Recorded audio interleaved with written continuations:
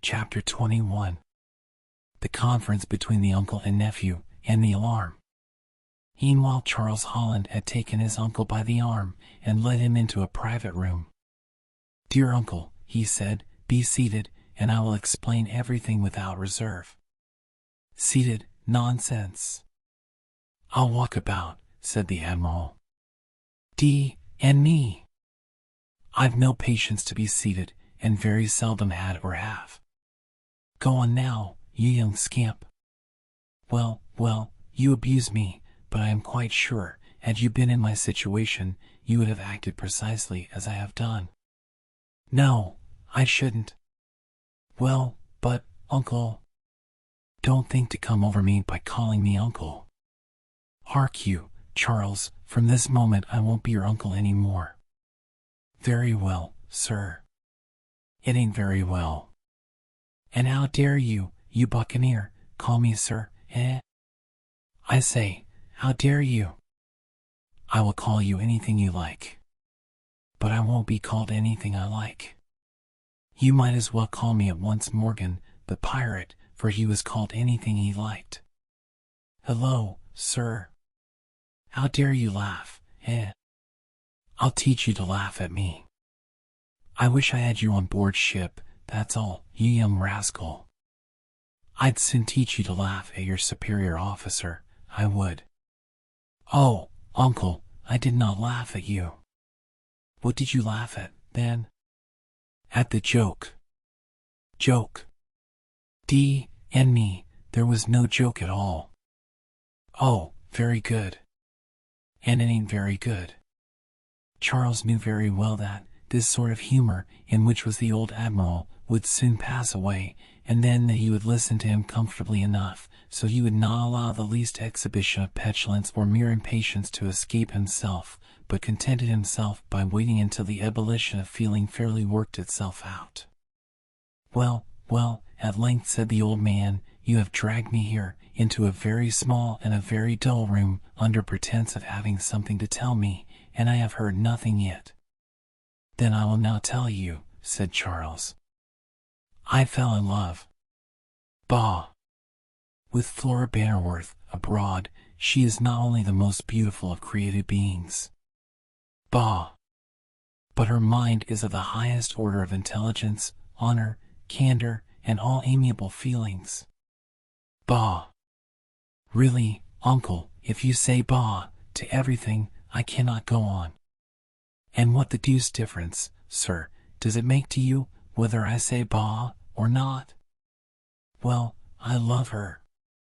She came to England, and, as I could not exist, but was getting ill, and should, no doubt, have died if I had not done so, I came to England." "But I want to know about the mermaid." "The vampire, you mean, sir?" Well, the vampire." "Then, uncle, all I can tell you is, that it is supposed a vampire came one night and inflicted a wound upon Flora's neck with his teeth, and that he is still endeavoring to renew his horrible existence from the young, pure blood that flows through her veins." "The devil he is." "Yes. I am bewildered, I must confess, by the mass of circumstances that have combined to give the affair a horrible truthfulness.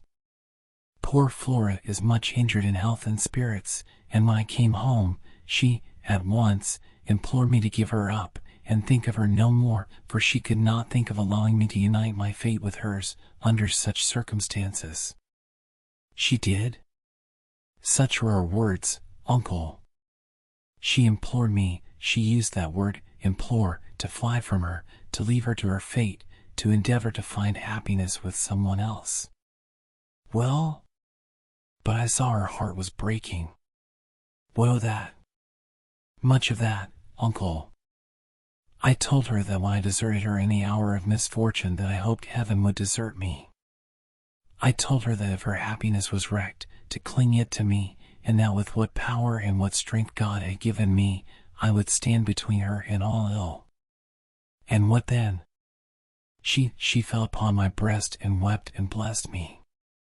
"Could I desert her? Could I say to her, 'My dear girl, when you were full of health and beauty, I loved you, but now that sadness is at your heart I leave you? Could I tell her that, uncle, and yet call myself a man?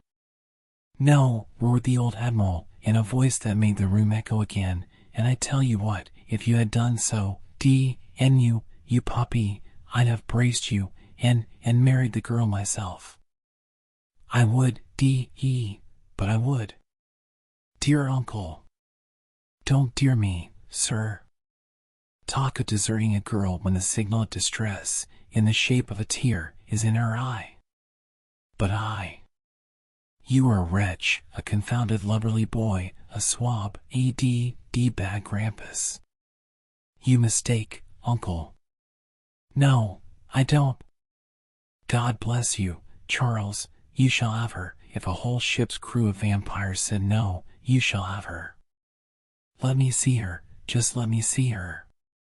The admiral gave his lips a vigorous wipe with his sleeve, and Charles said hastily, My dear uncle, you will recollect that Miss Bannerworth is quite a young lady. I suppose she is. Well, then, for God's sake, don't attempt to kiss her. Not kiss her. They like it. Not kiss her, because she's a young lady. Do you think I'd kiss a corporal of Marines? No, uncle, but you know young ladies are very delicate. And ain't I delicate, shiver my timbers, ain't I delicate? Where is she? That's what I want to know. Then you approve of what I have done? You are a young scamp, but you have got some of the old admiral's family blood in you, so don't take any credit for acting like an honest man, you couldn't help it. But if I had not so acted, said Charles, with a smile, what would have become of the family blood, then? What's that to you? I would have disowned you, because that very thing would have convinced me you were an impostor, and did not belong to the family at all. Well, that would have been one way of getting over the difficulty. No difficulty at all. The man who deserts the good ship that carries him through the waves, or the girl that trusts her heart to him, ought to be chopped up into meat for wild monkeys. Well, I think so too. Of course you do. Why, of course. Because it's so reasonable that, being a nephew of mine, you can't possibly help it. Bravo, uncle. I had no idea you were so argumentative. Hadn't you, Spoony, you'd be an ornament to the gun-room, you would, but where's the young lady who is so infernal delicate? Where is she, I say? I will fetch her, uncle. Ah, do, I'll be bound, now, she's one of the right build, a good figurehead, and don't make too much stern way. Well, whatever you do, now don't pay her any compliments, for your efforts in that line are of such a very doubtful order that I shall dread to hear you. You be off, and mind your own business. I haven't been at sea 4 years without picking up some out delicate compliments to say to a young lady. But do you really imagine, now, that the deck of a man-of-war is a nice place to pick up courtly compliments in? Of course I do.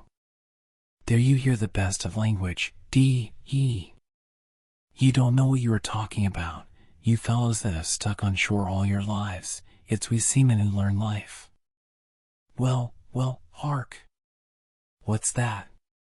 A cry. Did you not hear a cry? A signal of distress, by G.D. In their efforts to leave the room, the uncle and nephew for about a minute actually blocked up the doorway, but the superior bulk of the admiral prevailed, and after nearly squeezing poor Charles flat, he got up first. But this did not avail him, for he knew not where to go. Now, the second scream which Flora had uttered when the vampire had clasped her waist came upon their ears, and, as they were outside the room, it acted well as a guide in which direction to come. Charles fancied correctly enough at once that it proceeded from the room which was called Flora's own room, and thitherward accordingly he dashed at tremendous speed. Henry, however, happened to be nearer at hand, and, moreover, he did not hesitate a moment, because he knew that Flora was in her own room, so he reached it first, and Charles saw him rush in a few moments before he could reach the room.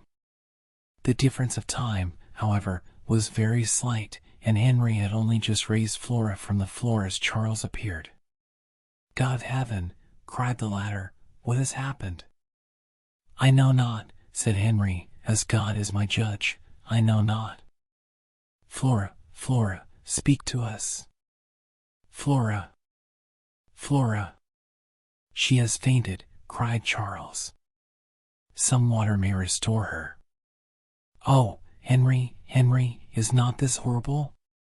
"Courage, courage," said Henry, although his voice betrayed what a terrible state of anxiety he was himself in. "You will find water in that decanter, Charles. Here is my mother, too. Another visit. God help us." Mrs. Bannerworth sat down on the edge of the sofa which was in the room, and could only wring her hands and weep. "Avast!" cried the Admiral, making his appearance. "Where's the enemy, lads?" "Uncle," said Charles, "uncle, uncle, the vampire has been here again, the dreadful vampire. And me, and he's gone, too, and carried half the window with him. Look there." It was literally true. The window, which was a long lattice one, was smashed through. "Help! Oh, help!" said Flora, as the water that was dashed in her face began to recover her. "You are safe," cried Henry, "you are safe." "Flora," said Charles, "you know my voice, dear Flora? Look up, and you will see there are none here but those who love you." Flora opened her eyes timidly as this said. "Has it gone?" Yes, dear," said Charles. "Look around you, here are none but true friends." "And tried friends, my dear," said Admiral Bell, "accepting me, and whenever you like to try me, afloat or ashore, and me, shoot me old Nick himself, and I won't shrink, yard arm, grapple to grapple, pitch pots and grenades." "This is my uncle, Flora," said Charles. "I thank you, sir," said Flora, faintly. "All right," whispered the Admiral to Charles. "What a figurehead, to be sure. Paulette Swansea would have made just about 4 of her, but she wasn't so delicate, and me." "I should think not. You were right for once in a way, Charlie." "What was it that alarmed you?" said Charles, tenderly, as he now took one of Flora's hands in his. Varney the Vampire." "Varney!" exclaimed Henry. "Varney here?" "Yes, he came in at that door, and when I screamed, I suppose, for I hardly was conscious, he darted out through the window." "This," said Henry, "is beyond all human patience. By heaven, I cannot and will not endure it." "It shall be my quarrel," said Charles. "I shall go at once and defy him. He shall meet me." "Oh, no, no, no," said Flora, as she clung convulsively to Charles. "No, no, there is a better way." "What way?" "The place has become full of terrors. Let us leave it. Let him, as he wishes, have it." "Let him have it?" Yes.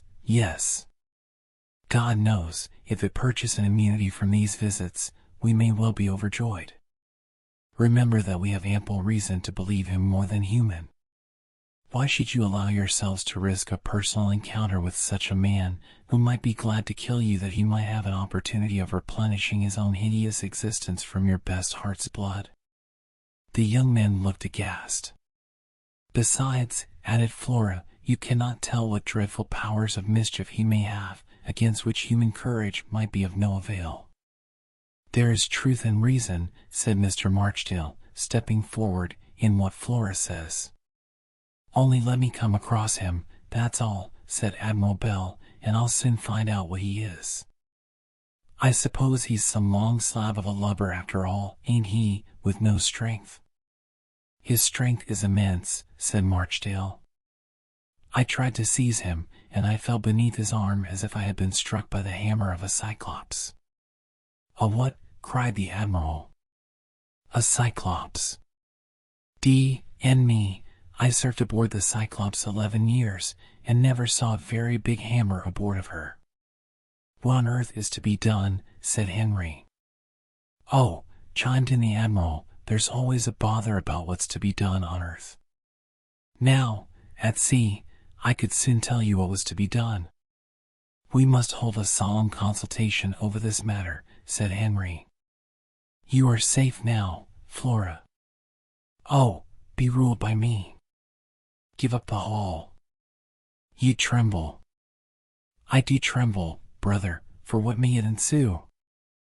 "I implore you to give up the hall. It is but a terror to us now. Give it up. Have no more to do with it. Let us make terms with Sir Francis Varney. Remember, we dare not kill him." "He ought to be smothered," said the Admiral. "It is true," remarked Henry, "we dare not, even holding all the terrible suspicions we do, take his life." "By foul means certainly not," said Charles, "were he 10 times a vampire. I cannot, however, believe that he is so invulnerable as he is represented." "No one represents him here," said Marchdale. "I speak, sir, because I saw you glance at me. I only know that, having made 2 unsuccessful attempts to seize him, he eluded me, once by leaving in my grasp a piece of his coat, and the next time he struck me down, and I feel yet the effects of the terrific blow." "You hear?" said Flora. "Yes, I hear," said Charles. "For some reason," added Marchdale, in a tone of emotion, "what I say seems to fall always badly upon Mr. Holland's ear. I know not why, but if it will give him any satisfaction, I will leave Bannerworth Hall tonight." "No, no, no," said Henry, "for the love of heaven, do not let us quarrel." "Here, here," cried the Admiral. "We can never fight the enemy well if the ship's crew are on bad terms. Come now, you Charles, this appears to be an honest, gentlemanly fellow, give him your hand." "If Mr. Charles Holland," said Marchdale, "knows aught to my prejudice in any way, however slight, I here beg of him to declare it at once, and openly." "I cannot assert that I do," said Charles. "Then what the deuce do you make yourself so disagreeable for, eh?" cried the Admiral. "One cannot help one's impression and feelings," said Charles, "but I am willing to take Mr. Marchdale's hand."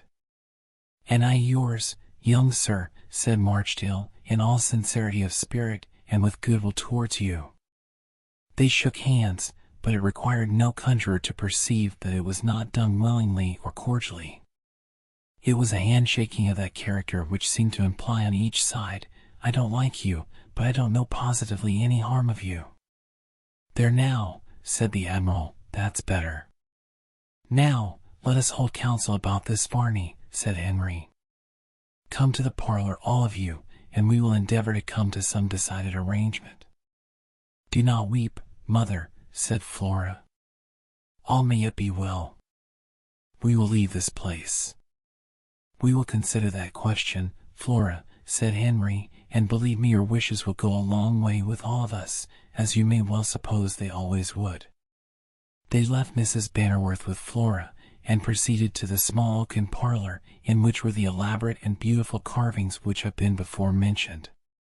Henry's countenance, perhaps, wore the most determined expression of all.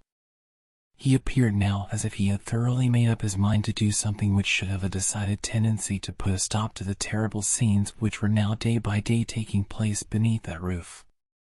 Charles Holland looked serious and thoughtful, as if he were revolving some course of action in his mind concerning which he was not quite clear. Mr. Marchdale was more sad and depressed, to all appearance, than any of them. As for the Admiral, he was evidently in a state of amazement, and knew not what to think. He was anxious to do something, and yet what that was to be he had not the most remote idea, any more than as if he was not at all cognizant of any of those circumstances, every one of which was so completely out of the line of his former life and experience. George had gone to call on Mr. Chillingworth, so he was not present at the first part of this serious council of war.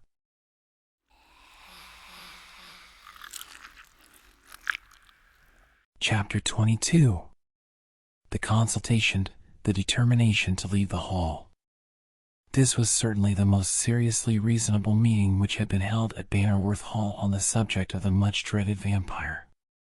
The absolute necessity for doing something of a decisive character was abundantly apparent, and when Henry promised Flora that her earnest wish to leave the house should not be forgotten as an element in the discussion which was about to ensue, it was with a rapidly growing feeling on his own part, to the effect that that house, associated even as it was with many endearing recollections, was no home for him.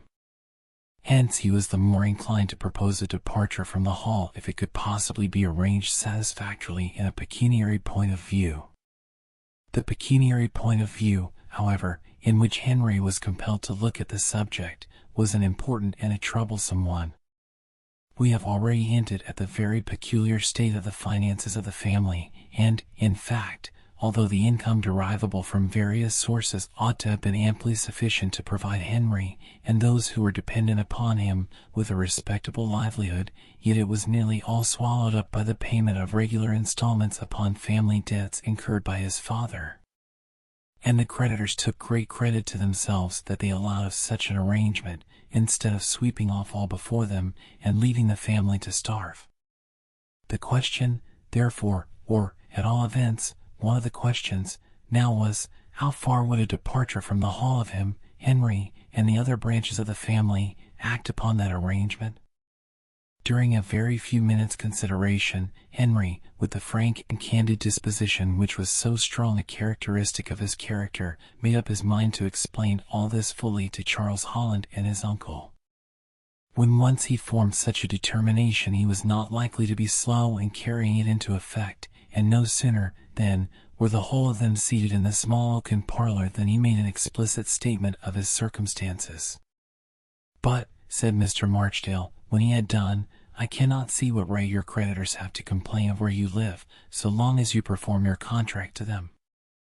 "True, but they always expected me, I knew, to remain at the hall, and if they chose, why, of course, at any time, they could sell off the whole property for what it would fetch, and pay themselves as far as the proceeds would go.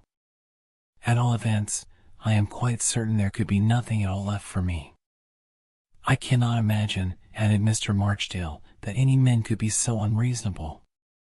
"It is scarcely to be borne," remarked Charles Holland, with more impatience than he usually displayed, "that a whole family are to be put to the necessity of leaving their home for no other reason than the being pestered by such a neighbor as Sir Francis Varney. It makes one impatient and angry to reflect upon such a state of things." "And yet they are lamentably true," said Henry. "What can we do? Surely there must be some sort of remedy."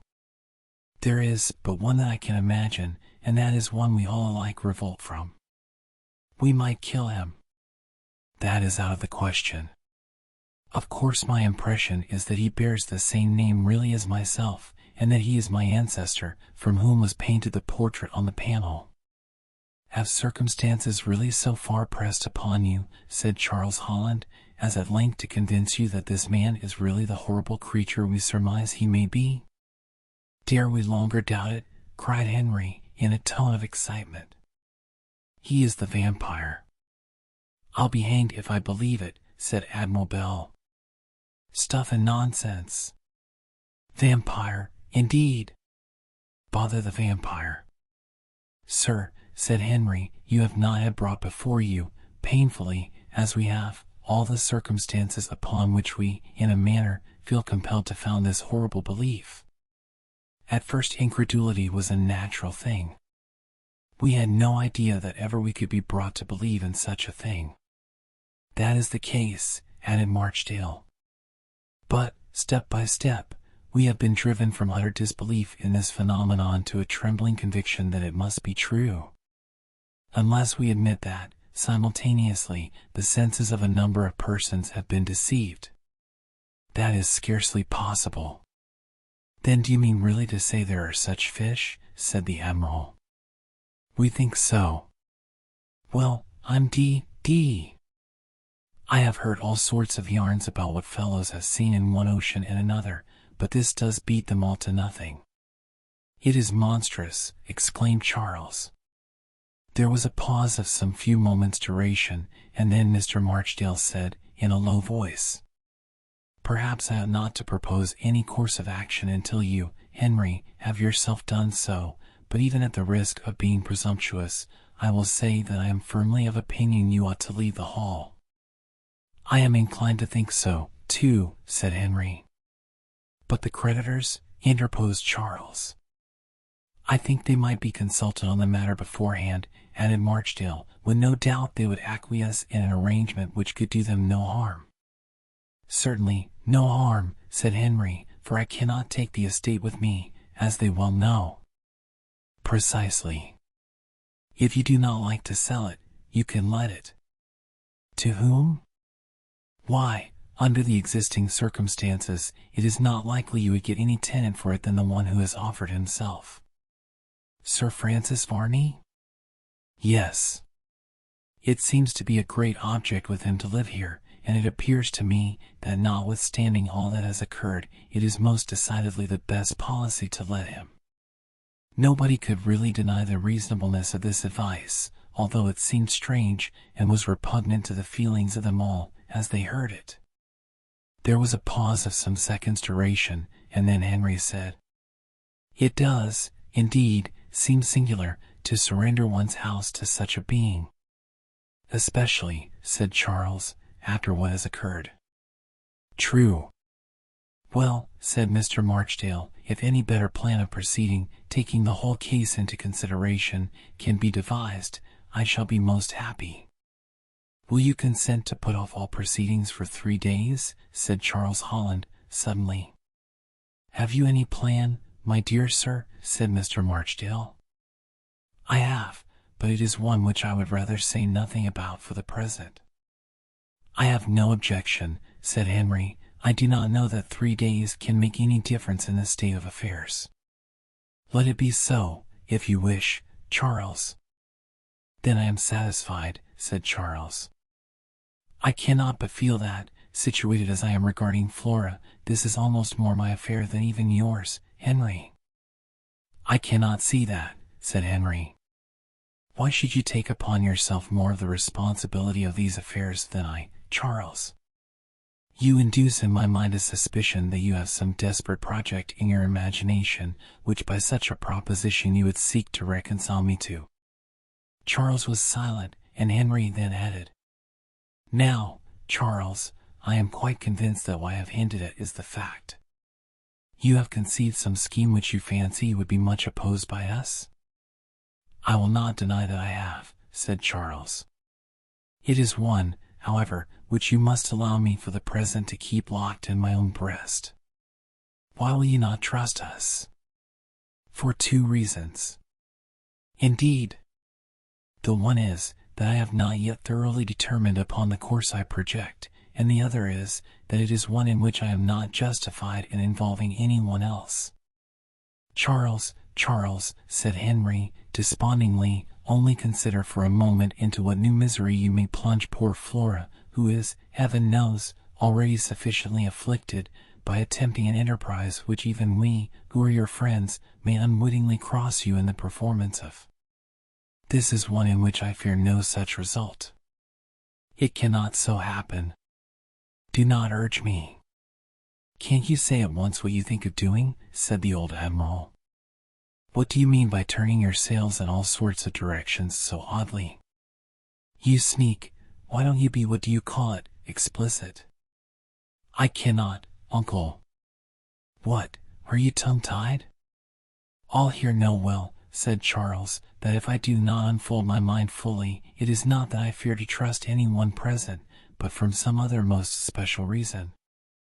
"Charles, I forbear to urge you further," said Henry, "and only implore you to be careful."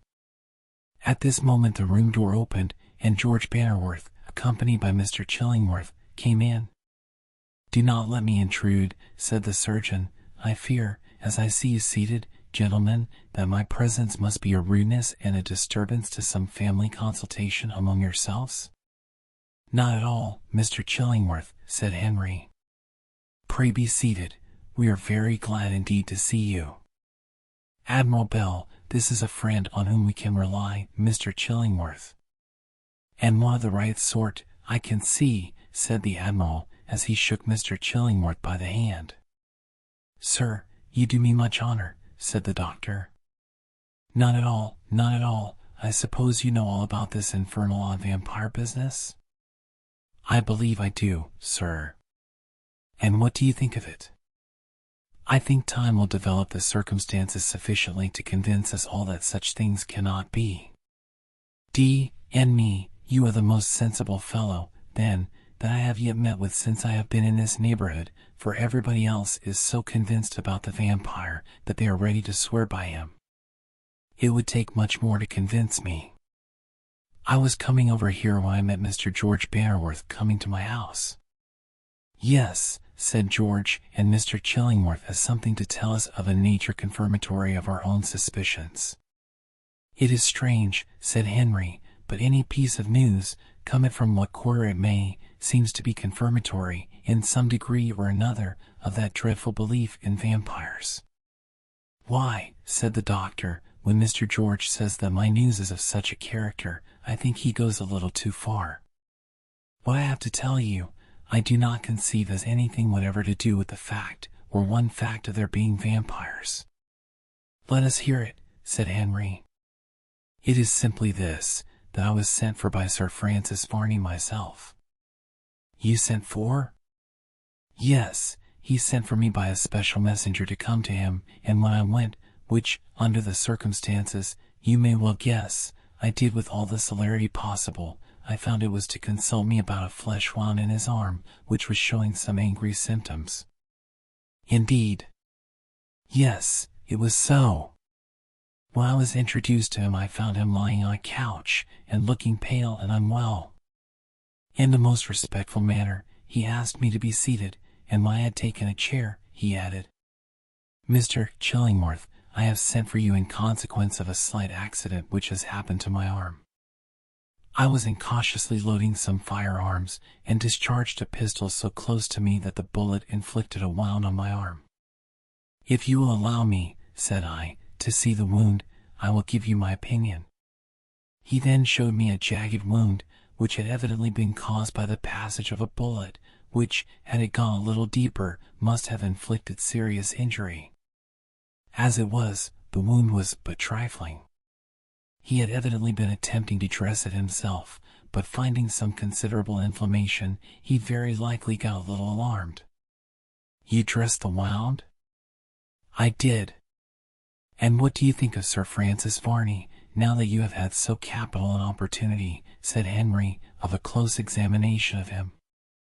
Why, there is certainly something odd about him which I cannot well define, but, take him altogether, he can be a very gentlemanly man indeed. So he can. His manners are easy and polished, he has evidently mixed in good society, and I never, in all my life, heard such a sweet, soft, winning voice. That is strictly him. You noticed, I presume, his great likeness to the portrait on the panel? I did. At some moments, and viewing his face in some particular lights, it showed much more strongly than at others. My impression was that he could, when he liked, look much more like the portrait on the panel than when he allowed his face to assume its ordinary appearance. Probably such an impression would be produced upon your mind, said Charles, by some accidental expression of the countenance which even he was not aware of, and which often occurs in families. It may be so. Of course you did not hint, sir, at what has passed here with regard to him, said Henry. I did not. Being, you see, called in professionally, I had no right to take advantage of that circumstance to make any remarks to him about his private affairs. Certainly not. It was all one to me whether he was a vampire or not, professionally, and however deeply I might feel, personally, interested in the matter, I said nothing to him about it, because, you see, if I had, he would have had a fair opportunity of saying at once, Pray, sir, what is that to you? And I should have been at a loss what to reply. Can we doubt, said Henry, but that this very wound has been inflicted upon Sir Francis Varney by the pistol bullet which was discharged at him by Flora? Everything leads to such an assumption certainly, said Charles Holland.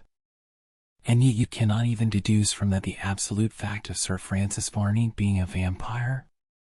I do not think, Mr. Chillingworth, said Marchdale, anything would convince you but a visit from him and an actual attempt to fasten upon some of your own veins. That would not convince me, said Chillingworth. Then you will not be convinced? I certainly will not.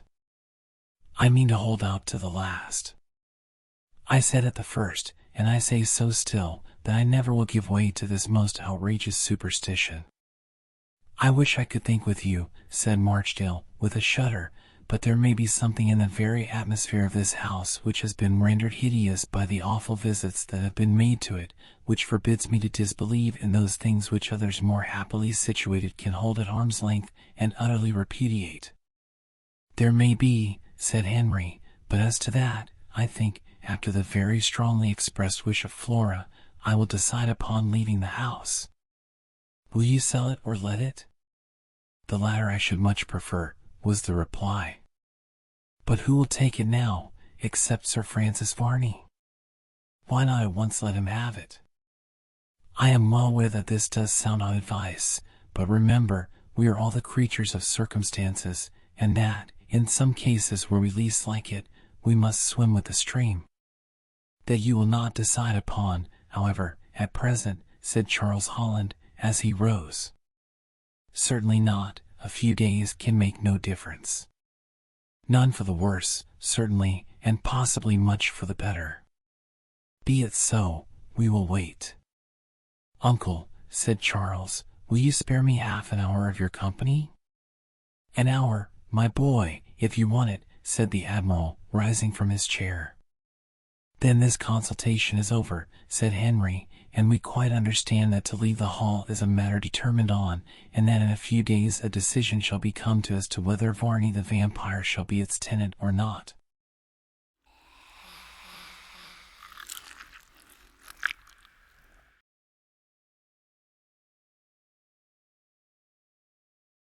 Chapter 23. The Admiral's advice to Charles Holland, the challenge to the vampire. When Charles Holland got his uncle into a room by themselves, he said, Uncle, you are a seaman, and accustomed to decide upon matters of honor. I look upon myself as having been most grievously insulted by this Sir Francis Varney. All accounts agree in representing him as a gentleman. He goes openly by a title, which, if it were not his, could easily be contradicted, therefore, on the score of position in life, there is no fault to find with him. What would you do if you were insulted by a gentleman? The old Admiral's eyes sparkled, and he looked comically in the face of Charles, as he said, I know now where you are steering. What would you do, uncle? Fight him. I knew you would say so, and that's just what I want to do as regards Sir Francis Varney. Well, my boy, I don't know that you can do better. He must be a thundering rascal, whether he is a vampire or not, so if you feel that he has insulted you, fight him by all means, Charles. I am much pleased, uncle, to find that you take my view of the subject, said Charles. I knew that if I mentioned such a thing to the Bannerworths, they would endeavor all in their power to persuade me against it. Yes, no doubt, because they are all impressed with a strange fear of this fellow's vampire powers. Besides, if a man is going to fight, the fewer people he mentions it to most decidedly the better, Charles. I believe that is the fact, uncle. Should I overcome Varney, there will most likely be at once an end to the numerous and uncomfortable perplexities of the Bannerworths as regards him, and if he overcome me, why, then, at all events, I shall have made an effort to rescue Flora from the dread of this man. And then he shall fight me, added the Admiral, so he shall have two chances, at all events, Charles. Nay, uncle, that would, you know, scarcely be fair. Besides, if I should fall, I solemnly bequeath Flora Bannerworth to your good offices. I much fear that the pecuniary affairs of poor Henry, from no fault of his, heaven knows, are in a very bad state, and that Flora may yet live to want some kind and able friend. Never fear, Charles. The young creature shall never want while the old Admiral has got a shot in the locker. Thank you, Uncle, thank you. I have ample cause to know, and to be able to rely upon your kind and generous nature. And now about the challenge? You write it, boy, and I'll take it. Will you second me, Uncle? To be sure I will. I wouldn't trust anybody else to do so on any account. You leave all the arrangements with me, and I'll second you as you ought to be seconded. Then I will write it at once, for I have received injuries at the hands of that man, or devil, be he what he may, that I cannot put up with. His visit to the chamber of her whom I love would alone constitute ample ground of action. I should say it rather would, my boy. And after this corroborative story of the wound, I cannot for a moment doubt that Sir Francis Varney is the vampire, or the personifier of the vampire. That's clear enough, Charles. Come, just you write your challenge, my boy, at once, and let me have it. I will, Uncle. Charles was a little astonished, although pleased, at his uncle's ready acquiescence in his fighting a vampire, but that circumstance he ascribed to the old man's habits of life, which made him so familiar with strife and personal contentions of all sorts, that he did not ascribe to it that amount of importance which more peaceable people did. Had he, while he was writing the note to Sir Francis Varney, seen the old Admiral's face, and the exceedingly cunning look it wore, he might have suspected that the acquiescence in the duel was but a seeming acquiescence. This, however, escaped him, and in a few moments he read to his uncle the following note. To Sir Francis Varney. Sir, the expressions made use of towards me by you, as well as general circumstances, which I need not further allude to here, induce me to demand of you that satisfaction due from one gentleman to another. My uncle, Admiral Bell, is the bearer of this note, and will arrange preliminaries with any friend you may choose to appoint to act in your behalf. I am, sir, yours, N.C. Charles Holland. Will that do? Said Charles. Capital, said the Admiral. I am glad you like it. Oh, I could not help liking it. The least said and the most to the purpose always pleases me best, and this explains nothing and demands all you want, which is a fight, so it's all right, you see, and nothing can be possibly better. Charles did glance at his uncle's face, for he suspected, from the manner in which these words were uttered, that the old man was amusing himself a little at his expense. The Admiral, however, looked so supernaturally serious that Charles was foiled. I repeat, it's a capital letter, he said. Yes, you said so. Well, what are you staring at? Oh, nothing. Do you doubt my word? Not at all, Uncle, only I thought there was a degree of irony in the manner in which you spoke. Not at all, my boy. I never was more serious in all my life. Very good. Then you will remember that I leave my honor in this affair completely in your hands. Depend upon me, my boy. I will, and do. I'll be off and see the fellow at once. The Admiral bustled out of the room, and in a few moments Charles heard him calling loudly. Jack, Jack Pringle, you lubber, where are you, Jack Pringle, I say? I, sir, said Jack, emerging from the kitchen, where he had been making himself generally useful in assisting Mrs. Bannerworth, there being no servant in the house, to cook some dinner for the family. Come on, you rascal, we are going for a walk. The rations will be served out soon, growled Jack. We shall be back in time, you cormorant, never fear. You are always thinking of eating and drinking, you are, Jack, and I'll be hanged if I think you ever think of anything else.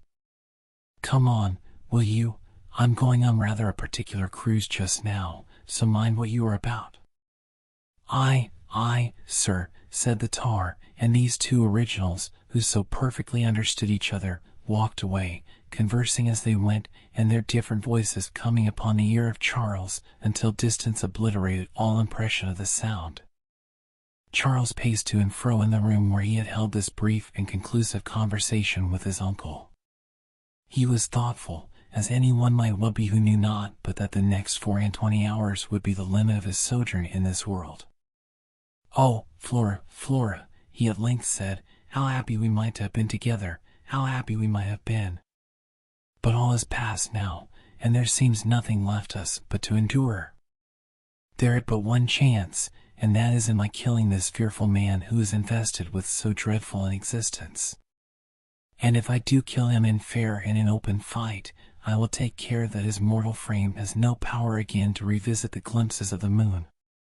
It was strange to imagine that such was the force of many concurrent circumstances that a young man like Charles Holland, of first-rate abilities and education, should find it necessary to give in so far to a belief which was repugnant to all his best feelings and habits of thought, as to be reasoning with himself upon the best means of preventing the resuscitation of the corpse of a vampire.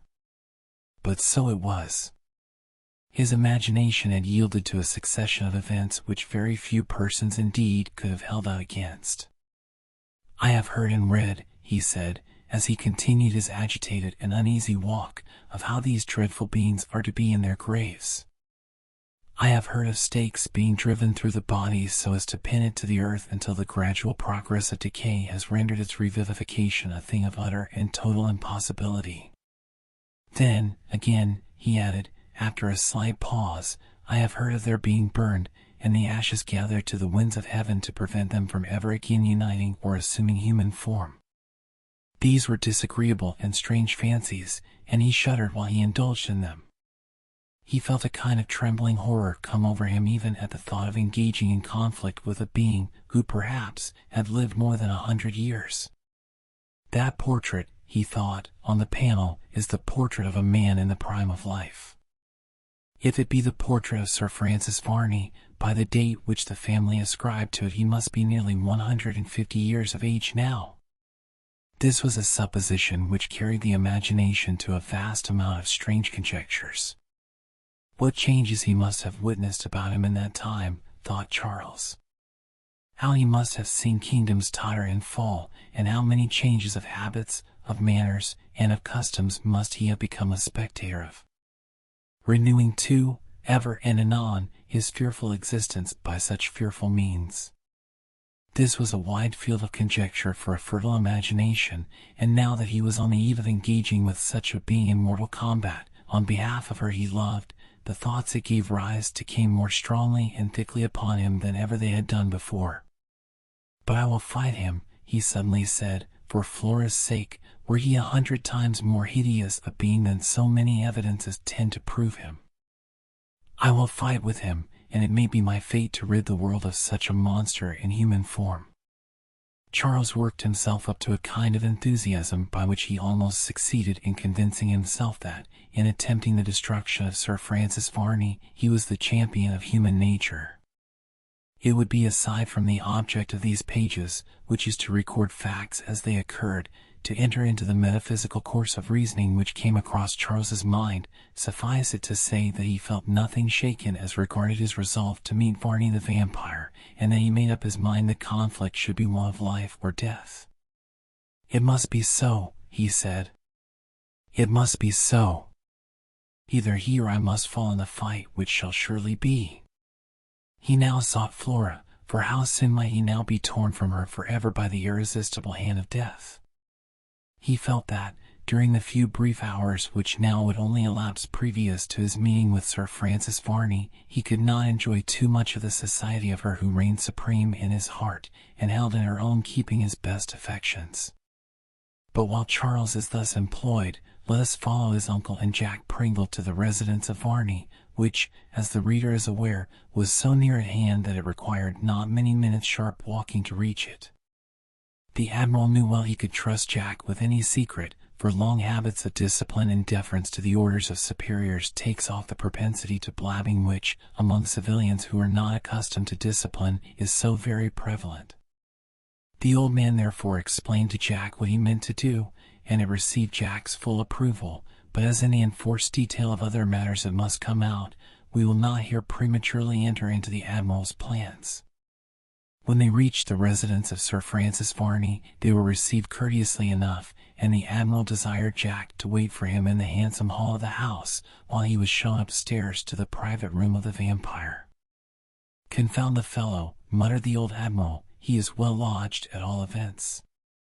I should say he was not one of those sort of vampires who have nowhere to go to but their own coffins when the evening comes." The room into which the Admiral was shown had green blinds to it, and they were all drawn down. It is true that the sun was shining brightly outside, although transiently, but still a strange green tinge was thrown over everything in the room, and more particularly did it appear to fall upon the face of Varney, converting his usually sallow countenance into a still more hideous and strange color. He was sitting upon a couch, and, when the Admiral came in, he rose, and said, in a deep-toned voice, extremely different to that he usually spoke in, "My humble home is much honored, sir, by your presence in it." "Good morning," said the Admiral. "I have come to speak to you, sir, rather seriously." "However abrupt this announcement may sound to me," said Varney, "I am quite sure I shall always hear, with the most profound respect, whatever Admiral Bell may have to say." "There is no respect required," said the Admiral, "but only a little attention." Sir Francis bowed in a stately manner, saying, "I shall be quite unhappy if you will not be seated, Admiral Bell." "Oh, never mind that, Sir Francis Varney, if you be Sir Francis Varney, for you may be the devil himself, for all I know. My nephew, Charles Holland, considers that, one way and another, he has a very tolerable quarrel with you. I'm much grieved to hear it." "Do you?" "Believe me, I do. I am most scrupulous in what I say, and an assertion that I am grieved, you may thoroughly and entirely depend upon." Well, never mind that. Charles Holland is a young man just entering into life. He loves a girl who is, I think, every way worthy of him. Oh, what a felicitous prospect! Just hear me out, if you please." "With pleasure, sir, with pleasure." "Well, then, when a young, hot-headed fellow thinks he has a good ground of quarrel with anybody, you will not be surprised at his wanting to fight it out." "Not at all." "Well, then, to come to the point, my nephew, Charles Holland, has a fancy for fighting with you." "Oh, you take it easy." "My dear sir, why should I be uneasy? He is not my nephew, you know. I shall have no particular cause, beyond those feelings of common compassion which I hope inhabit my breast as well as everyone else's." "What do you mean?" "Why, he is a young man just, as you say, entering into life, and I cannot help thinking it would be a pity to cut him off like a flower in the bud, so very soon." "Oh, you make quite sure, then, of settling him, do you?" "My dear sir, only consider, he might be very troublesome. Indeed, you know young men are hot-headed and troublesome. Even if I were only to maim him, he might be a continual and never-ceasing annoyance to me. I think I should be absolutely, in a manner of speaking, compelled to cut him off." "The devil you do!" "As you say, sir. And your assurance, Mr. Vampire, or whatever odd fish you may be. Admiral Bell, I never called upon you and received a courteous reception, and then insulted you. Then why do you talk of cutting off a better man than yourself? What would you say to him cutting you off?" "Oh, as for me, my good sir, that's quite another thing. Cutting me off is very doubtful." Sir Francis Varney gave a strange smile as he spoke, and shook his head, as if some most extraordinary and extravagant proposition had been mooted, which it was scarcely worth the while of anybody possessed of common sense to set about expecting. Admiral Bell felt strongly inclined to get into a rage, but he repressed the idea as much as he could, although, but for the curious faint green light that came through the blinds, his heightened color would have sufficiently proclaimed what state of mind he was in. "Mr. Varney," he said, "all this is quite beside the question, but, at all events, if it have any weight at all, it ought to have a considerable influence in deciding you to accept of what terms I propose. What are they, sir? Why, that you permit me to espouse my nephew Charles's quarrel, and meet you instead of him. You meet me? Yes, I've met a better man more than once before. It can make no difference to you. I don't know that, Admiral Bell. One generally likes, in a duel, to face him with whom one has had the misunderstanding, be it on what grounds it may. There's some reason, I know, in what you say, but, surely, if I am willing, you need not object. And is your nephew willing thus to shift the danger and the job of resenting his own quarrels onto your shoulders? No, he knows nothing about it. He has written you a challenge, of which I am the bearer, but I voluntarily, and of my own accord, wish to meet you instead. This is a strange mode of proceeding. If you will not accede to it, and fight him first, and any harm comes to him, you shall fight me afterwards. Indeed. Yes, indeed you shall, however surprised you may look. As this appears to be quite a family affair, then, said Sir Francis Varney, it certainly does appear immaterial which of you I fight with first. Quite so, now you take a sensible view of the question. Will you meet me? I have no particular objection. Have you settled all your affairs, and made your will? What's that to you? Oh, I only asked, because there is generally so much food for litigation if a man dies intestate and is worth any money. You make devilish sure, said the Admiral, of being the victor. Have you made your will? Oh, my will, smiled Sir Francis, that, my good sir, is quite an indifferent affair. Well, make it or not, as you like. I am old, I know, but I can pull a trigger as well as anyone. Do what? Pull a trigger.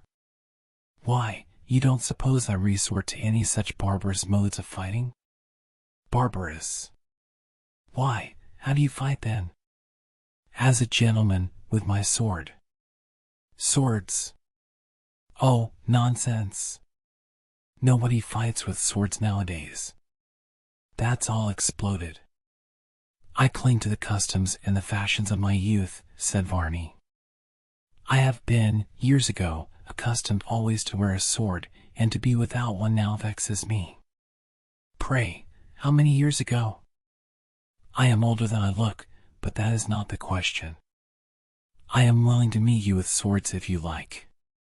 You are no doubt aware that, as the challenged party, I am entitled to the choice of weapons. I am. Then you cannot object to my availing myself of the one in the use of which I am perfectly unequaled. Indeed. Yes, I am, I think, the first swordsman in Europe. I have had immense practice. Well, sir, you have certainly made a most unexpected choice of weapons. I can use a sword still, but am by no means a master of fencing. However, it shall not be said that I went back from my word, and let the chances be as desperate as they may, I will meet you. Very good. With swords? Aye, with swords, but I must have everything properly arranged, so that no blame can rest on me, you know.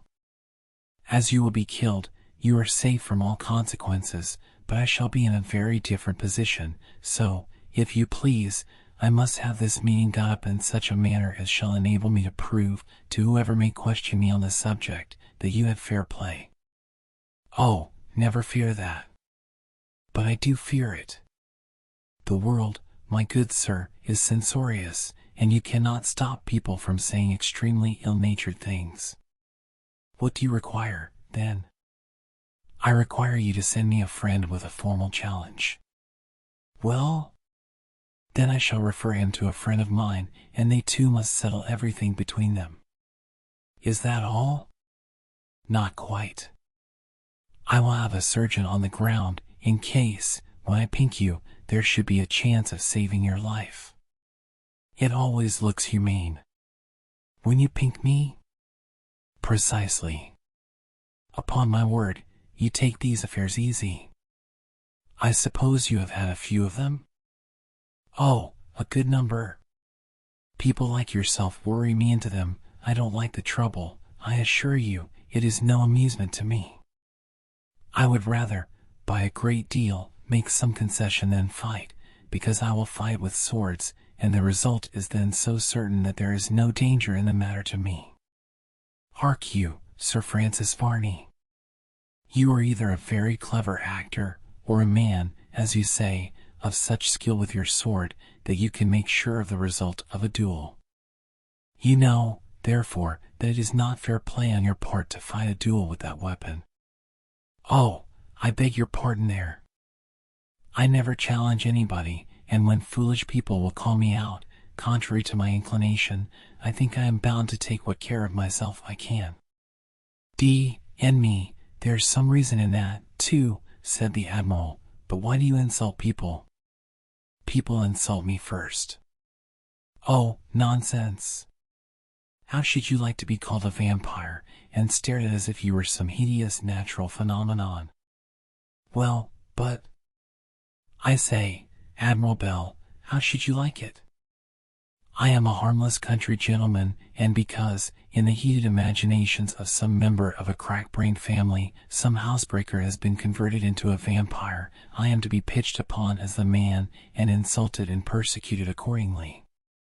But you forget the proofs. What proofs? The portrait, for one. What? Because there is an accidental likeness between me and an old picture, am I to be set down as a vampire? Why, while I was in Austria last, I saw an old portrait of a celebrated court fool, and you so strongly resemble it, that I was quite struck when I first saw you at the likeness, but I was not so unpolite as to tell you that I considered you were the court fool turned vampire. And your assurance. And yours, if you come to that. The Admiral was fairly beaten. Sir Francis Varney was by far too long-headed and witty for him. After now in vain endeavoring to find something to say, the old man buttoned up his coat in a great passion, and looking fiercely at Varney, he said, I don't pretend to a gift of the gab. Me, it ain't one of my peculiarities, but that you may talk me down, you shan't keep me down. Very good, sir. It is not very good. You shall hear from me. I am willing. I don't care whether you are willing or not. You shall find that when once I begin to tackle an enemy, I don't so easily leave him. One or both of us, sir, is sure to sink. Agreed. So say I. You shall find that I'm a tar for all weathers, and if you were 150 vampires all rolled into one, I'd tackle you somehow.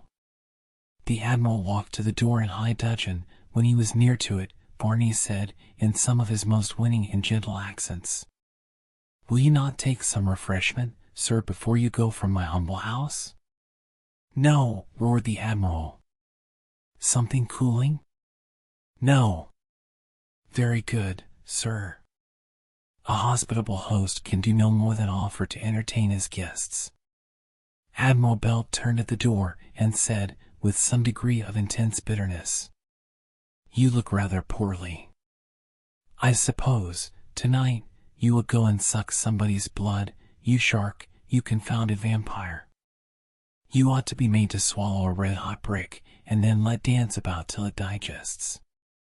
Varney smiled as he rang the bell, and said to a servant, Show my very excellent friend Admiral Bell out.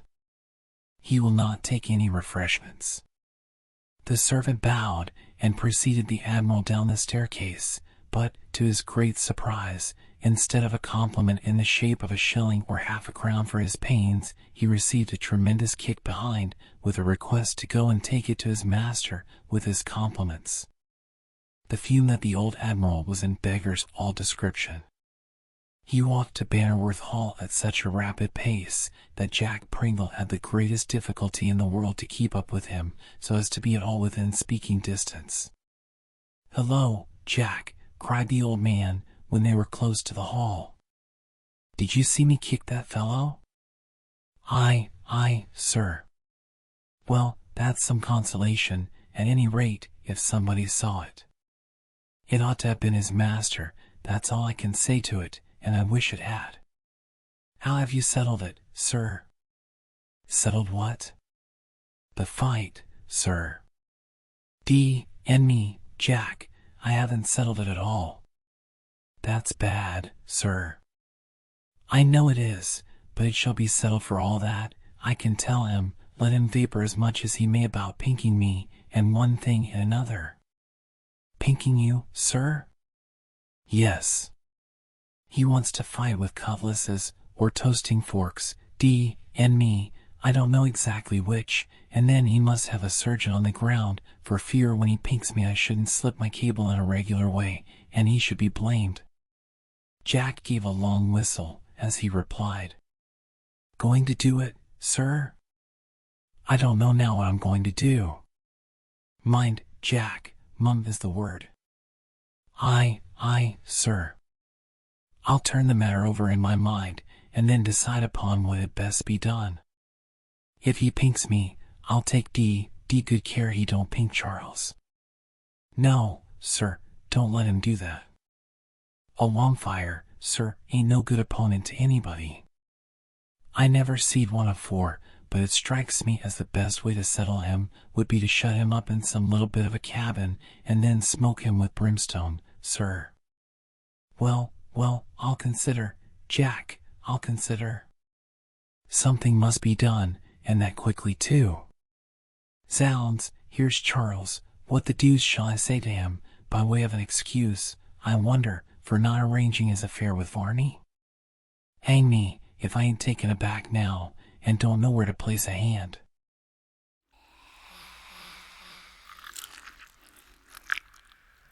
Chapter 24. The letter to Charles, the quarrel, the Admiral's narrative, the midnight meeting. It was Charles Holland who now advanced hurriedly to meet the Admiral. The young man's manner was anxious. He was evidently most intent upon knowing what answer could be sent by Sir Francis Varney to his challenge. Uncle, he said, tell me at once, will he meet me? You can talk of particulars afterwards, but now tell me at once if he will meet me. Why, as to that, said the Admiral, with a great deal of fidgety hesitation, you see, I can't exactly say. Not say. No. He's a very odd fish. Don't you think he's a very odd fish, Jack Pringle? Aye, sir. There, you hear, Charles, that Jack is of my opinion that your opponent is an odd fish. But, uncle, why trifle with my impatience thus? Have you seen Sir Francis Varney? Seen him? Oh, yes. And what did he say? Why, to tell the truth, my lad, I advise you not to fight with him at all. Uncle, is this like you?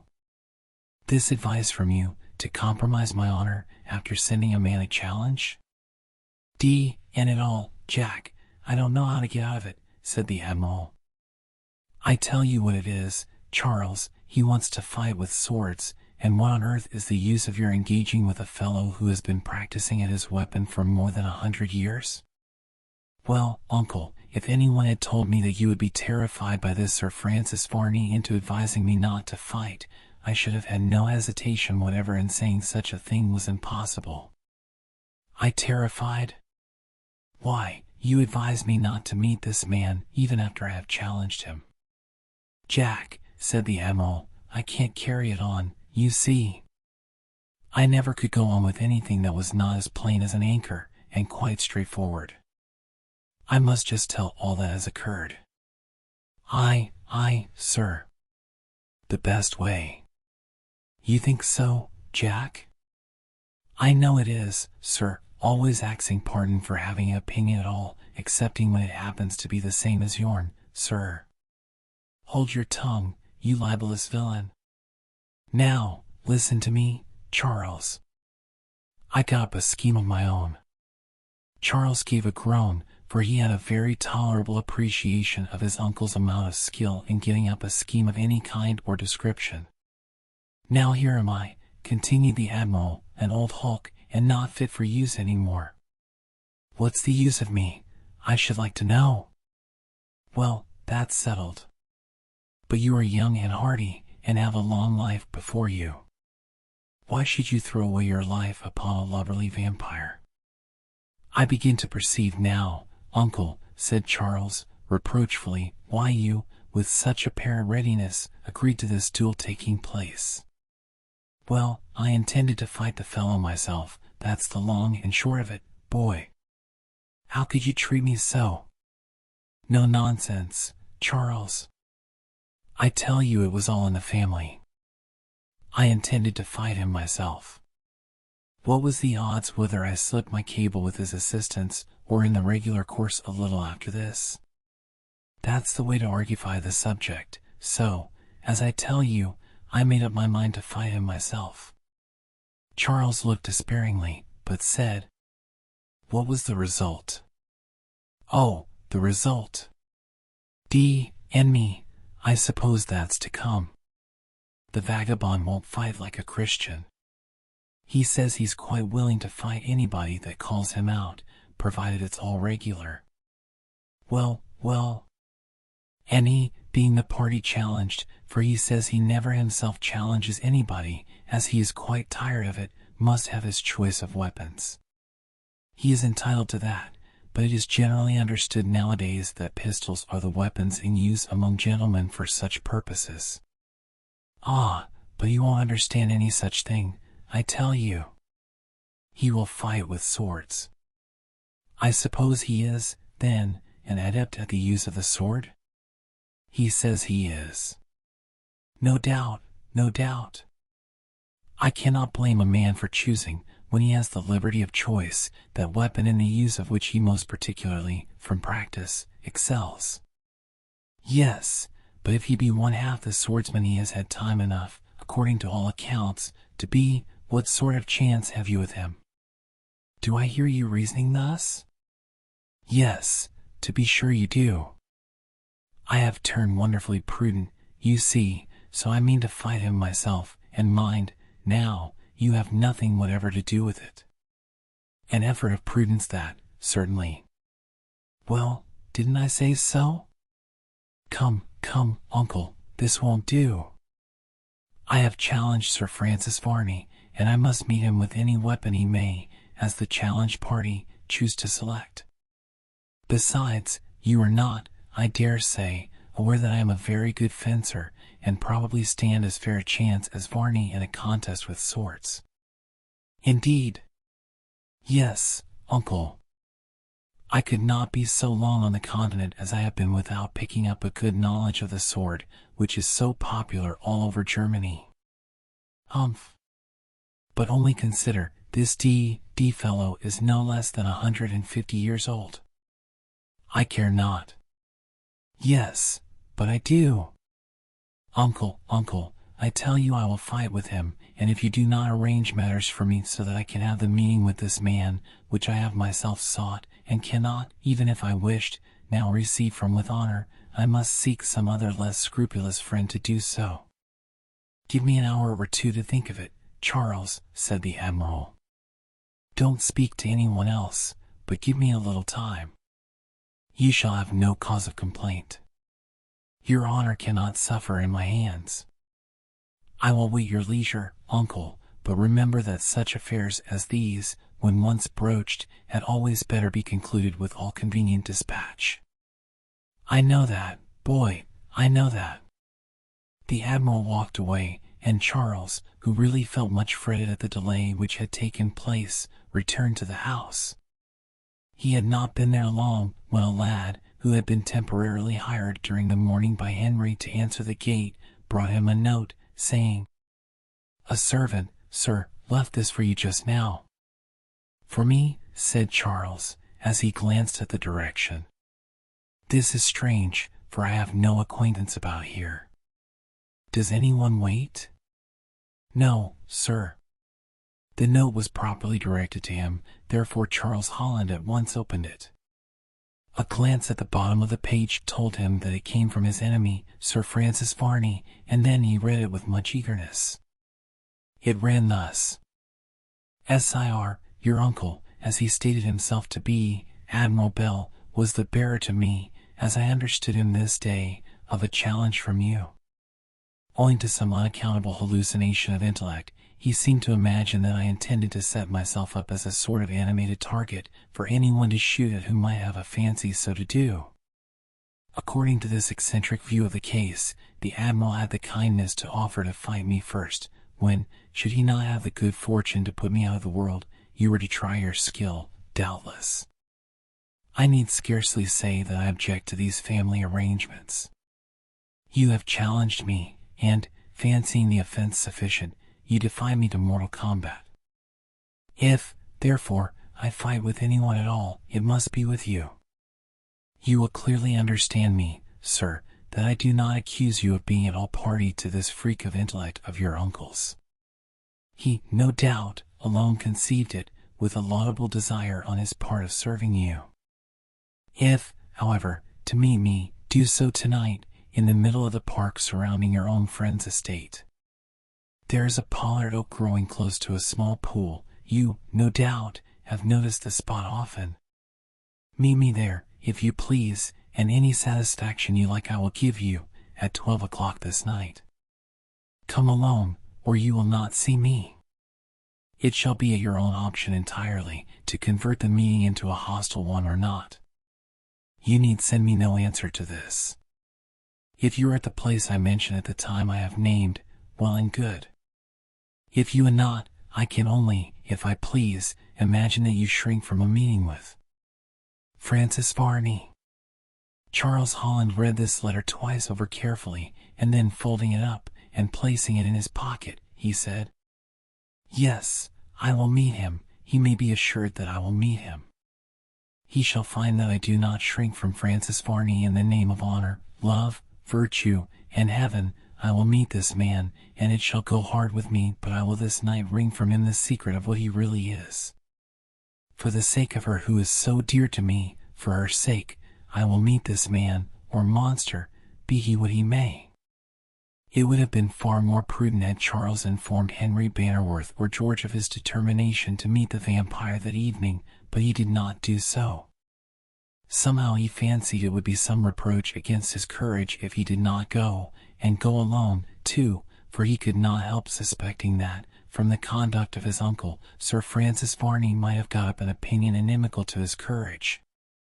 With all the eager excitement of youth, there was nothing that arrayed itself to his mind in such melancholy and uncomfortable colors as an imputation upon his courage. "I will show this vampire, if he be such," he said, "that I am not afraid to meet him, and alone, too, at his own hour, at midnight, even when, if his preternatural powers be of more avail to him than at any other time, he can attempt, if he dare, to use them." Charles resolved upon going armed, and with the greatest care he loaded his pistols, and placed them aside ready for action, when the time should come to set out to meet the vampire at the spot in the park which had been particularly alluded to in his letter. This spot was perfectly well known to Charles. Indeed, no one could be a single day at Bannerworth Hall without noticing it, so prominent an object was that pollard oak, standing, as it did, alone, with the beautiful green sward all around it. Near to it was the pool which had been mentioned, which was, in reality, a fish pond, and some little distance off commenced the thick plantation, among the intricacies of which Sir Francis Varney, or the vampire, had been supposed to disappear, after the revivification of his body at the full of the moon. This spot was in view of several of the windows of the house, so that if the night should happen to be a very light one, and any of the inhabitants of the hall should happen to have the curiosity to look from those particular windows, no doubt the meeting between Charles Holland and the vampire would be seen. This, however, was a contingency which was nothing to Charles, whatever it might be to Sir Francis Varney, and he scarcely at all considered it as worth consideration. He felt more happy and comfortable now that everything seemed to be definitively arranged by which he could come to some sort of explanation with that mysterious being who had so effectually, as yet, succeeded in destroying his peace of mind and his prospects of happiness. "I will this night force him to declare himself," thought Charles. "He shall tell me who and what he really is, and by some means I will endeavor to put an end to those frightful persecutions which Flora has suffered." This was a thought which considerably raised Charles's spirits, and when he sought Flora again, which he now did, she was surprised to see him so much more easy and composed in his mind, which was sufficiently shown by his manner, than he had been but so short a time before. "Charles," she said, "what has happened to give such an impetus to your spirits?" "Nothing, dear Flora, nothing, but I have been endeavoring to throw from my mind all gloomy thoughts, and to convince myself that in the future you and I, dearest, may yet be very happy." "Oh, Charles, if I could but think so." "Endeavor, Flora, to think so. Remember how much our happiness is always in our own power, Flora, and that, let fate do her worst, so long as we are true to each other, we have a recompense for every ill."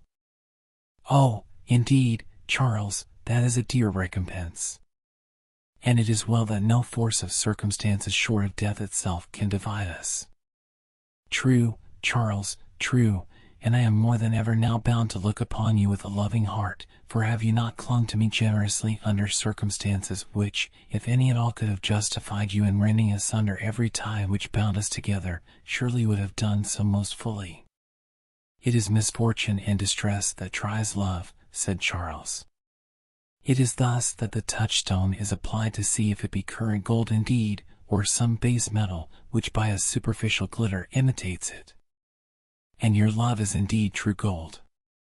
I am unworthy of one glance from those dear eyes if it were not.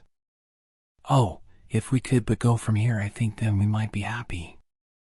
A strong impression is upon my mind, and has been so for some time, that these persecutions to which I have been subjected are peculiar to this house." "Think you so?" "I do, indeed." "It may be so, Flora. You are aware that your brother has made up his mind that he will leave the Hall?" "Yes, yes." "And that only in deference to an expressed wish of mine he put off the carrying such a resolve into effect for a few days?" "He said so much." "Do not, however, imagine, dearest Flora, that those few days will be idly spent." "Nay, Charles, I could not imagine so. Believe me, I have some hopes that in that short space of time I shall be able to accomplish yet something which shall have a material effect upon the present posture of affairs. Do not run into danger, Charles." "I will not. Believe me, Flora, I have too much appreciation of the value of an existence which is blessed by your love to encounter any needless risks." "You say needless. Why do you not confide in me, and tell me if the object you have in view to accomplish in a few days' delay is a dangerous one at all? Will you forgive me, Flora, if for once I keep a secret from you?" "Then, Charles, along with the forgiveness I must conjure up a host of apprehensions." "Nay, why so?" "You would tell me if there were no circumstances that you feared would fill me with alarm. Now, Flora, your fears and not your judgment condemn me. Surely you cannot think me so utterly heedless as to court danger for danger's sake." "No, not so." You pause. "And yet you have a sense of what you call honor, which, I fear, would lead you into much risk." "I have a sense of honor, but not that foolish one which hangs far more upon the opinions of others than my own. If I thought a course of honor lay before me, and all the world, in a mistaken judgment, were to condemn it as wrong, I would follow it." "You are right, Charles, you are right. Let me pray of you to be careful, and, at all events, to interpose no more delay to our leaving this house than you shall feel convinced is absolutely necessary for some object of real and permanent importance." Charles promised Flora Bannerworth that for her sake, as well as his own, he would be most specially careful of his safety, and then in such endearing conversation as may be well supposed to be dictated by such hearts as theirs another happy hour was passed away. They pictured to themselves the scene where first they met, and with a world of interest hanging on every word they uttered, they told each other of the first delightful dawnings of that affection which had sprung up between them, and which they fondly believed neither time nor circumstance would have the power to change or subvert. In the meantime, the old admiral was surprised that Charles was so patient and had not been to him to demand the result of his deliberation. But he knew not on what rapid pinions time flies, when in the presence of those whom we love. What was an actual hour was but a fleeting minute to Charles Holland, as he sat with Flora's hand clasped in his, and looking at her sweet face. At length a clock striking reminded him of his engagement with his uncle, and he reluctantly rose. "Dear Flora," he said, "I am going to sit up to watch tonight, so be under no sort of apprehension." "I will feel doubly safe," she said. "I have now something to talk to my uncle about, and must leave you." Flora smiled, and held out her hand to him. He pressed it to his heart. He knew not what impulse came over him then, but for the first time he kissed the cheek of the beautiful girl. With a heightened color she gently repulsed him. He took a long lingering look at her as he passed out of the room, and when the door was closed between them, the sensation he experienced was as if some sudden cloud had swept across the face of the sun, dimming to a vast extent its precious luster. A strange heaviness came across his spirits, which before had been so unaccountably raised. He felt as if the shadow of some coming evil was resting on his soul, as if some momentous calamity was preparing for him, which would almost be enough to drive him to madness and irredeemable despair. "What can this be," he exclaimed, "that thus oppresses me? What feeling is this that seems to tell me I shall never again see Flora Bannerworth?" Unconsciously he uttered these words, which betrayed the nature of his worst forebodings. "Oh, this is weakness," he then added. "I must fight out against this. It is mere nervousness. I must not endure it. I will not suffer myself thus to become the sport of imagination. Courage, courage, Charles Holland. There are real evils enough, without your adding to them by those of a disordered fancy. Courage, courage, courage."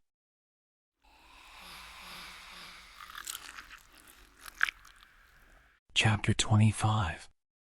The Admiral's Opinion, the Request of Charles.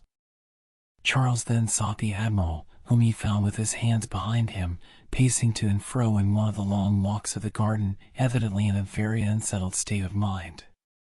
When Charles appeared, he quickened his pace, and looked in such a state of unusual perplexity that it was quite ridiculous to observe him. "I suppose, uncle, you have made up your mind thoroughly by this time?" "Well, I don't know that." "Why, you have had long enough surely to think over it." "I have not troubled you soon." "Well, I cannot exactly say you have, but, somehow or another, I don't think very fast, and I have an unfortunate propensity after a time of coming exactly round to where I began." "Then, to tell the truth, uncle, you can come to no sort of conclusion." "Only one." "And what may that be?" "Why, that you are right in one thing, Charles, which is, that having sent a challenge to this fellow of a vampire, you must fight him." "I suspect that that is a conclusion you had from the first, uncle." "Why so?" "Because it is an obvious and a natural one. All your doubts, and trouble, and perplexities, have been to try and find some excuse for not entertaining that opinion, and now that you really find it in vain to make it, I trust that you will accede as you first promised to do, and not seek by any means to thwart me." "I will not thwart you, my boy, although in my opinion you ought not to fight with a vampire." "Never mind that. We cannot urge that as a valid excuse, so long as he chooses to deny being one. And after all, if he be really wrongfully suspected, you must admit that he is a very injured man." "Injured? Nonsense. If he is not a vampire, he's some other out-of-the-way sort of fish, you may depend. He's the oddest-looking fellow ever I came across in all my born days, ashore or afloat." "Is he?" "Yes, he is, and yet, when I come to look at the thing again in my mind, some droll sights that I have seen come across my memory. The sea is the place for wonders and for mysteries. Why, we see more in a day and a night there than you landsmen could contrive to make a whole 12 months wonder of." "But you never saw a vampire, uncle?" Well, I don't know that. I didn't know anything about vampires till I came here, but that was my ignorance, you know. There might have been lots of vampires where I've been, for all I know. Oh, certainly, but as regards this duel, will you wait now until tomorrow morning, before you take any further steps in the matter? Till tomorrow morning? Yes, uncle. Why, only a little while ago, you were all eagerness to have something done offhand. Just so, but now I have a particular reason for waiting until tomorrow morning. Have you? Well, as you please, boy, as you please. Have everything your own way. You are very kind, uncle, and now I have another favor to ask of you. What is it? Why, you know that Henry Bannerworth receives but a very small sum out of the whole proceeds of the estate here, which ought, but for his father's extravagance, to be wholly at his disposal. So I have heard. I am certain he is at present distressed for money, and I have not much. Will you lend me £50, uncle, until my own affairs are sufficiently arranged to enable you to pay yourself again? Will I? Of course I will. I wish to offer that sum as an accommodation to Henry. From me, I dare say you will receive it freely, because he must be convinced how freely it is offered, and, besides, they look upon me now almost as a member of the family in consequence of my engagement with Flora. Certainly, and quite correct too, there's a £50 note, my boy, take it, and do what you like with it, and when you want any more, come to me for it. I knew I could trespass thus far on your kindness, uncle. Trespass? It's no trespass at all. Well, we will not fall out about the terms in which I cannot help expressing my gratitude to you for many favors. Tomorrow, you will arrange the duel for me. As you please. I don't altogether like going to that fellow's house again. Well, then, we can manage, I dare say, by note. Very good. Do so. He puts me in mind altogether of a circumstance that happened a good while ago, when I was at sea, and not so old a man as I am now.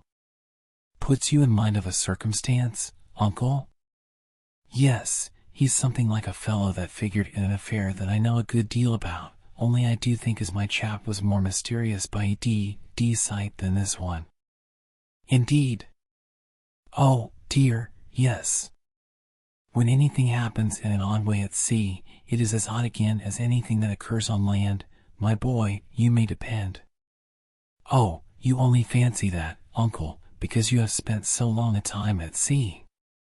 No, I don't imagine it, you rascal. What can you have on shore equal to what we have at sea? Why, the sights that come before us would make you landsmen's hairs stand up on end and never come down again. In the ocean, do you mean that you see those sights, uncle? To be sure. I was once in the Southern Ocean, in a small frigate, looking out for a 74 we were to join company with, when a man at the masthead sung out that he saw her on the larboard bow. Well, we thought it was all right enough, and made away that quarter, when what do you think it turned out to be? I really cannot say. The head of a fish. A fish. Yes. A deal bigger than the hull of a vessel. He was swimming along with his head just what I dare say he considered a shaving or so out of the water. But where were the sails, uncle? The sails? Yes, your man at the masthead must have been a poor seaman not to have missed the sails. Oh, that's one of your shore-going ideas, now. You know nothing whatever about it. I'll tell you where the sails were, Master Charlie. Well, I should like to know. The spray, then, that he dashed up with a pair of fins that were close to his head, was in such a quantity, and so white, that they looked just like sails. Oh! Ah! You may say oh, but we all saw him, the whole ship's crew, and we sailed alongside of him for some time, till he got tired of us, and suddenly dived down, making such a vortex in the water that the ship shook again, and seemed for about a minute as if she was inclined to follow him to the bottom of the sea. And what do you suppose it was, Uncle? How should I know? Did you ever see it again? Never, though others have caught a glimpse of him now and then in the same ocean, but never came so near him as we did, that ever I heard of, at all events. They may have done so. It is singular. Singular or not, it's a fool to what I can tell you. Why, I've seen things that, if I were to set about describing them to you, you would say I was making up a romance. Oh, no, it's quite impossible, Uncle, anyone could ever suspect you of such a thing. You believe me, would you? Of course I would. Then here goes. I'll just tell you now of a circumstance that I haven't liked to mention to anybody yet. Indeed? Why so? Because I didn't want to be continually fighting people for not believing it, but here you have it.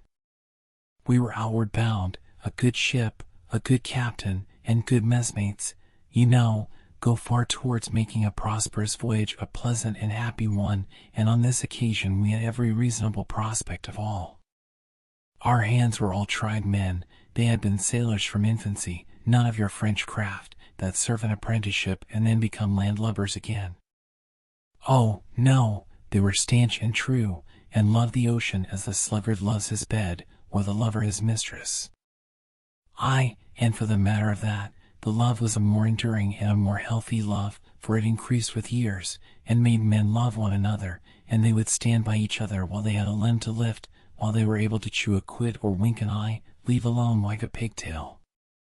We were outward bound for Ceylon, with cargo, and were to bring spices and other matters home from the Indian market. The ship was new and good, a pretty craft, she sat like a duck upon the water, and a stiff breeze carried her along the surface of the waves without your rocking, and pitching, and tossing, like an old wash-tub at a mill-tail, as I have had the misfortune to sail in more than once afore. No, no, we were well laden, and well pleased, and weighed anchor with light hearts and a hearty cheer. Away we went down the river, and soon rounded the North Foreland, and stood out in the channel. The breeze was a steady and stiff one, and carried us through the water as though it had been made for us. Jack, said I to a messmate of mine, as he stood looking at the skies, then at the sails, and finally at the water, with a graver air than I thought was at all consistent with the occasion or circumstances.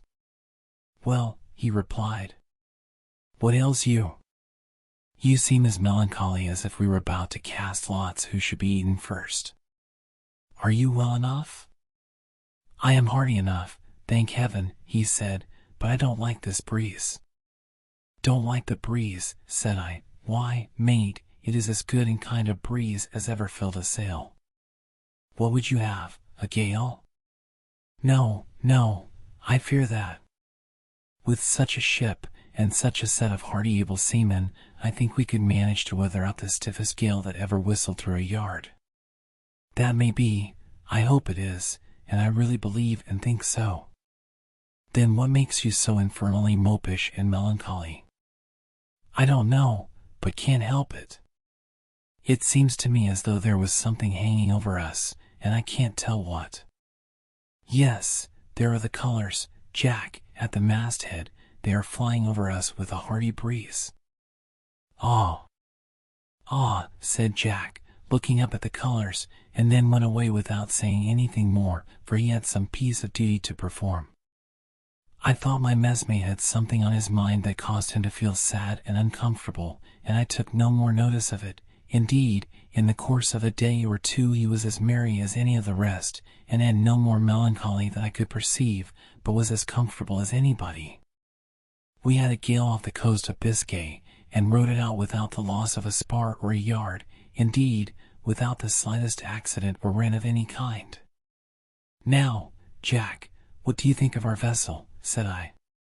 She's like a duck upon water, rises and falls with the waves, and doesn't tumble up and down like a hoop over stones. No, She goes smoothly and sweetly. She is a gallant craft, and this is her first voyage, and I predict a prosperous one." "I hope so," he said. Well, we went on prosperously enough for about 3 weeks. The ocean was as calm and as smooth as a meadow, the breeze light but good, and we steamed along majestically over the deep blue waters and passed coast after coast, though all around was nothing but the apparently pathless main in sight. "A better sailor I never stepped into," said the captain one day. "It would be a pleasure to live and die in such a vessel." Well, as I said, we had been 3 weeks or thereabouts, when one morning, after the sun was up and the decks washed, we saw a strange man sitting on one of the water casks that were on deck, for, being full, we were compelled to stow some of them on deck. You may guess those on deck did a little more than stare at this strange and unexpected apparition. By jingo, I never saw men open their eyes wider in all my life, nor was I any exception to the rule. I stared, as well I might, but we said nothing for some minutes, and the stranger looked calmly on us, and then cocked his eye with a nautical air up at the sky, as if he expected to receive a 2-penny post letter from St. Michael or a billet due from the Virgin Mary. "Where has he come from?" said one of the men in a low tone to his companion, who was standing by him at that moment. "How can I tell?" replied his companion. "He may have dropped from the clouds. He seems to be examining the road. Perhaps he is going back." The stranger sat all this time with the most extreme and provoking coolness and unconcern. He deigned us but passing notice, but it was very slight. He was a tall, spare man, what is termed long and lathy, but he was evidently a powerful man. He had a broad chest, and long, sinewy arms, a hooked nose, and a black, eagle eye. His hair was curly, but frosted by age. It seemed as though it had been tinged with white at the extremities, but he was hale and active otherwise, to judge from appearances. Notwithstanding all this, there was a singular repulsiveness about him that I could not imagine the cause, or describe. At the same time there was an air of determination in his wild and singular-looking eyes, and over their whole there was decidedly an air and an appearance so sinister as to be positively disagreeable. "Well," said I, after we had stood some minutes, "where did you come from, shipmate?" He looked at me and then up at the sky, in a knowing manner. Come, that won't do. You have none of Peter Wilkins's wings, and couldn't come on the aerial dodge. It won't do. How did you get here?" He gave me an awful wink, and made a sort of involuntary movement, which jumped him up a few inches, and he bumped down again on the water cask. That's as much as to say, thought I, that he's sat himself on it. "I'll go and inform the captain," said I, "of this affair. He'll hardly believe me when I tell him, I am sure." So saying, I left the deck and went to the cabin, where the captain was at breakfast, and related to him what I had seen respecting the stranger. The captain looked at me with an air of disbelief, and said, "What, do you mean to say there's a man on board we haven't seen before?" "Yes, I do, captain. I never saw him afore, and he's sitting beating his heels on the water cask on deck." "The devil!" "He is, I assure you, sir, and he won't answer any questions." "I'll see to that. I'll see if I can't make the lubber say something, providing his tongue's not cut out." "But how came he on board?" "Confound it, he can't be the devil, and dropped from the moon." "Don't know, captain," said I. "He is evil-looking enough, to my mind, to be the father of evil, but it's ill bespeaking attentions from that quarter at any time. Go on, lad, I'll come up after you." I left the cabin, and I heard the captain coming after me. When I got on deck, I saw he had not moved from the place where I left him. There was a general commotion among the crew when they heard of the occurrence, and all crowded round him, save the man at the wheel, who had to remain at his post. The captain now came forward, and the men fell a little back as he approached. For a moment the captain stood silent, attentively examining the stranger, who was excessively cool, and stood the scrutiny with the same unconcern that he would had the captain been looking at his watch. "Well, my man," said the captain, "how did you come here?" "I'm part of the cargo," he said, with an indescribable leer. "Part of the cargo BD, said the captain, in sudden rage, for he thought the stranger was coming his jokes too strong. "I know you are not in the bills of lading." "I'm contraband," replied the stranger, "and my uncle's the great chain of Tartary."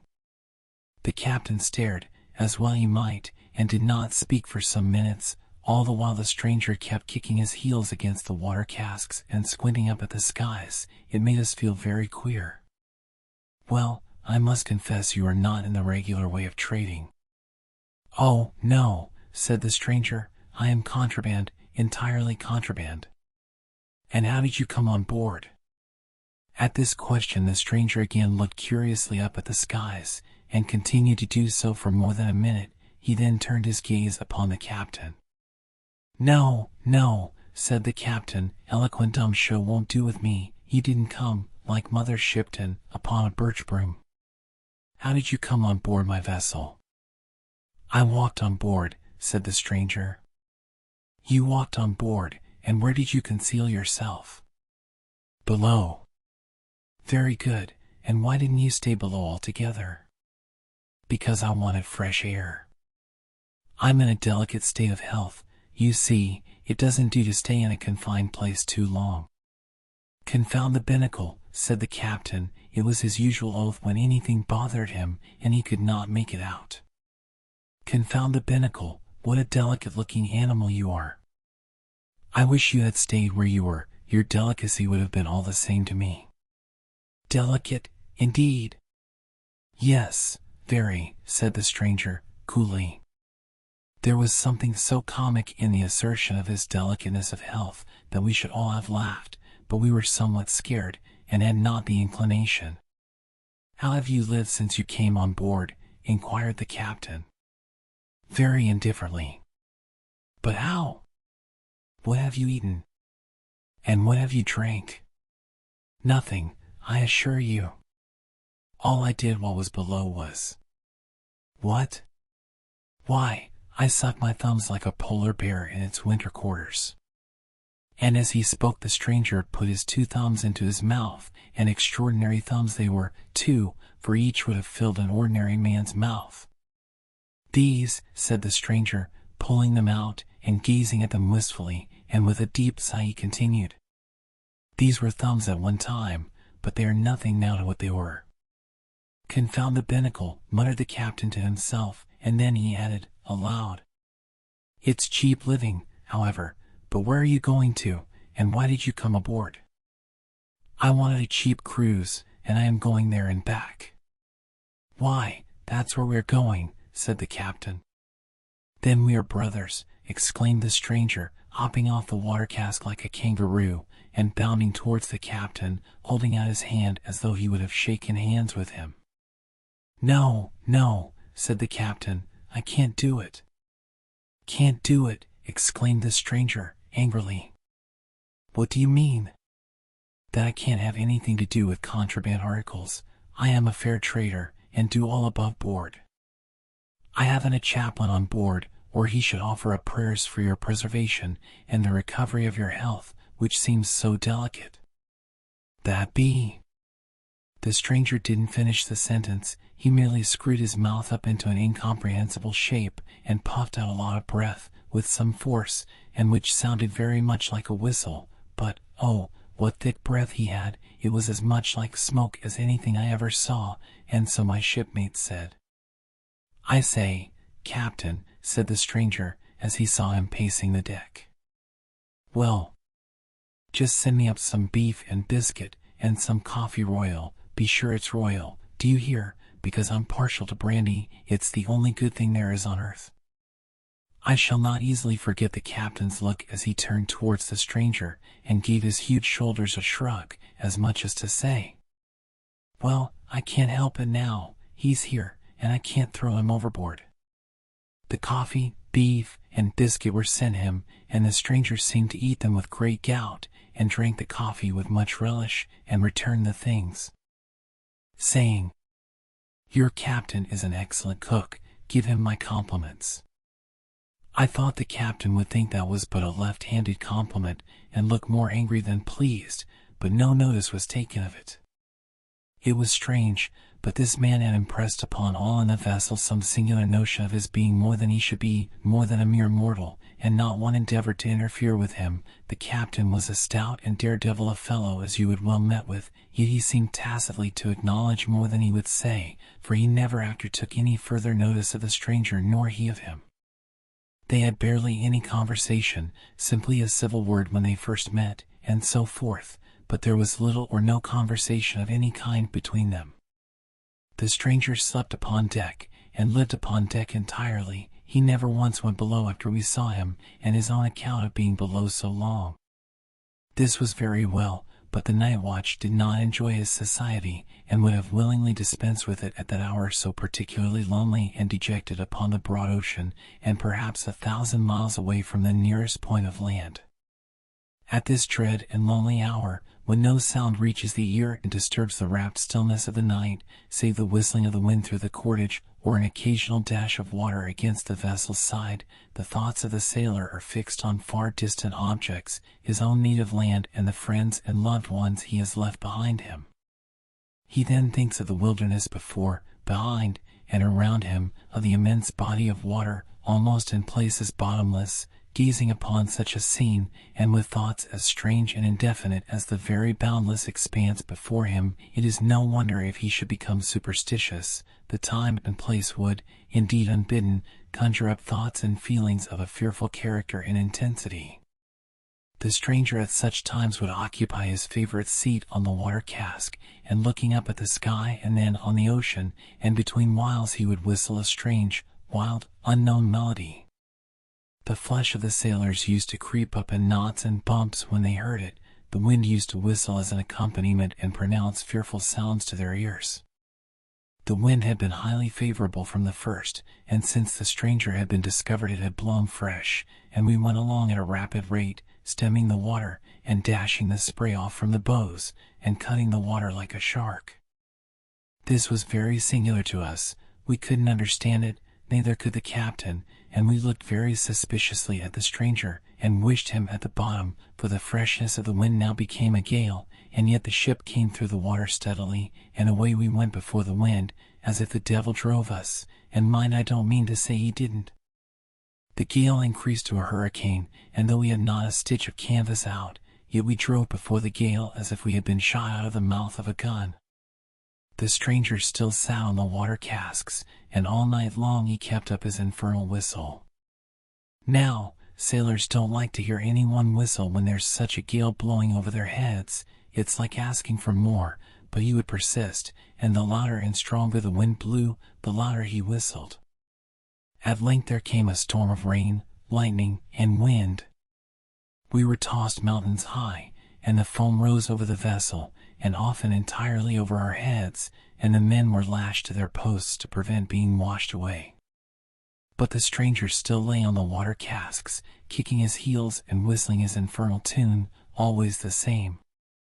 He wasn't washed away nor moved by the action of the water. Indeed, we heartily hoped and expected to see both him and the water cask floated overboard at every minute, but, as the captain said, "Confound the binnacle!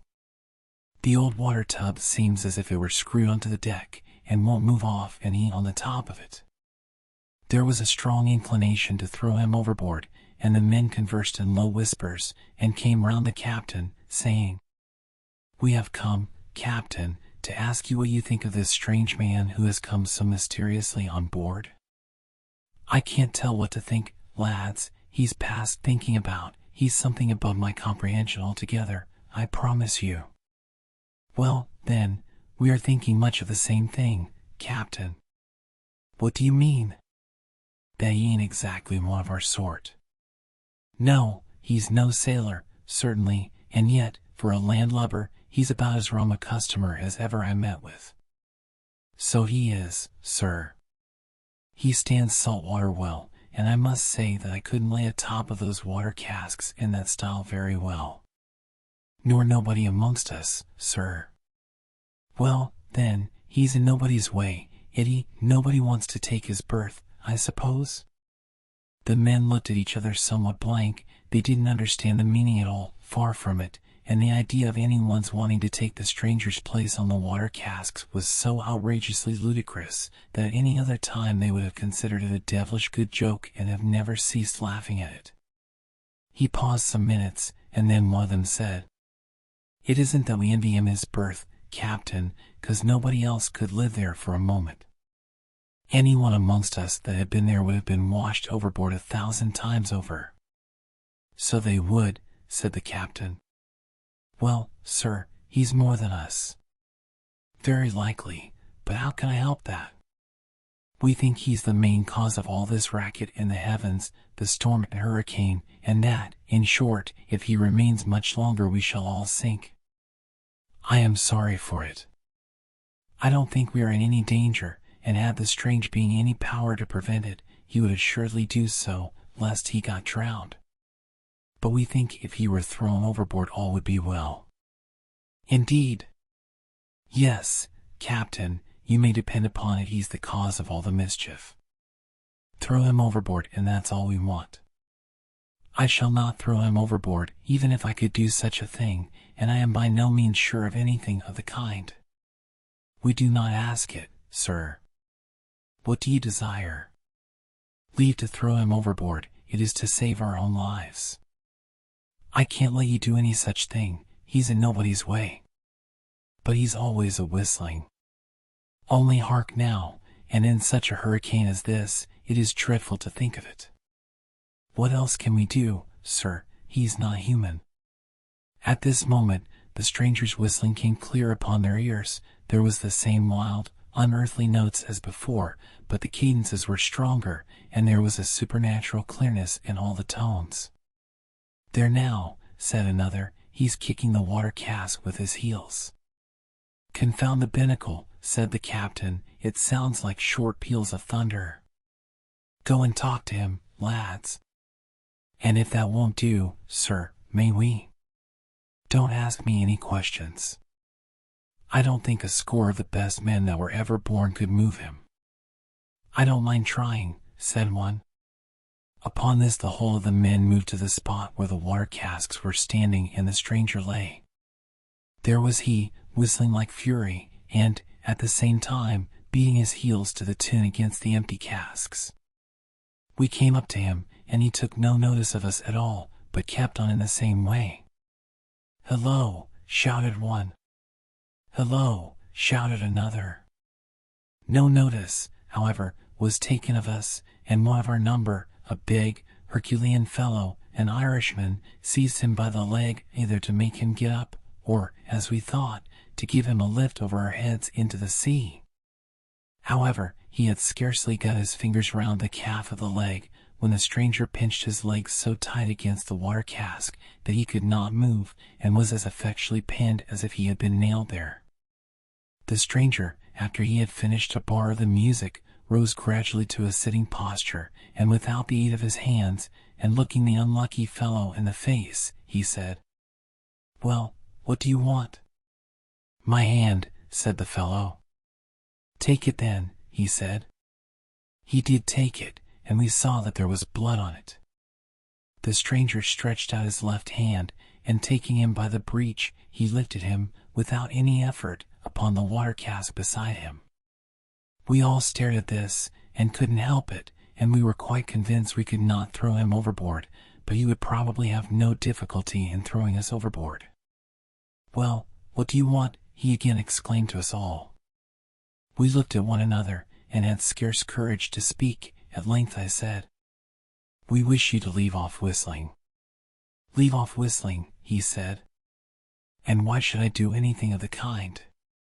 "Because it brings the wind." "Ah! Ah! Why, that's the very reason I am whistling, to bring the wind. But we don't want so much." "Foh! Foh! You don't know what's good for you. It's a beautiful breeze, and not a bit too stiff." "It's a hurricane." "Nonsense." "But it is. Now you see how I'll prove you are wrong in a minute. You see my hair, don't you?" he said, after he took off his cap. "Very well, look now." He got up on the water cask, and stood bolt upright, and running his fingers through his hair, made it all stand straight on end.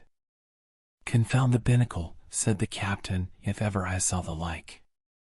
"There," said the stranger, triumphantly, "don't tell me there's any wind to signify. Don't you see, it doesn't even move one of my gray hairs, and if it blew as hard as you say, I am certain it would move a hair."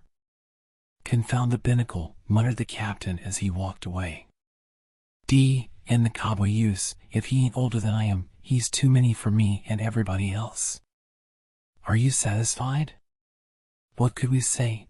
We turned away and left the place, and stood at our quarters. There was no help for it. We were impelled to grin and abide by it. As soon as we had left the place, he put his cap on again and sat down on the water casks, and then took leave of his prisoner, whom he set free, and there lay at full length on his back, with his legs hanging down. Once more he began to whistle most furiously, and beat time with his feet. For full 3 weeks did he continue at this game night and day, without any interruption, save such as he required to consume enough coffee royal, junk, and biscuit, as would have served 3 hearty men. Well, about that time, one night the whistling ceased, and he began to sing. Oh! It was singing, such a voice! Gog and Magog in Guildhall, London, when they spoke were nothing to him. It was awful, but the wind calmed down to a fresh and stiff breeze. He continued at this game for 3 whole days and nights, and on the 4th it ceased, and when we went to take his coffee royal to him he was gone. We hunted about everywhere, but he was entirely gone, and in 3 weeks after we safely cast anchor, having performed our voyage in a good month under the usual time, and had it been an old vessel she would have leaked and stinted like a tub from the straining. However, we were glad enough to get in, and were curiously inquisitive as to what was put in our vessel to come back with, for as the captain said, "Confound the binnacle! I'll have no more contraband articles if I can help it."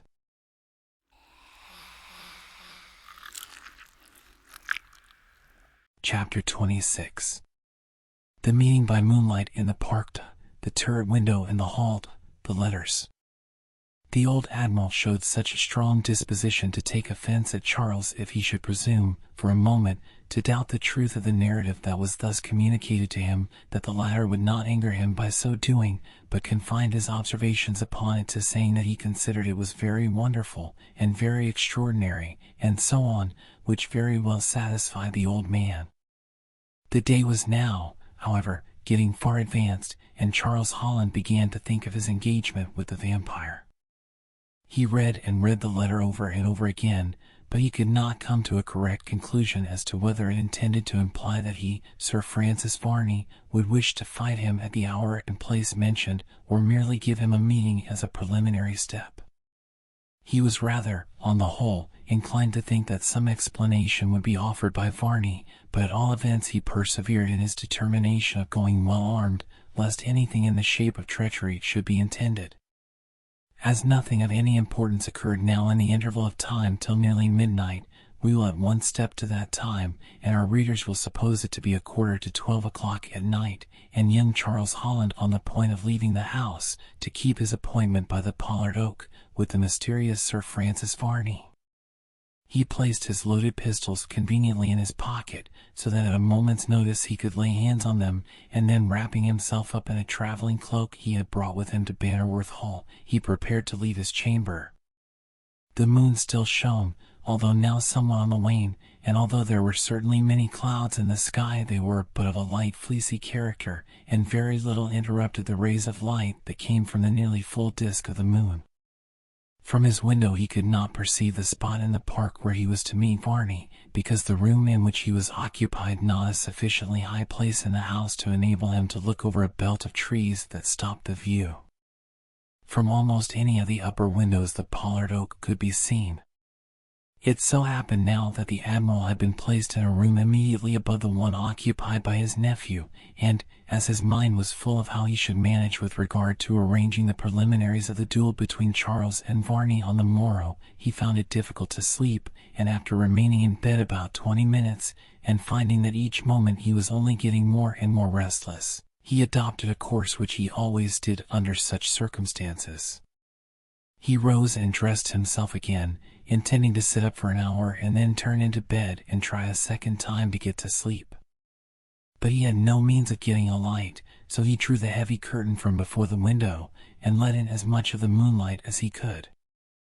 This window commanded a most beautiful and extensive view, for from it the eye could carry completely over the tops of the tallest trees, so that there was no interruption whatever to the prospect, which was as extensive as it was delightful. Even the Admiral, who never would confess to seeing much beauty in scenery where water formed not a large portion of it, could not resist opening his window and looking out, with a considerable degree of admiration, upon wood and dale, as they were illuminated by the moon's rays, softened, and rendered, if anything, more beautiful by the light vapors through which they had to struggle to make their way. Charles Holland, in order to avoid the likelihood of meeting with anyone who would question him as to where he was going, determined upon leaving his room by the balcony, which, as we are aware, presented ample facilities for his so doing. He cast a glance at the portrait in the panel before he left the apartment, and then saying, "For you, dear Flora, for you I essay this meeting with the fearful original of that portrait," he immediately opened his window, and stepped out onto the balcony. Young and active as was Charles Holland, to descend from that balcony presented to him no difficulty whatever, and he was, in a very few moments, safe in the garden of Bannerworth Hall. He never thought, for a moment, to look up, or he would, in an instant, have seen the white head of his old uncle, as it was projected over the sill of the window of his chamber. The drop of Charles from the balcony of his window just made sufficient noise to attract the Admiral's attention, and then, before he could think of making any alarm, he saw Charles walking hastily across a grass plot, which was sufficiently in the light of the moon to enable the Admiral at once to recognize him, and leave no sort of doubt as to his positive identity. Of course, upon discovering that it was Charles, the necessity for making an alarm no longer existed, and, indeed, not knowing what it was that had induced him to leave his chamber, a moment's reflection suggested to him the propriety of not even calling to Charles, lest he should defeat some discovery which he might be about to make. "He has heard something, or seen something," thought the Admiral, "and is gone to find out what it is. I only wish I was with him, but up here I can do nothing at all, that's quite clear." Charles, he saw, walked very rapidly, and like a man who has some fixed destination which he wishes to reach as quickly as possible. When he dived among the trees which skirted one side of the flower gardens, the Admiral was more puzzled than ever, and he said, "Now where on earth is he off to? He is fully dressed, and has his cloak about him." After a few moments' reflection he decided that, having seen something suspicious, Charles must have got up and dressed himself to fathom it. The moment this idea became fairly impressed upon his mind, he left his bedroom and descended to where one of the brothers he knew was sitting up, keeping watch during the night.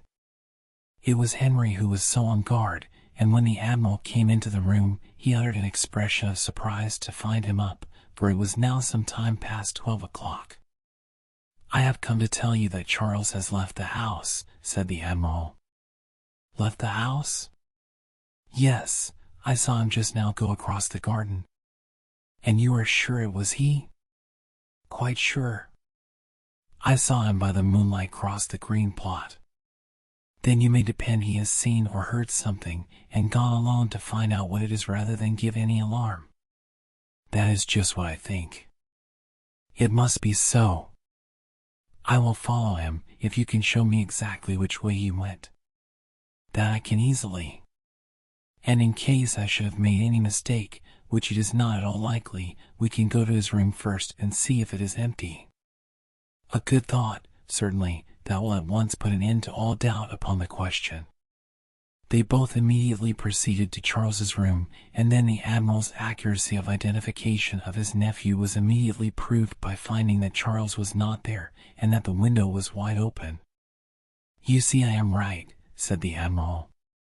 "You are," cried Henry, "but what have we here?" "Where?"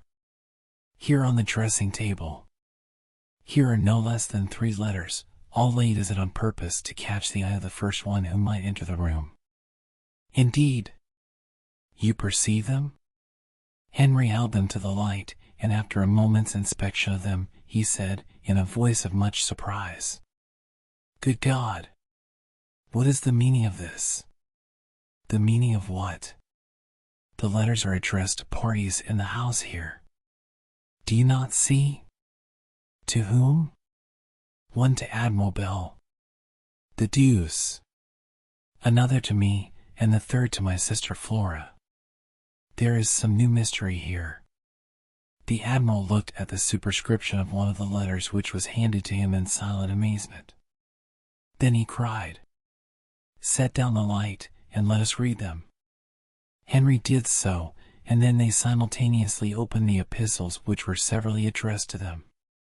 There was a silence, as of the very grave, for some moments, and then the old Admiral staggered to a seat, as he exclaimed, "Am I dreaming? Am I dreaming?" "Is this possible?" said Henry, in a voice of deep emotion, as he allowed the note addressed to him to drop onto the floor. "In it, what does yours say?" cried the old Admiral, in a louder tone. "Read it, what says yours?" "Read it, I'm amazed." The letters were exchanged, and read by each with the same breathless attention they had bestowed upon their own, after which, they both looked at each other in silence, pictures of amazement, and the most absolute state of bewilderment. Not to keep our readers in suspense, we at once transcribe each of these letters. The one to the Admiral contained these words: "My dear Uncle, of course you will perceive the prudence of keeping this letter to yourself, but the fact is, I have now made up my mind to leave Bannerworth Hall. Flora Bannerworth is not now the person she was when first I knew her and loved her. Such being the case, and she having altered, not I, she cannot accuse me of fickleness.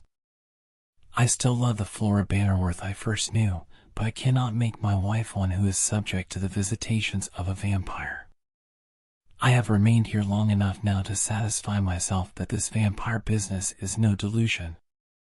I am quite convinced that it is a positive fact, and that, after death, Flora will herself become one of the horrible existences known by that name. I will communicate to you from the first large city on the continent whither I am going, at which I make any stay, and in the meantime make what excuses you like at Bannerworth Hall, which I advise you to leave as quickly as you can, and believe me to be, my dear uncle, yours truly, Charles Holland. Henry's letter was this: My dear Sir, if you calmly and dispassionately consider the painful and distressing circumstances in which your family are placed, I am sure that, far from blaming me for the step which this note will announce to you I have taken, you will be the first to give me credit for acting with an amount of prudence and foresight which was highly necessary under the circumstances. If the supposed visits of a vampire to your sister Flora had turned out, as first I hoped they would, a delusion and been in any satisfactory manner explained away, I should certainly have felt pride and pleasure in fulfilling my engagement to that young lady. You must, however, yourself feel that the amount of evidence in favor of a belief that an actual vampire has visited Flora enforces a conviction of its truth. I cannot, therefore, make her my wife under such very singular circumstances. Perhaps you may blame me for not taking at once advantage of the permission given me to forego my engagement when first I came to your house, but the fact is, I did not then in the least believe in the existence of the vampire, but since a positive conviction of that most painful fact has now forced itself upon me, I beg to decline the honor of an alliance which I had at one time looked forward to with the most considerable satisfaction. I shall be on the continent as fast as conveyances can take me. Therefore, should you entertain any romantic notions of calling me to an account for a course of proceeding I think perfectly and fully justifiable, you will not find me. Accept the assurances of my respect for yourself and pity for your sister, and believe me to be, my dear sir, your sincere friend, Charles Holland. These two letters might well make the Admiral stare at Henry Bannerworth, and Henry stare at him. An occurrence so utterly and entirely unexpected by both of them was enough to make them doubt the evidence of their own senses. But there were the letters, as a damning evidence of the outrageous fact, and Charles Holland was gone. It was the Admiral who first recovered from the stunning effect of the epistles, and he, with a gesture of perfect fury, exclaimed, "The scoundrel, the cold-blooded villain! I renounce him forever. He is no nephew of mine, he is some impostor. Nobody with a dash of my family blood in his veins would have acted so to save himself from 1,000 deaths." "Who shall we trust now?" said Henry, "when those whom we take to our inmost hearts deceive us thus? This is the greatest shock I have yet received. If there be a pain greater than another, surely it is to be found in the faithlessness and heartlessness of one we loved and trusted." "He is a scoundrel," roared the Admiral. "D—n him, he'll die on a dunghill, and that's too good a place for him. I cast him off, I'll find him out, and old as I am, I'll fight him, I'll wring his neck, the rascal, and, as for poor dear Miss Flora, God bless her. I'll marry her myself, and make her an admiral. I'll marry her myself. Oh, that I should be uncle to such a rascal." "Calm yourself," said Henry, "no one can blame you." "Yes, you can. I had no right to be his uncle, and I was an old fool to love him." The old man sat down, and his voice became broken with emotion as he said, "Sir, I tell you I would have died willingly rather than this should have happened. This will kill me now. I shall die now of shame and grief." Tears gushed from the Admiral's eyes, and the sight of the noble old man's emotion did much to calm the anger of Henry which, although he said but little, was boiling at his heart like a volcano. "Admiral Bell," he said, "you have nothing to do with this business. We cannot blame you for the heartlessness of another. I have but one favor to ask of you." What can I do?" "Say no more about him at all." "I can't help saying something about him." "You ought to turn me out of the house." "Heaven forbid." "What for?" "Because I'm his uncle, his old fool of an uncle that always thought so much of him." "Nay, my good sir, that was a fault on the right side, and cannot discredit you. I thought him the most perfect of human beings. Oh, if I could but have guessed this! It was impossible. Such duplicity never was equaled in this world. It was impossible to foresee it." Hold. Did he give you £50? "What? Did he give you £50? Give me £50. "Most decidedly not. What made you think of such a thing?" "Because today he borrowed £50 of me," he said, "to lend to you. I never heard of the transaction until this moment." "The villain!" "No doubt, sir, he wanted that amount to expedite his progress abroad. Well, now, damn, if an angel had come to me and said hello. Admiral Bell, your nephew, Charles Holland, is a thundering rogue, I should have said you're a liar. This is fighting against facts, my dear sir. He is gone, mention him no more, forget him, as I shall endeavor myself to do, and persuade my poor sister to do. Poor girl! What can we say to her? Nothing, but give her all the letters, and let her be at once satisfied of the worthlessness of him she loved. The best way. Her woman's pride will then come to her help. I hope it will. She is of an honorable race, and I am sure she will not condescend to shed a tear for such a man as Charles Holland has proved himself to be. D—n him, I'll find him out, and make him fight you. He shall give you satisfaction. No, but he shall. I cannot fight with him. You cannot? Certainly not. He is too far beneath me now. I cannot fight on honorable terms with one whom I despise as too dishonorable to contend with. I have nothing now but silence and contempt. I have, though, for I'll break his neck when I see him, or he shall break mine. The villain! I'm ashamed to stay here, my young friend. How mistaken a view you take of this matter, my dear sir.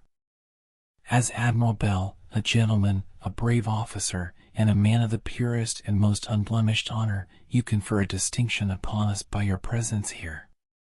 The Admiral wrung Henry by the hand, as he said, "Tomorrow, wait till tomorrow, we will talk over this matter tomorrow. I cannot tonight, I have not patience, but tomorrow, my dear boy, we will have it all out. God bless you. Good night."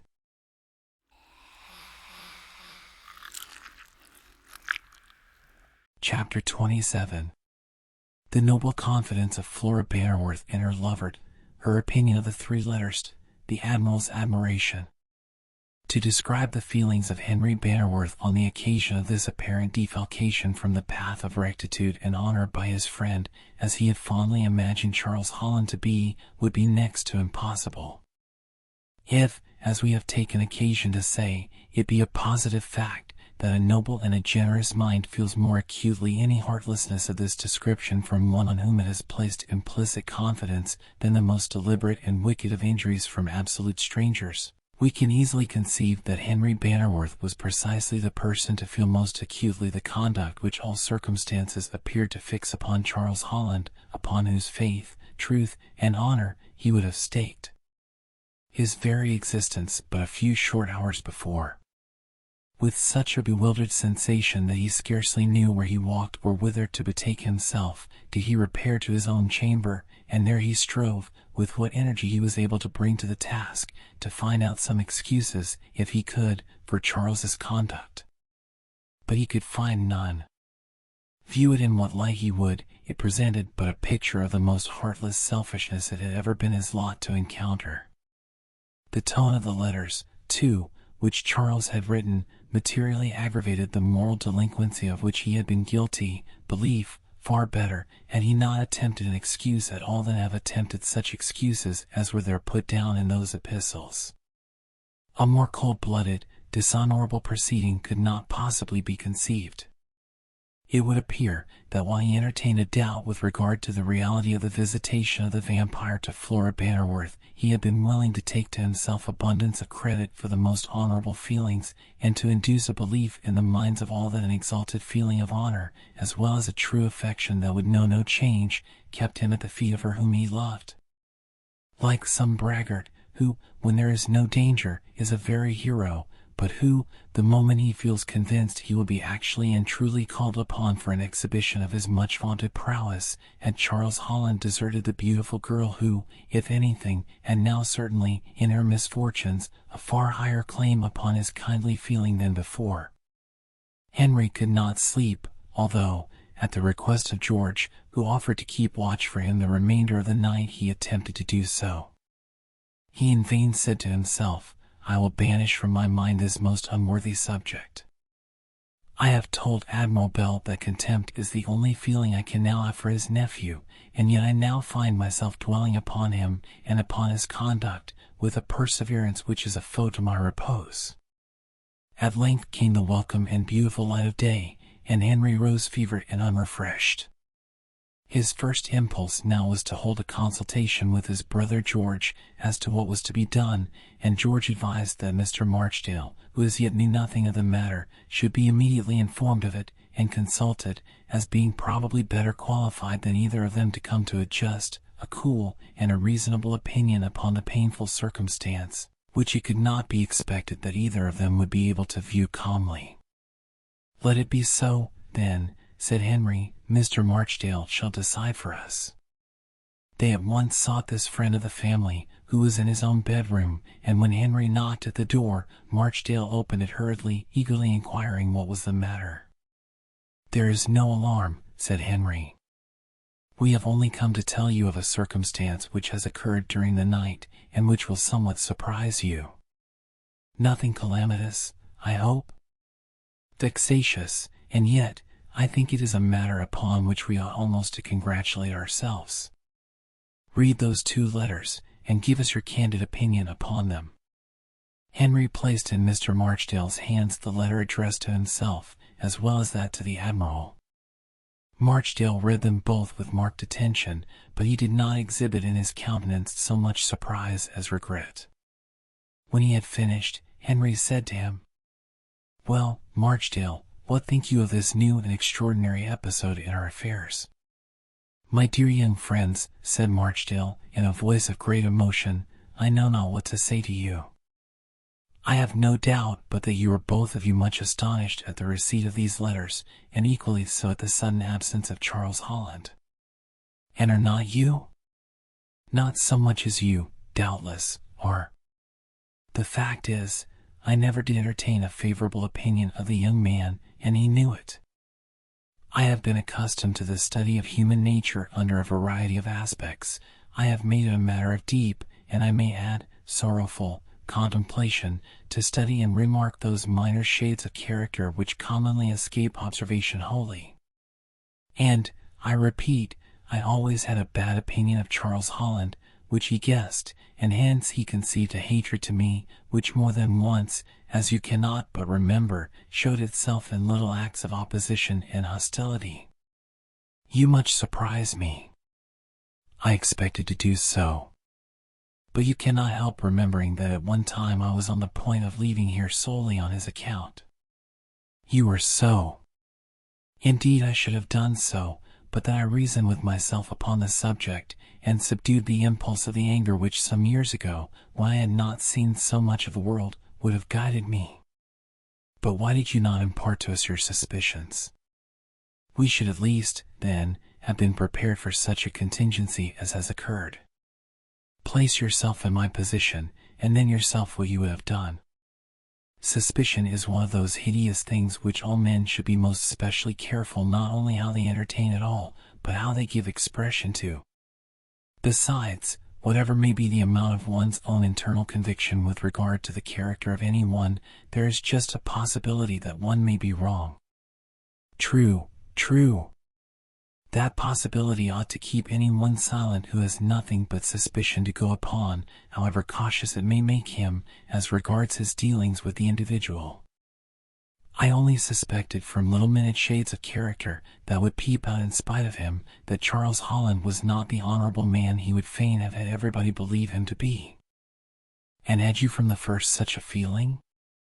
I had. It is very strange. Yes. And what is more strange still, is that he from the first seemed to know it, and despite a caution which I could see he always kept uppermost in his thoughts, he could not help speaking tartly to me at times. I have noticed that, said George. You may depend it as a fact, added Marchdale, that nothing so much excites the deadly and desperate hatred of a man who is acting a hypocritical part, as the suspicion, well grounded or not, that another sees and understands the secret impulses of his dishonorable heart. I cannot blame you, or anyone else, Mr. Marchdale, said Henry, that you did not give utterance to your secret thoughts, but I do wish that you had done so. Nay, dear Henry, replied Mr. Marchdale, believe me, I have made this matter a subject of deep thought, and have abundance of reasons why I ought not to have spoken to you upon the subject. Indeed I have, and not among the least important is the one, that if I had acquainted you with my suspicions, you would have found yourself in the painful position of acting a hypocritical part yourself towards this Charles Holland, for you must either have kept the secret that he was suspected, or you must have shown it to him by your behavior. Well, I dare say, Marchdale, you acted for the best. What shall we do now? Can you doubt? I was thinking of letting Flora at once know the absolute and complete worthlessness of her lover, so that she could have no difficulty in at once tearing herself from him by the assistance of the natural pride which would surely come to her aid upon finding herself so much deceived. The test may be possible. You think so? I do, indeed. Here is a letter, which of course remains unopened, addressed to Flora by Charles Holland. The Admiral rather thought it would hurt her feelings to deliver her such an epistle, but I must confess I am of a contrary opinion upon that point, and think now the more evidence she has of the utter worthlessness of him who professed to love her with so much disinterested affection, the better it will be for her.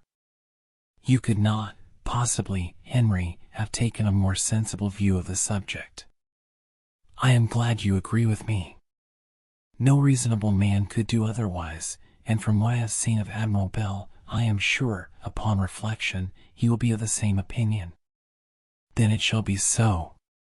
The first shock to poor Flora may be severe, but we shall then have the consolation of knowing that it is the only one, and that in knowing the very worst, she has no more on that score to apprehend. Alas, alas! The hand of misfortune now appears to have pressed heavily upon us indeed. What in the name of all that is unlucky and disastrous will happen next, I wonder? What can happen, said Marchdale. I think you have now got rid of the greatest evil of all, a false friend. We have, indeed. Go, then, to Flora, assure her that in the affection of others who know no falsehood, she will find a solace from every ill. Assure her that there are hearts that will place themselves between her and every misfortune. Mr. Marchdale was much affected as he spoke. Probably he felt deeper than he chose to express the misfortunes of that family for whom he entertained so much friendship. He turned aside his head to hide the traces of emotion which, despite even his great powers of self-command, would shew themselves upon his handsome and intelligent countenance. Then it appeared as if his noble indignation had got, for a few brief moments, the better of all prudence, and he exclaimed, "The villain! The worse than villain! Who would, with 1,000 artifices, make himself beloved by a young, unsuspecting, and beautiful girl, but then to leave her to the bitterness of regret that she had ever given such a man a place in her esteem. The heartless ruffian!" "Be calm, Mr. Marchdale, I pray you be calm," said George. "I never saw you so much moved." "Excuse me," he said, "excuse me. I am much moved, and I am human. I cannot always, let me strive my utmost, place a curb upon my feelings. They are feelings which do you honor. Nay, nay, I am foolish to have suffered myself to be led away into such a hasty expression of them. I am accustomed to feel acutely and to feel deeply, but it is seldom I am so much overcome as this. Will you accompany us to the breakfast room at once, Mr. Marchdale, where we will make this communication to Flora? You will then be able to judge by her manner of receiving it, what it will be best to say to her. Come, then, and pray be calm. The least that is said upon this painful and harassing subject, after this morning, will be the best." "You are right, you are right." Mr. Marchdale hastily put on his coat. He was dressed, with the exception of that one article of apparel, when the brothers came to his chamber, and then he came to the breakfast parlor where the painful communication was to be made to Flora of her lover's faithlessness. Flora was already seated in that apartment. Indeed, she had been accustomed to meet Charles Holland there before others of the family made their appearance, but, alas! This morning the kind and tender lover was not there.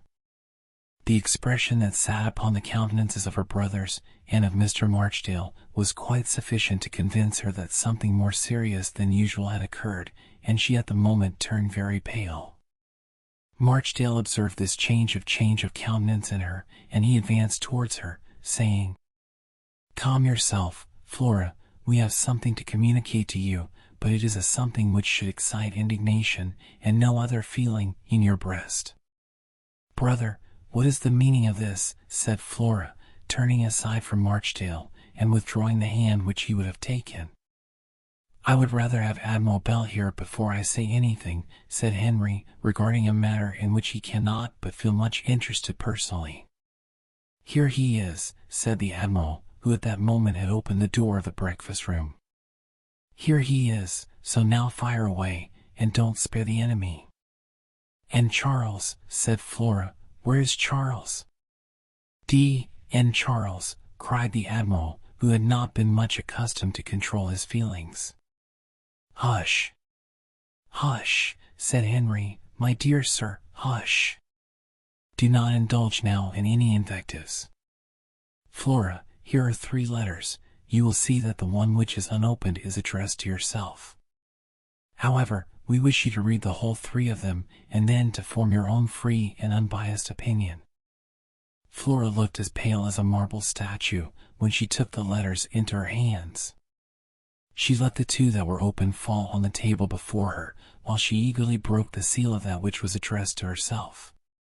Henry, with an instinctive delicacy, beckoned everyone present to the window, so that Flora had not the pain of feeling that any eyes were fixed upon her but those of her mother, who had just come into the room while she was perusing those documents which told such a tale of heartless dissimulation.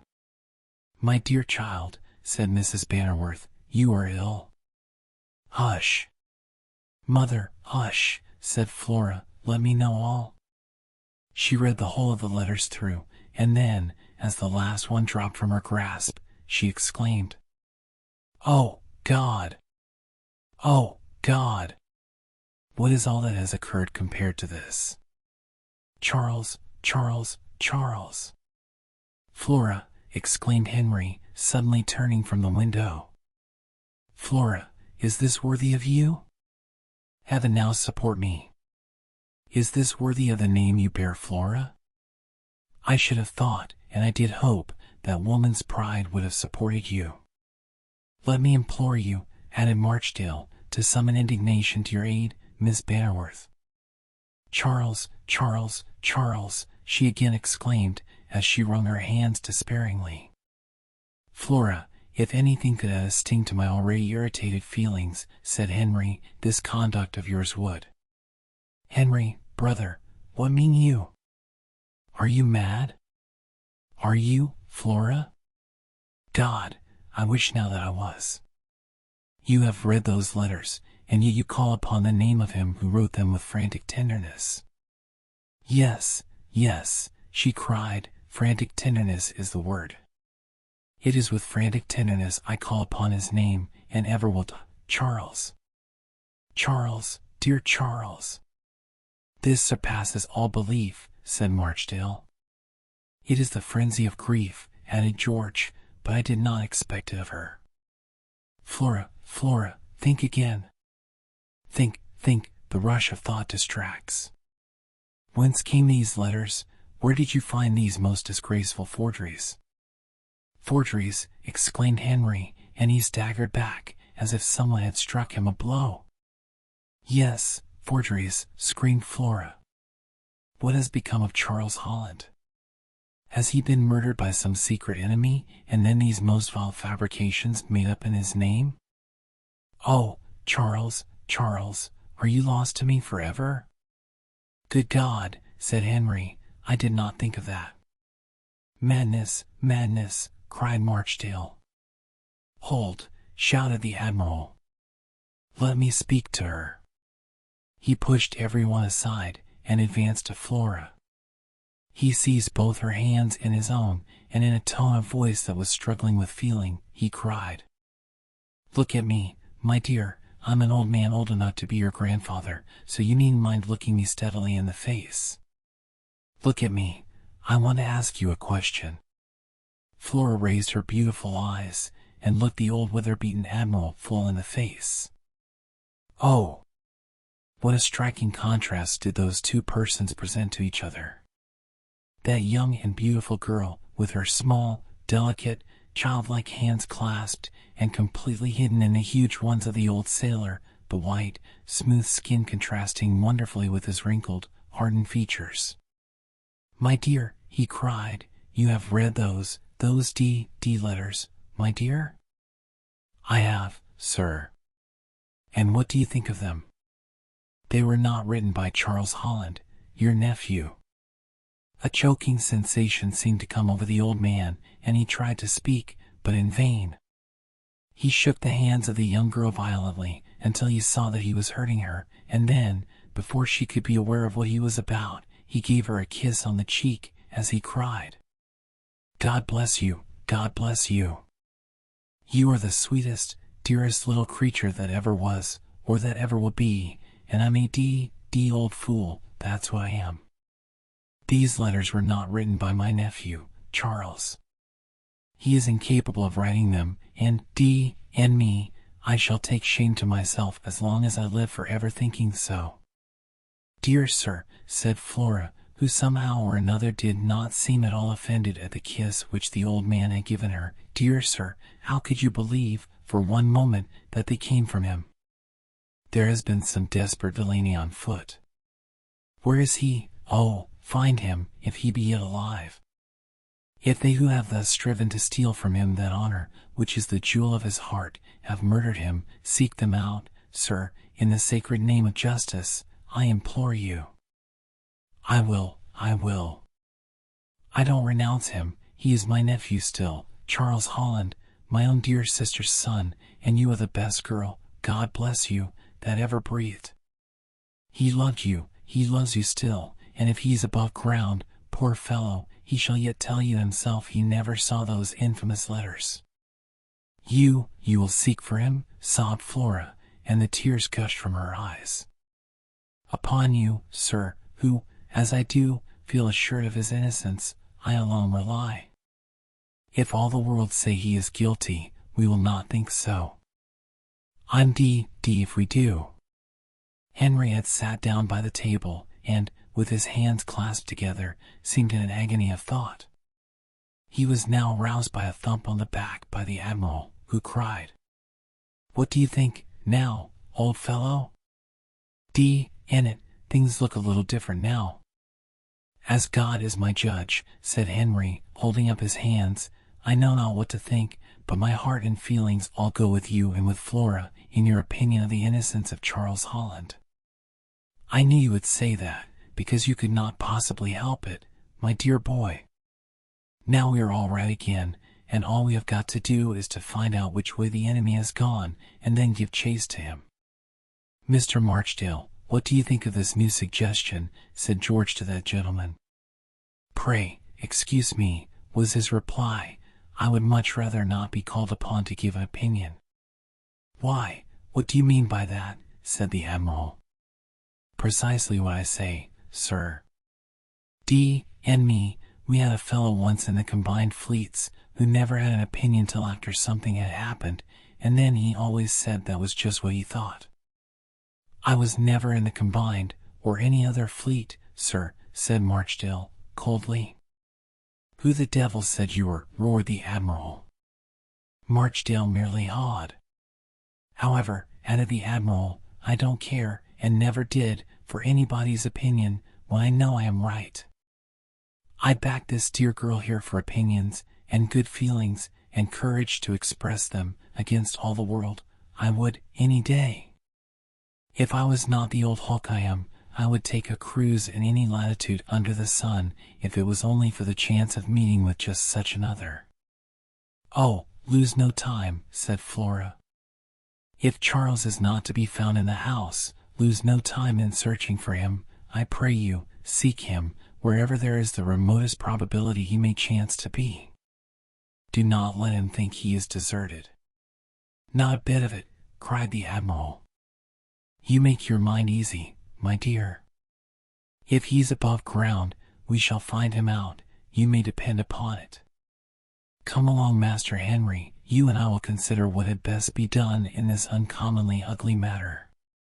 Henry and George followed the Admiral from the breakfast room, leaving Marchdale there, who looked serious and full of melancholy thought. It was quite clear that he considered Flora had spoken from the generous warmth of her affection as regarded Charles Holland, and not from the convictions which reason would have enforced her to feel. When he was now alone with her and Mrs. Bannerworth, he spoke in a feeling and affectionate tone regarding the painful and inexplicable events which had transpired.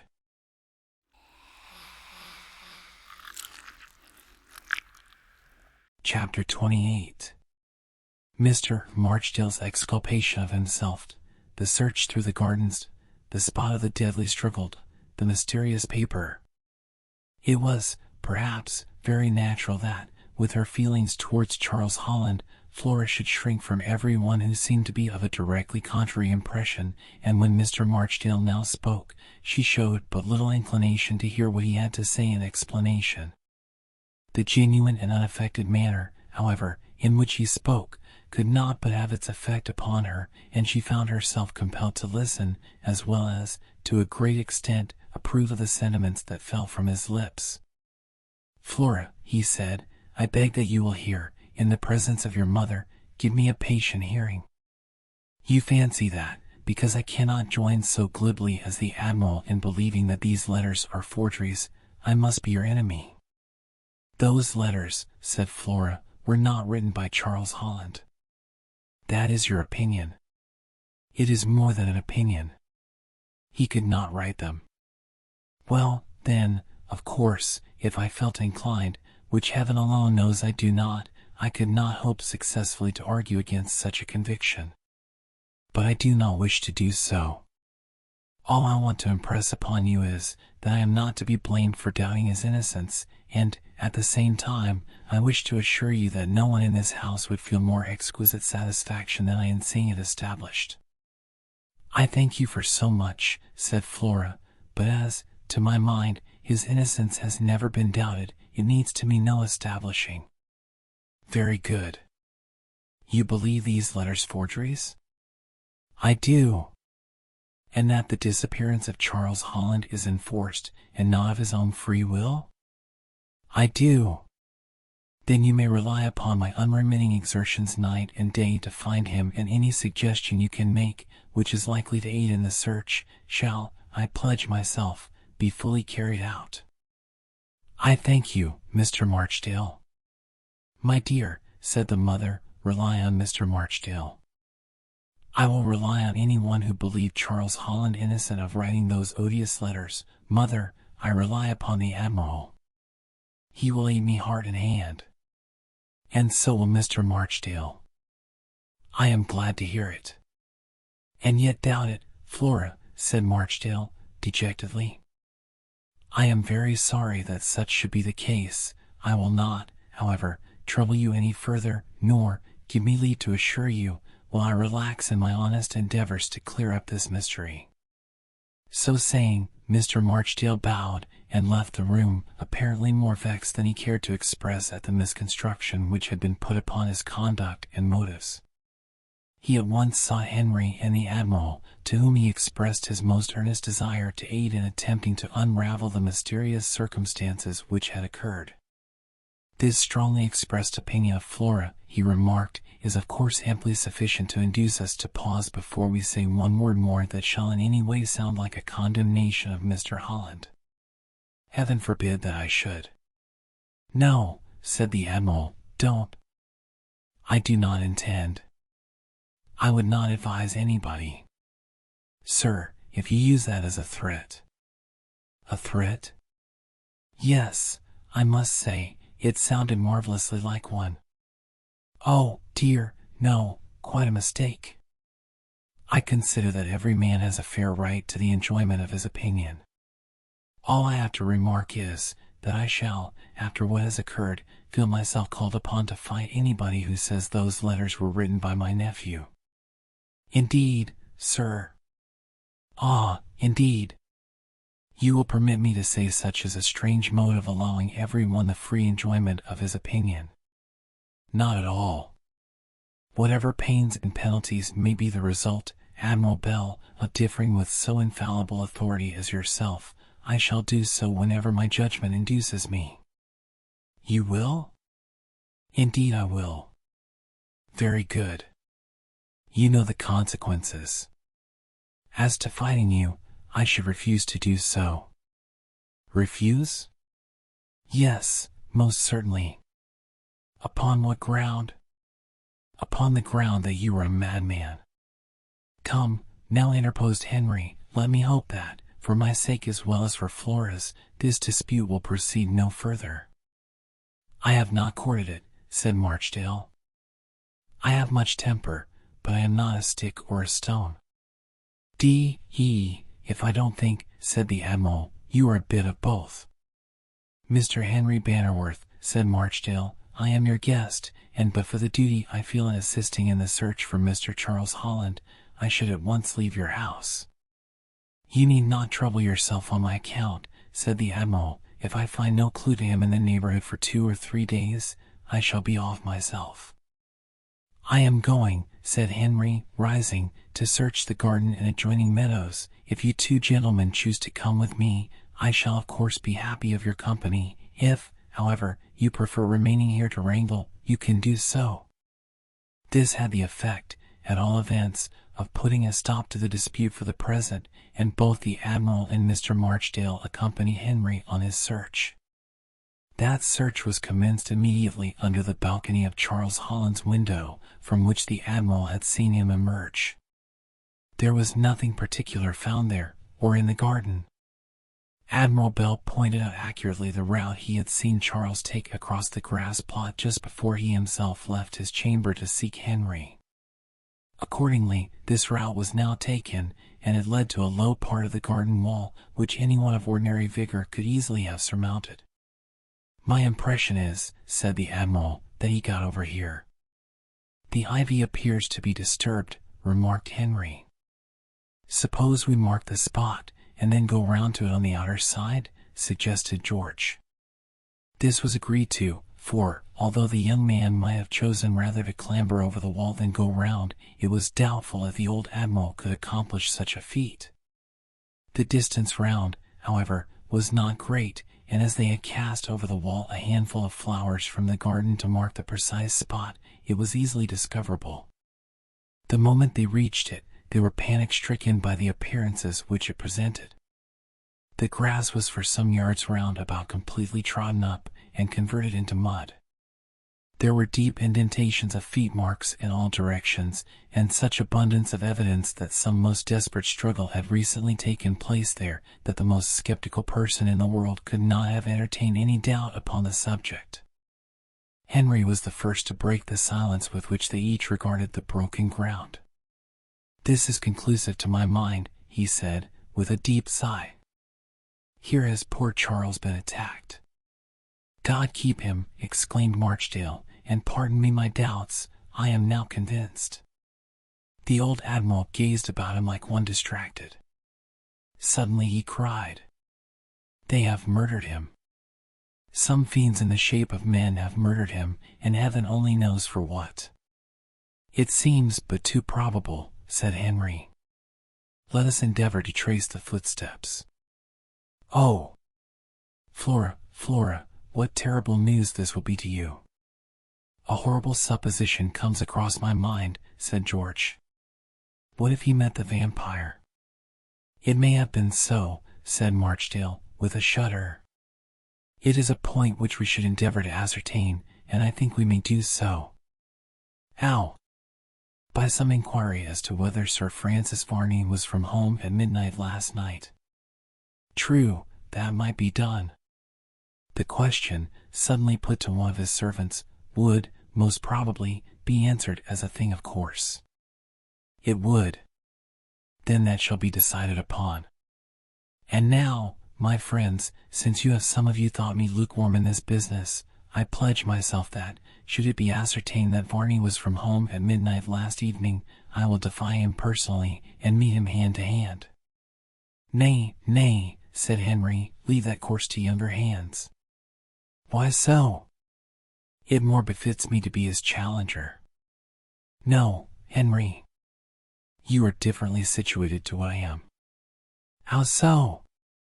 "Remember that I am in the world a lone man, without ties or connections. If I lose my life, I compromise no one by my death, but you have a mother and a bereaved sister to look to who will deserve your care." "Hello!" cried the Admiral. "What's this?" "What?" cried each eagerly, and they pressed forward to where the Admiral was stooping to the ground to pick up something which was nearly completely trodden into the grass. He with some difficulty raised it. It was a small slip of paper, on which was some writing, but it was so much covered with mud as not to be legible. "If this be washed," said Henry, "I think we shall be able to read it clearly." "We can soon try that experiment," said George. And as the footsteps, by some mysterious means, show themselves nowhere else but in this one particular spot, any further pursuit of inquiry about here appears useless. "Then we will return to the house," said Henry, "and wash the mud from this paper." "There is one important point," remarked Marchdale, "which it appears to me we have all overlooked." "Indeed?"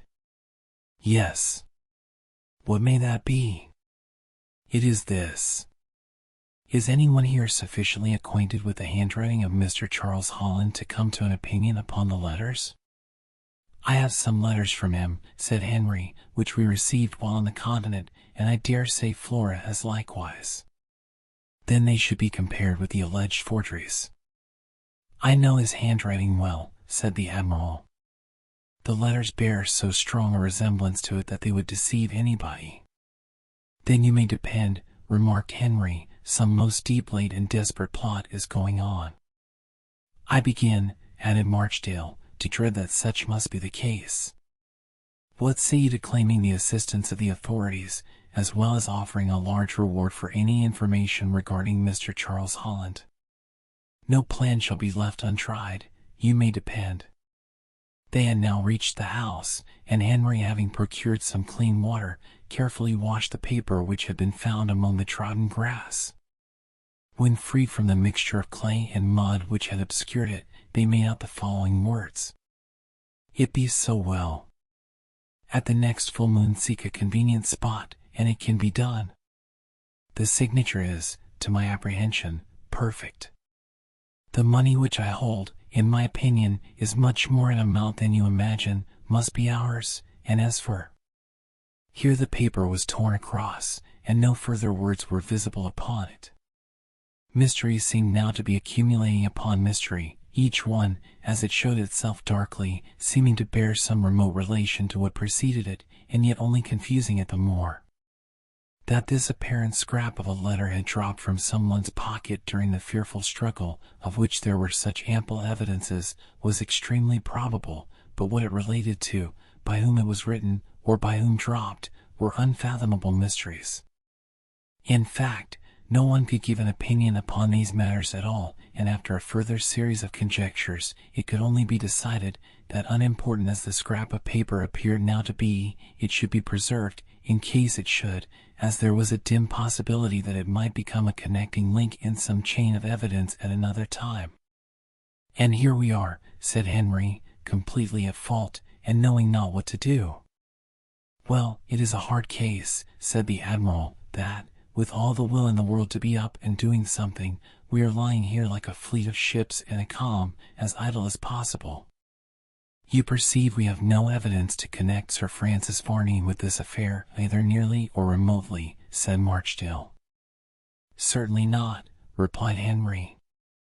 But yet, I hope you will not lose sight of the suggestion I proposed, to the effect of ascertaining if he were from home last night. But how is that to be carried out? Boldly. How boldly? By going at once, I should advise, to his house, and asking the first one of his domestics you may happen to see. I will go over, cried George, on such occasions as these one cannot act upon ceremony. He seized his hat, and without waiting for a word from anyone approving or condemning his going, off he went. If, said Henry, we find that Varney has nothing to do with the matter, we are completely at fault. Completely, echoed Marchdale. In that case, Admiral, I think we ought to defer to your feelings upon the subject, and do whatever you suggest should be done.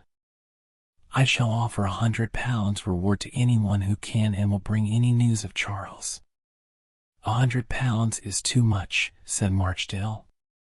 Not at all, and while I am about it, since the amount is made a subject of discussion, I shall make it 200, and that may benefit some rascal who is not so well paid for keeping the secret as I will pay him for disclosing it. Perhaps you are right, said Marchdale. I know I am, as I always am. Marchdale could not forbear a smile at the opinionated old man, who thought no one's opinion upon any subject at all equal to his own, but he made no remark, and only waited, as did Henry, with evident anxiety for the return of George. The distance was not great, and George certainly performed his errand quickly, for he was back in less time than they had thought he could return in. The moment he came into the room, he said, without waiting for any inquiry to be made of him, "We are at fault again. I am assured that Sir Francis Varney never stirred from home after 8 o'clock last evening." "D in it, then," said the Admiral, "let us give the devil his due. He could not have had any hand in this business." "Certainly not." "From whom, George, did you get your information?" asked Henry, in a desponding tone. "From, first of all, one of his servants, whom I met away from the house, and then from one whom I saw at the house." There can be no mistake, then? Certainly none. The servants answered me at once, and so frankly that I cannot doubt it. The door of the room was slowly opened, and Flora came in. She looked almost the shadow of what she had been but a few weeks before. She was beautiful, but she almost realized the poet's description of one who had suffered much and was sinking into an early grave, the victim of a broken heart. She was more beautiful than death, and yet as sad to look upon. Her face was of a marble paleness, and as she clasped her hands and glanced from face to see if she could gather hope and consolation from the expression of anyone, she might have been taken for some exquisite statue of despair. "Have you found him?" she said. "Have you found Charles?" "Flora, Flora," said Henry, as he approached her.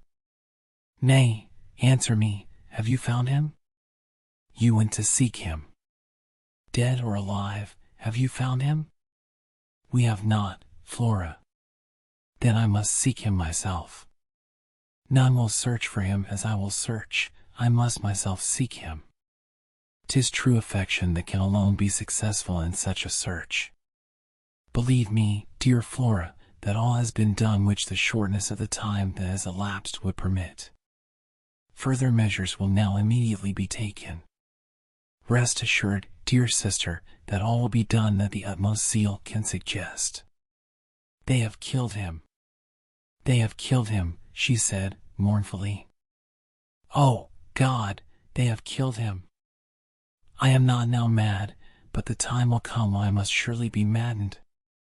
The vampire has killed Charles Holland, the dreadful vampire. Nay, now, Flora, this is frenzy. Because he loved me has he been destroyed. I know it, I know it. The vampire has doomed me to destruction. I am lost, and all who love me will be involved in one common ruin on my account. Leave me all of you to perish. If, for iniquities done in our family, someone must suffer to appease the divine vengeance, let that one be me, and only me." "Hush, sister, hush," cried Henry. "I expected not this from you. The expressions you use are not your expressions. I know you better. There is abundance of divine mercy, but no divine vengeance. Be calm, I pray you. Calm. Calm. Yes. Make an exertion of that intellect we all know you to possess. It is too common a thing with human nature, when misfortune overtakes it, to imagine that such a state of things is specially arranged. We quarrel with Providence because it does not interfere with some special miracle in our favor, forgetting that, being denizens of this earth, and members of a great social system, we must be subject occasionally to the accidents which will disturb its efficient working. Oh, brother, brother, she exclaimed, as she dropped into a seat, you have never loved. Indeed. No, you have never felt what it was to hold your being upon the breath of another. You can reason calmly, because you cannot know the extent of feeling you are vainly endeavoring to combat. Flora, you do me less than justice. All I wish to impress upon your mind is, that you are not in any way picked out by Providence to be specially unhappy, that there is no perversion of nature on your account. Call ye that hideous vampire form that haunts me no perversion of ordinary nature? What is natural, said Marchdale. Cold reasoning to one who suffers as I suffer. I cannot argue with you, I can only know that I am most unhappy, most miserable. But that will pass away, sister, and the sun of your happiness may smile again. Oh, if I could but hope!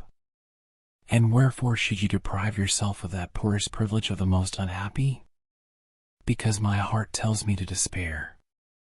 Tell you won't, then, cried Admiral Bell. If you had been at sea as long as I have, Miss Bannerworth, you would never despair of anything at all. Providence guarded you, said Marchdale. Yes, that's true enough. I dare say, I was in a storm once off Cape Ushant, and it was only through Providence, and cutting away the mainmast myself, that we succeeded in getting into port. You have one hope, said Marchdale to Flora, as he looked in her wan face. One hope? Yes. Recollect you have one hope. What is that? You think that, by removing from this place, you may find that peace which is here denied you. No, no, no. Indeed. I thought that such was your firm conviction. It was, but circumstances have altered. How? Charles Holland has disappeared here, and here must I remain to seek for him.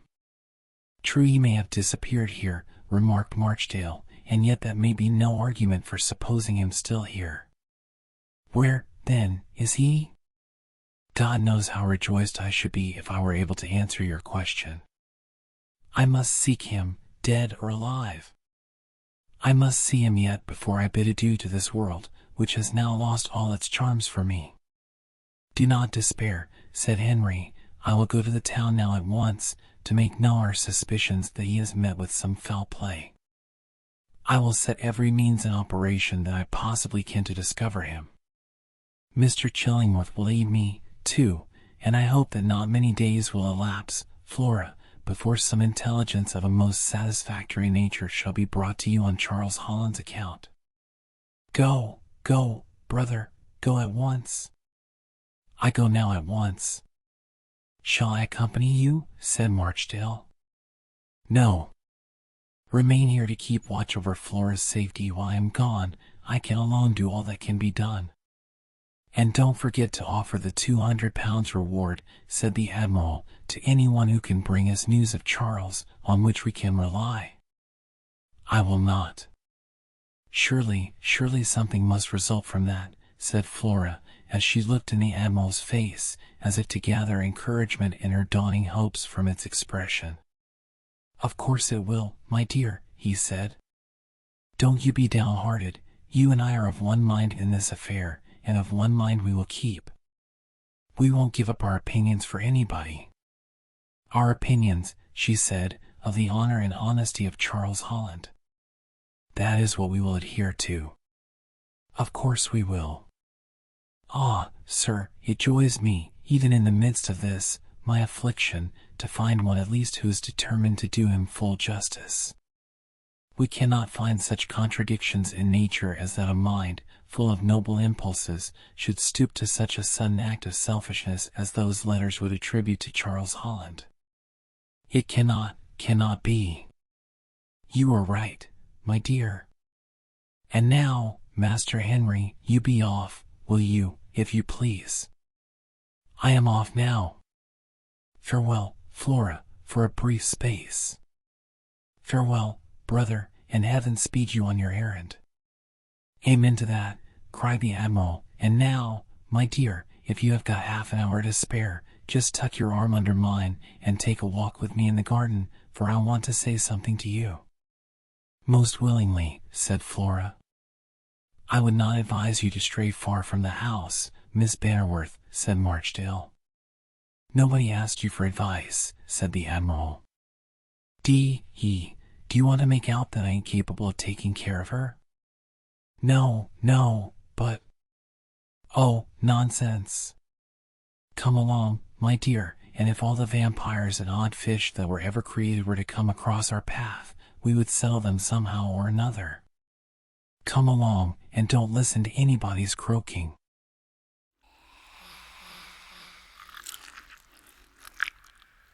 Chapter 29. A peep through an iron grating, the lonely prisoner in his dungeon, the mystery. Without forestalling the interest of our story, or recording a fact in its wrong place, we now call our readers' attention to a circumstance which may, at all events, afford some food for conjecture. Some distance from the hall, which, from time immemorial, had been the home and the property of the Bannerworth family, was an ancient ruin known by the name of the Monk's Hall. It was conjectured that this ruin was the remains of some one of those half-monastic, half-military buildings which, during the Middle Ages, were so common in almost every commanding situation in every county of England. At a period of history when the Church arrogated to itself an amount of political power which the intelligence of the spirit of the age now denies to it, and when its members were quite ready to assert at any time the truth of their doctrines by the strong arm of power, such buildings as the one, the old grey ruins of which were situated near to Bannerworth Hall, were erected.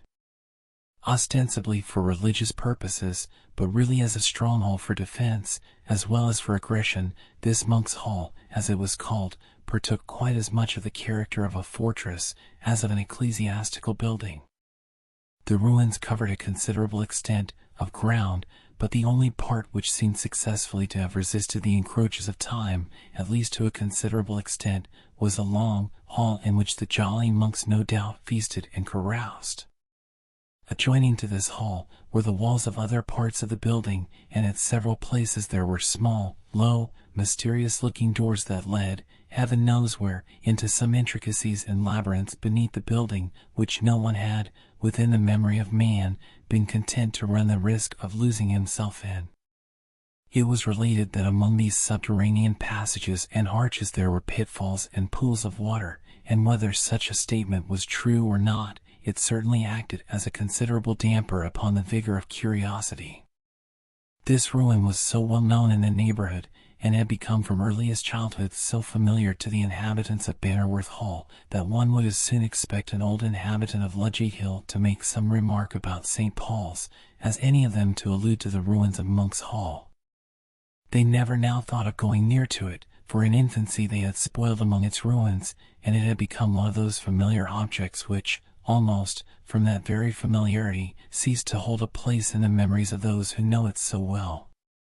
It is, however, to this ruin we would now conduct our readers, premising that what we have to say concerning it now is not precisely in the form of a connected portion of our narrative. It is evening, the evening of that first day of heart loneliness to poor Flora Bannerworth. The lingering rays of the setting sun are gilding the old ruins with a wondrous beauty. The edges of the decayed stones seem now to be tipped with gold, and as the rich golden refulgence of light gleams upon the painted glass which still adorned a large window of the hall, a flood of many-colored, beautiful light was cast within, making the old flagstones, with which the interior was paved, look more like some rich tapestry laid down to do honor to a monarch. So picturesque and so beautiful an aspect did the ancient ruin wear, that to one with a soul to appreciate the romantic and the beautiful, it would have amply repaid the fatigue of a long journey now to see it. And as the sun sank to rest, the gorgeous colors that it cast upon the moldering wall deepened from an appearance of burnished gold to a crimson hue, and from that again the color changed to a shifting purple, mingling with the shadows of the evening, and so gradually fading away into absolute darkness. The place is as silent as the tomb, a silence far more solemn than could have existed had there been no remains of a human habitation, because even these time-worn walls were suggestive of what once had been, and the rapt stillness which now pervaded them brought with them a melancholy feeling for the past. There was not even the low hum of insect life to break the stillness of these ancient ruins. And now the last rays of the sun are gradually fading away. In a short time all will be darkness. A low gentle wind is getting up, and beginning slightly to stir the tall blades of grass that have shot up between some of the old stones. The silence is broken, awfully broken, by a sudden cry of despair, such a cry as might come from some imprisoned spirit, doomed to waste an age of horror in a tomb. And yet it was scarcely to be called a scream, and not all a groan. It might have come from someone on the moment of some dreadful sacrifice, when the judgment had not sufficient time to call courage to its aid, but involuntarily had induced that sound which might not be repeated. A few startled birds flew from odd holes and corners about the ruins, to seek some other place of rest. The owl hooted from a corner of what had once been a belfry, and a dreamy-looking bat flew out from a cranny and struck itself headlong against a projection. Then all was still again.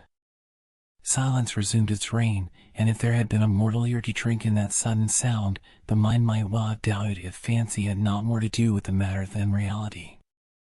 From out a portion of the ruins that was enveloped in the deepest gloom, there now glides a figure. It is of gigantic height, and it moves along with a slow and measured tread.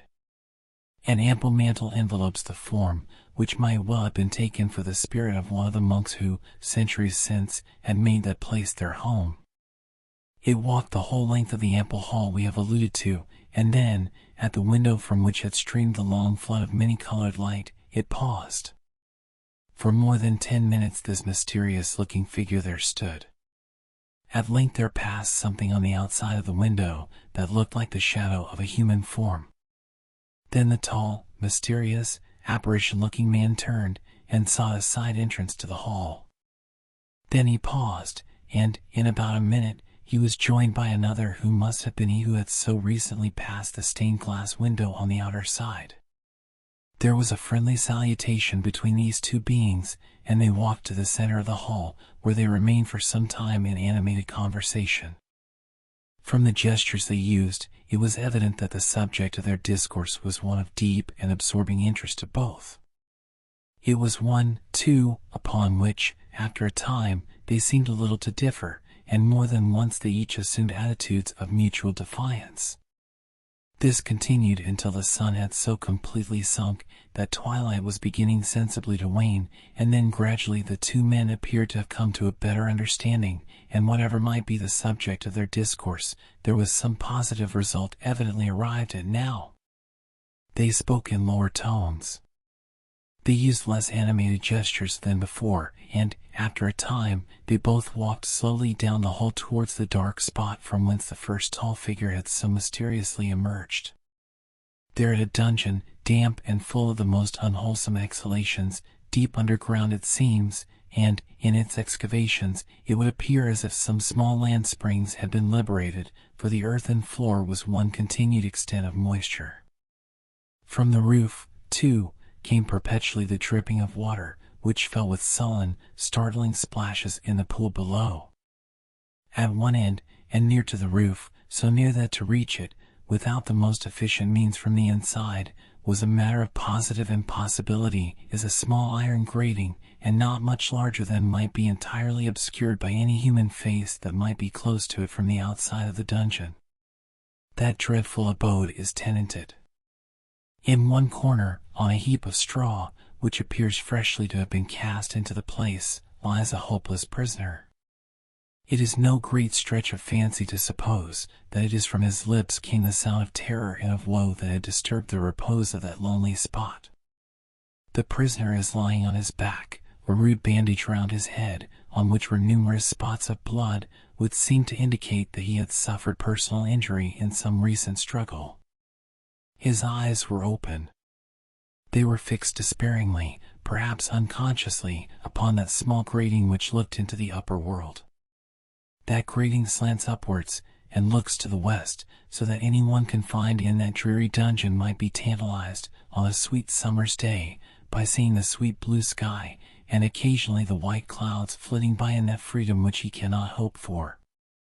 The carol of a bird, too, might reach him there. Alas! Sad remembrance of life, and joy, and liberty. But now all is deepening gloom. The prisoner sees nothing, hears nothing, and the sky is not quite dark. That small grating looks like a strange light patch in the dungeon wall. Hark! Some footstep sounds upon his ear. The creaking of a door follows, a gleam of light shines into the dungeon, and the tall, mysterious-looking figure in the cloak stands before the occupant of that wretched place. Then comes in the other man, and he carries in his hand writing materials. He stoops to the stone couch on which the prisoner lies, and offers him a pen, as he raises him partially from the miserable damp pallet. But there is no speculation in the eyes of that oppressed man. In vain the pen is repeatedly placed in his grasp, and a document of some length, written on parchment, spread out before him to sign. In vain is he held up now by both the men, who have thus mysteriously sought him in his dungeon. He has not power to do as they would wish him. The pen falls from his nerveless grasp, and, with a deep sigh, when they cease to hold him up, he falls heavily back upon the stone couch. Then the two men looked at each other for about a minute silently, after which he who was the shorter of the two raised one hand, and, in a voice of such concentrated hatred and passion as was horrible to hear, he said, "D.N. The reply of the other was a laugh, and then he took the light from the floor and motioned the one who seemed so little able to control his feelings of bitterness and disappointment to leave the place with him. With a haste and vehemence, then, which showed how much angered he was, the shorter man of the two now rolled up the parchment and placed it in a breast pocket of his coat. He cast a withering look of intense hatred on the form of the nearly unconscious prisoner, and then prepared to follow the other. But when they reached the door of the dungeon, the taller man of the two paused, and appeared for a moment or two to be in deep thought, after which he handed the lamp he carried to his companion and approached the pallet of the prisoner. He took from his pocket a small bottle, and, raising the head of the feeble and wounded man, he poured some portion of the contents into his mouth and watched him swallow it. The other looked on in silence, and then they both slowly left the dreary dungeon. The wind rose, and the night had deepened into the utmost darkness. The blackness of a night, unillumined by the moon, which would not now rise for some hours, was upon the ancient ruins. All was calm and still, and no one would have supposed that a human was within those ancient, dreary-looking walls.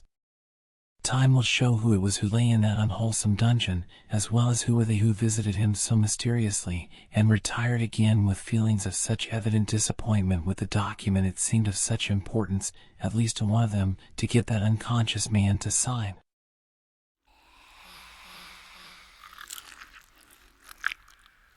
Chapter 30.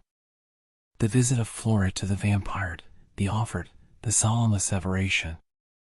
Admiral Bell had, of course, nothing particular to communicate to Flora in the walk he induced her to take with him in the gardens of Bannerworth Hall, but he could talk to her upon a subject which was sure to be a welcome one, namely, of Charles Holland.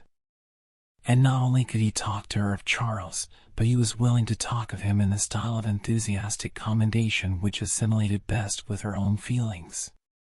No one but the honest old Admiral, who was as violent in his likes and his dislikes as any one could possibly be, could just then have conversed with Flora Bannerworth to her satisfaction of Charles Holland.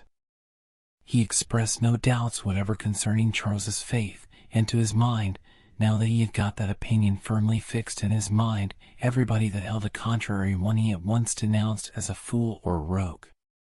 "Never you mind, Miss Flora," he said, "you will find, I dare say, that all will come right eventually. And me. The only thing that provokes me in the whole business is that I should have been such an old fool as for a moment to doubt Charles. You should have known him better, sir." "I should, my dear, but I was taken by surprise, you see, and that was wrong, too, for a man who has held a responsible command. But the circumstances, dear sir, were of a nature to take every one by surprise. They were. But now, candidly speaking, and I know I can speak candidly to you, do you really think this Varney is the vampire?" "I do." "You do? Well, then, somebody must tackle him, that's quite clear. We can't put up with his fancies always." "What can be done?" "Ah, that I don't know, but something must be done, you know. He wants this place, heaven only knows why or wherefore he has taken such a fancy to it, but he has done so, that is quite clear. If it had a good sea view, I should not be so much surprised, but there's nothing of the sort, so it's no way at all better than any other shore-going stupid sort of house, that you can see nothing but land from. Oh, if my brother would but make some compromise with him to restore Charles to us and take the house, we might yet be happy." "And it? Then you still think that he has a hand in spiriting away Charles?" "Who else could do so?" "I'll be hanged if I know." "I do feel tolerably sure, and I have a good deal of reliance upon your opinion, my dear. I say, I do feel tolerably sure, but if I was sure, now, I'd soon have it out of him. For my sake, Admiral Bell, I wish now to extract one promise from you." "Say your say, my dear, and I'll promise you." "You will not then expose yourself to the danger of any personal conflict with that most dreadful man, whose powers of mischief we do not know, and therefore cannot well meet or appreciate." "Phew! Is that what you mean? Yes, you will, I am sure. Promise me so much. Why, my dear, you see the case is this. In affairs of fighting, the less ladies interfere the better. Nay, why so? Because, you see, a lady has no reputation for courage to keep up. Indeed, it's rather the other way, for we dislike a bold woman as much as we hold in contempt a cowardly man. But if you grant to us females that in consequence of our affections, we are not courageous, you must likewise grant how much we are doomed to suffer from the dangers of those whom we esteem. You would be the last person in the world to esteem a coward. Certainly. But there is more true courage often in not fighting than in entering into a contest. You are right enough there, my dear. Under ordinary circumstances, I should not oppose your carrying out the dictates of your honor, but now, let me entreat you not to meet this dreadful man, if man he can be called, when you know not how unfair the contest may be. Unfair? Yes. May he not have some means of preventing you from injuring him, and of overcoming you, which no mortal possesses? He may. Then the supposition of such a case ought to be sufficient ground for at once inducing you to abandon all idea of meeting with him. My dear, I'll consider of this matter. Do so. There is another thing, however, which now you will permit me to ask of you as a favor. It is granted ere it is spoken. Very good. Now you must not be offended with what I am going to say, because, however it may touch that very proper pride which you, and such as you, are always sure to possess, you are fortunately at all times able to call sufficient judgment to your aid to enable you to see what is really offensive and what is not. You alarm me by such a preface. Do I? Then here goes at once. Your brother Henry, poor fellow, has enough to do, has he not, to make all ends meet? A flush of excitement came over Flora's cheek as the old admiral thus bluntly broached a subject of which she already knew the bitterness to such a spirit as her brother's. You are silent, continued the old man, by that I guess I am not wrong in my supposition. Indeed it is hardly a supposition at all, for Master Charles told me as much, and no doubt he had it from a correct quarter. I cannot deny it, sir. Then don't. It ain't worth denying, my dear. Poverty is no crime, but, like being born a Frenchman, it's a D misfortune. Flora could scarcely refuse a smile, as the nationality of the old admiral peeped out even in the midst of his most liberal and best feelings. Well, he continued, I don't intend that he shall have so much trouble as he has had. The enemies of his king and his country shall free him from his embarrassments. The enemies? Yes, who else? You speak in riddles, sir. Do I? Then I'll soon make the riddles plain. When I went to sea I was worth nothing, as poor as a ship's cat after the crew had been paid off for a month. Well, I began fighting away as hard and fast as I could, and the more I fought, and the more hard knocks I gave and took, the more money I got. Indeed. Yes, prize after prize we hauled into port, and at last the French vessels wouldn't come out of their harbors. What did you do then? What did we do then? Why, what was the most natural thing in the whole world for us to do, we did. I cannot guess. Well, I am surprised at that. Try again. Oh, yes, I can guess now. How could I have been so dull? You went and took them out. To be sure we did, my dear, that's how we managed them. And, do you see, at the end of the war I found myself with lots of prize money, all wrung from old England's enemies, and I intend that some of it shall find its way to your brother's pocket, and you see that will bear out just what I said, that the enemies of his king and his country shall free him from his difficulties, don't you see? I see your noble generosity, Admiral. Noble fiddlestick. Now I have mentioned this matter to you, my dear, and I don't so much mind talking to you about such matters as I should to your brother. I want you to do me the favor of managing it all for me. How, sir? Why, just this way. You must find out how much money will free your brother just now from a parcel of botherations that beset him, and then I will give it to you, and you can hand it to him, you see, so I need not say anything about it, and if he speaks to me on the subject at all, I can put him down at once by saying, avast there, it's no business of mine. And can you, dear Admiral, imagine that I could conceal the generous source from where so much assistance came? Of course, it will come from you. I take a fancy to make you a present of a sum of money. You do with it what you please, it's yours, and I have no right and no inclination to ask you what use you put it to. Tears gushed from the eyes of Flora as she tried to utter some word, but could not.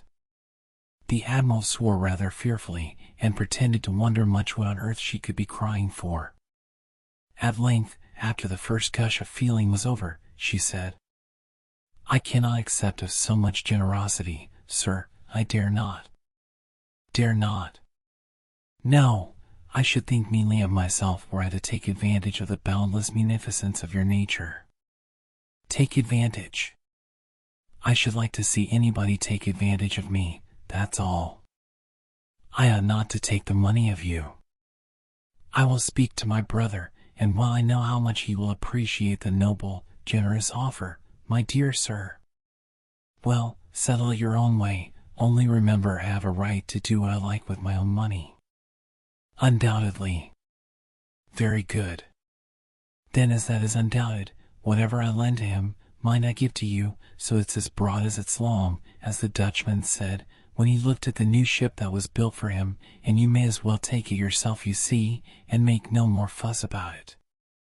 I will consider, said Flora, with much emotion, between this time and the same hour tomorrow I will consider, sir, and if you can find any words more expressive of heartfelt gratitude than others, pray imagine that I have used them with reference to my own feelings towards you for such an unexampled offer of friendship. Oh, bother, stuff. The Admiral now at once changed the subject, and began to talk of Charles, a most grateful theme to Flora, as may well be supposed. He related to her many little particulars connected with him which all tended to place his character in a most amiable light, and as her ears drank in the words of commendation of him she loved, what sweeter music could there be to her than the voice of that old weather-beaten rough-spoken man? The idea, he added, to a warm eulogium he had uttered concerning Charles, the idea that he could write those letters, my dear, is quite absurd. It is, indeed. Oh, that we could know what had become of him. We shall know. I don't think but what he's alive. Something seems to assure me that we shall some of these days look upon his face again. I am rejoiced to hear you say so. We will stir heaven and earth to find him. If he were killed, do you see, there would have been some traces of him now at hand. Besides, he would have been left lying where the rascals attacked him. Flora shuddered. But don't you fret yourself. You may depend that the sweet little cherub that sits up aloft has looked after him. I will hope so. And now, my dear, Master Henry will soon be home, I am thinking, and as he has quite enough disagreeables on his own mind to be able to spare a few of them, you will take the earliest opportunity, I am sure, of acquainting him with the little matter we have been talking about, and let me know what he says. I will. That's right. Now, go indoors, for there's a cold air blowing here, and you are a delicate plant rather just now. Go in and make yourself comfortable and easy. The worst storm must blow over at last.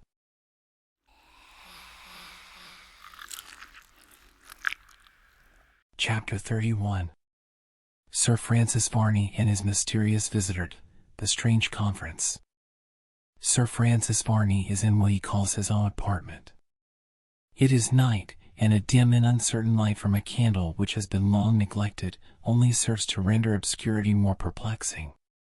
The room is a costly one replete with all the appliances of refinement and luxury which the spirit and the genius of the age could possibly supply him with, but there is upon his brow the marks of corroding care, and little does that most mysterious being seem to care for all the rich furnishing of that apartment in which he sits. His cadaverous-looking face is even paler and more death-like looking than usual, and, if it can be conceived possible that such an one can feel largely interested in human affairs, to look at him, we could well suppose that some interest of no common magnitude was at stake. Occasionally, too, he muttered some unconnected words, no doubt mentally filling up the gaps, which rendered the sentences incomplete, and being unconscious, perhaps, that he was giving audible utterance to any of his dark and secret meditations. At length he rose, and with an anxious expression of countenance, he went to the window, and looked out into the darkness of the night. All was still, and not an object was visible. It was that pitchy darkness without, which, for some hours, when the moon is late in lending her reflected beams, comes over the earth's surface. "It is near the hour," he muttered. "It is now very near the hour. Surely he will come, and yet I know not why I should fear him, although I seem to tremble at the thought of his approach. He will surely come. Once a year, only once does he visit me, and then 'tis but to take the price which he has compelled me to pay for that existence, which but for him had been long since terminated. Sometimes I devoutly wish it were." With a shudder he returned to the seat he had so recently left, and there for some time he appeared to meditate in silence. Suddenly now, a clock, which was in the hall of that mansion he had purchased, sounded the hour loudly. "The time has come," said Sir Francis. "The time has come. He will surely soon be here. Hark! Hark!" Slowly and distinctly he counted the strokes of the clock, and, when they had ceased, he exclaimed, with sudden surprise, 11! But 11! How have I been deceived? I thought the hour of midnight was at hand. He hastily consulted the watch he wore, and then he indeed found that whatever he had been looking forward to with dread for some time past, as certain to ensue, at or about 12 o'clock, and yet another hour in which to prey upon his imagination. "How could I have made so grievous an error?" he exclaimed. "Another hour of suspense and wonder as to whether that man be among the living or the dead. I have thought of raising my hand against his life, but some strange mysterious feeling has always stayed me, and I have let him come and go freely, while an opportunity might well have served me to put such a design into execution. He is old, too, very old, and yet he keeps death at a distance. He looked pale, but far from unwell or failing, when last I saw him. Alas! A whole hour yet to wait. I would that this interview were over. That extremely well-known and popular disease called the fidgets now began, indeed, to torment Sir Francis Varney. He could not sit, he could not walk, and, somehow or another, he never once seemed to imagine that from the wine-cup he should experience any relief, although, upon a side table, there stood refreshments of that character. And thus some more time passed away, and he strove to cheat of its weariness by thinking of a variety of subjects, but as the fates would have it, there seemed not one agreeable reminiscence in the mind of that most inexplicable man, and the more he plunged into the recesses of memory, the more uneasy, not to say almost terrified, he looked and became. A shuddering nervousness came across him, and, for a few moments, he sat as if he were upon the point of fainting. By a vigorous effort, however, he shook this off, and then placing before him the watch, which now indicated about the 11:15, he strove with a calmer aspect to wait the coming of him whose presence, when he did come, would really be a great terror, since the very thought beforehand produced so much hesitation and apparent dismay. In order to, if possible, then to further withdraw himself from a too painful consideration of those terrors, which in due time the reader will be acquainted with the cause of, he took up a book, and plunging at random into its contents, he amused his mind for a time with the following brief narrative. The wind howled round the gable ends of Bridport House in sudden and furious gusts, while the inmates sat by the fireside, gazing in silence upon the blazing embers of the huge fire that shed a red and bright light all over the immense apartment in which they all sat. It was an ancient-looking place, very large, and capable of containing a number of guests. Several were present. An aged couple were seated in tall high straight-backed chairs. They were the owners of that lordly mansion, and near them sat 2 young maidens of surpassing beauty. They were dissimilar, and yet there was a slight likeness, but of totally different complexions. The one had tresses of raven black, eyebrows, eyelashes, and eyes were all the same hue. She was a beautiful and proud-looking girl, her complexion clear, with the hue of health upon her cheeks, while a smile played around her lips. The glance of the eye was sufficient to thrill through the whole soul. The other maiden was altogether different, her complexion altogether fairer, her hair of sunny chestnut, and her beautiful hazel eyes were shaded by long brown eyelashes, while a playful smile also lit up her countenance. She was the younger of the two. The attention of the 2 young maidens had been directed to the words of the aged owner of the house, for he had been speaking a few moments before. There were several other persons present, and at some little distance were many of the domestics who were not denied the privilege of warmth and rest in the presence of their master. These were not the times when, if servants sat down, they were deemed idle, but the daily task done, then the evening hour was spent by the fireside. "The wind howls and moans," said an aged domestic, in an awful manner. "I never heard the like. It seems as though some imprisoned spirit was waiting for the repose that had been denied on earth," said the old lady as she shifted her seat and gazed steadily on the fire. "Aye," said her aged companion, "it is a windy night, and there will be a storm before long, or I'm mistaken." "It was just such a night as that my son Henry left his home," said Mrs. Bradley, "just such another, only it had the addition of sleet and rain." The old man sighed at the mention of his son's name. A tear stood in the eyes of the maidens, while one looked silently at the other, and seemed to exchange glances. "I would that I might again see him before my body seeks its final home in the cold remorseless grave." "Mother," said the fairest of the 2 maidens, "do not talk thus. Let us hope that we yet may have many years of happiness together." "Many, Emma?" "Yes, mamma, many." "Do you know that I am very old, Emma, very old indeed, considering what I have suffered? Such a life of sorrow and ill health is at least equal to 30 years added to my life." "You may have deceived yourself, aunt," said the other maiden. "At all events, you cannot count upon life as certain, for the strongest often go first, while those who seem much more likely to fall, by care, as often live in peace and happiness. But I lead no life of peace and happiness, while Henry Bradley is not here. Besides, my life might be passed without me seeing him again." "It is now 2 years since he was here last," said the old man. "This night 2 years was the night on which he left." "This night 2 years?" "Yes. It was this night 2 years," said one of the servant men, "because old Dame Poutlet had twins on that night. A memorable circumstance." "And one died at a 12-month-old," said the man, "and she had a dream which foretold the event." "Aye, aye." "Yes, and moreover she's had the same dream again last Wednesday was a week," said the man. "And lost the other twin?" "Yes, sir, this morning."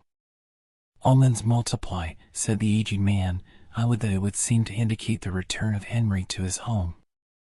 I wonder where he can have gone to, or what he could have done all this time. Probably he may not be in the land of the living." "Poor Henry," said Emma.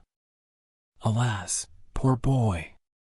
We may never see him again. It was a mistaken act of his, and yet he knew not otherwise how to act or escape his father's displeasure. Say no more upon that subject. I dare not listen to it." "God knows I know quite enough," said Mr. Bradley. "I knew not he would have taken my words so to heart as he did." "Why," said the old woman, "he thought you meant what you said." There was a long pause, during which all gazed at the blazing fire, seemingly wrapped in their own meditation. Henry Bradley, the son of the apparently aged couple, had left that day 2 years, and wherefore had he left the home of his childhood? Wherefore had he, the heir to large estates, done this? He had dared to love without his father's leave, and had refused the offer his father made him of marrying a young lady whom he had chosen for him, but whom he could not love. It was as much a matter of surprise to the father that the son should refuse, as it was to the son that his father should contemplate such a match. "Henry," said the father, "you have been thought of by me. I have made proposals for marrying you to the daughter of our neighbor, Sir Arthur Onslow." "Indeed, father?" "Yes, I wish you to go there with me to see the young lady." "In the character of a suitor?" "Yes," replied the father, "certainly, it's high time you were settled." "Indeed, I would rather not go, father. I have no intention of marrying just yet." "I do not desire to do so." This was an opposition that Mr. Bradley had not expected from his son, and which his imperious temper could ill brook, and with a darkened brow he said, "It is not much, Henry, that I trespass upon your obedience, but when I do so, I expect that you will obey me. But, father, this matter affects me for my whole life. That is why I have deliberated so long and carefully over it. But it is not unreasonable that I should have a voice in the affair, father, since it may render me miserable." "You shall have a voice." "Then I say no to the whole regulation," said Henry, decisively. "If you do so you forfeit my protection, much more favor, but you had better consider over what you have said. Forget it, and come with me." "I cannot." "You will not?" "No, father, I cannot do as you wish me. My mind is fully made up upon that matter." "And so is mine." "You either do as I would have you, or you leave the house, and seek your own living, and you are a beggar."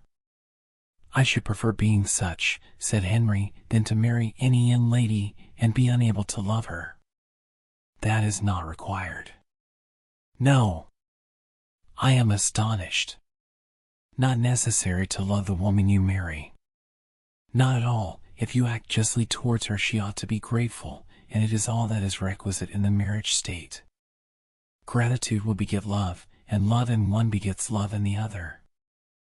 I will not argue with you, father, upon the matter.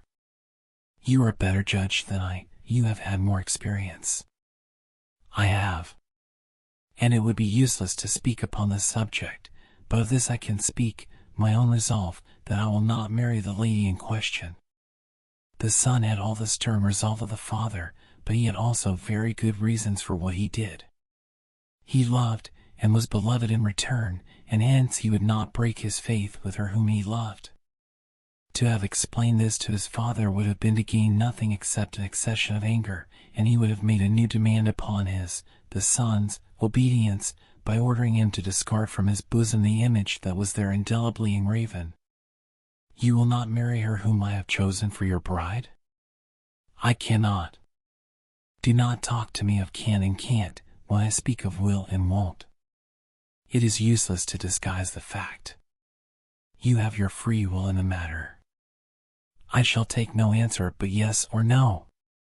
"Then, no, father." "Good, sir, and now we are strangers." With that Mr. Bradley turned abruptly from his son, and left him to himself. It was the first time they had any words of difference together, and it was sudden and soon terminated. Henry Bradley was indignant at what had happened. He did not think his father would have acted as he had done in this instance, but he was too much interested in the fate of another to hesitate for a moment. Then came the consideration as to what he should do, now that he had arrived at such a climax. His first thoughts turned to his mother and sister. He could not leave the house without bidding them good-bye. He determined to see his mother, for his father had left the hall upon a visit. Mrs. Bradley and Emma were alone when he entered their apartment, and to them he related all that had passed between himself and father. They besought him to stay, to remain there, or at least in the neighborhood, but he was resolved to quit the place altogether for a time, as he could do nothing there, and he might chance to do something elsewhere. Upon this, they got together all the money and such jewels as they could spare, which in all amounted to a considerable sum. Then, taking an affectionate leave of his mother and sister, Henry left the hall, not before he had taken a long and affectionate farewell of one other who lived within those walls. This was no other than the raven-eyed maiden who sat by the fireside, and listened attentively to the conversation that was going on. She was his love, she, a poor cousin. For her sake he had braved all his father's anger and attempted to seek his fortune abroad. This done, he quietly left the hall, without giving anyone any intimation of where he was going. Old Mr. Bradley, when he had said so much to his son, was highly incensed at what he deemed his obstinacy, and he thought the threat hanging over him would have had a good effect, but he was amazed when he discovered that Henry had indeed left the hall, and he knew not whither. For some time he comforted himself with the assurance that he must return, but, alas! He came not, and this was the second anniversary of that melancholy day, which no one more repented of and grieved for than did poor Mr. Bradley. Surely he will return, or let us know where he is, he said. He cannot be in need, else he would have written to us for aid.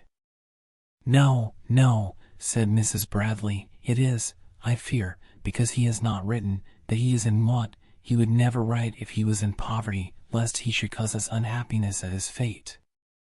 Were he doing well, we should hear of it, for he would be proud of the result of his own unaided exertions. Well, said Mr. Bradley, I can say no more. If I was hasty, so was he, but it is past. I would forgive all the past, if I could but see him once again. How the wind howls, added the aged man, and it's getting worse and worse. Yes, and the snow is coming down now in style, said one of the servants, who brought in some fresh logs which were piled up on the fire, and he shook the white flakes off his clothes. It will be a heavy fall before morning, said one of the men. Yes, it has been gathering for some days. It will be much warmer than it has been when it is all down. So it will. At that moment there was a knocking at the gate, and the dogs burst into a dreadful uproar from their kennels. Go, Robert, said Mr. Bradley, and see who it is that knocks such a night as this. It is not fit or safe that a dog should be out in it.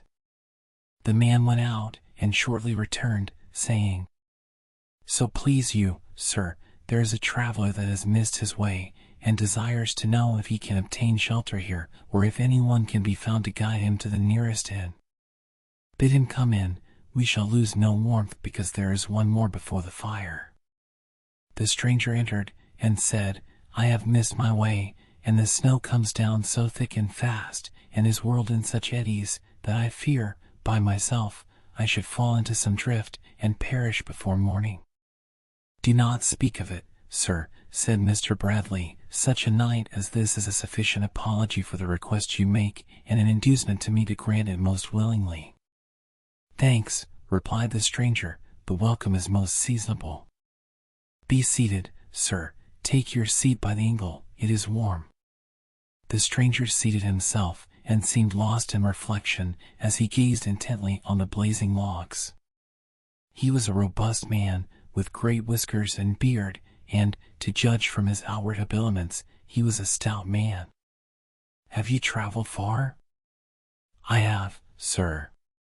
You appear to belong to the army, if I mistake not? I do, sir. There was a pause. The stranger seemed not inclined to speak of himself much, but Mr. Bradley continued.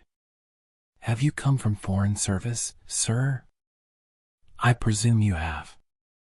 Yes, I have not been in this country more than 6 days. Indeed, shall we have peace, think you? I do so, and I hope it may be so, for the sake of many who desire to return to their native land, and to those they love best. Mr. Bradley heaved a deep sigh, which was echoed softly by all present, and the stranger looked from one to another with a hasty glance, and then turned his gaze upon the fire. May I ask, sir, if you have any person whom you regard in the army, any relative? Alas! I have, perhaps, I ought to say I had a son. I know not, however, where he is gone. Oh! A runaway, I see. Oh, no, he left because there were some family differences, and now, I would that he were once more here. Oh, said the stranger, softly, differences and mistakes will happen now and then, when least desired. At this moment, an old hound who had lain beside Ellen Mowbray, she who wore the coal-black tresses, lifted his head at the difference in sound that was noticed in the stranger's voice. He got up and slowly walked up to him, and began to smell around him, and, in another moment, he rushed at him with a cry of joy, and began to lick and caress him in the most extravagant manner. This was followed by a cry of joy in all present. "It is Henry," exclaimed Ellen Mowbray, rising and rushing into his arms. It was Henry, and he threw off the several coats he had on, as well as the large beard he wore to disguise himself. The meeting was a happy one. There was not a more joyful house than that within many miles around. Henry was restored to the arms of those who loved him, and, in a month, a wedding was celebrated between him and his cousin Ellen. Sir Francis Varney glanced at his watch. It indicated but 5 minutes to 12 o'clock, and he sprang to his feet. Even as he did so, a loud knocking at the principal entrance to his house awakened every echo within its walls.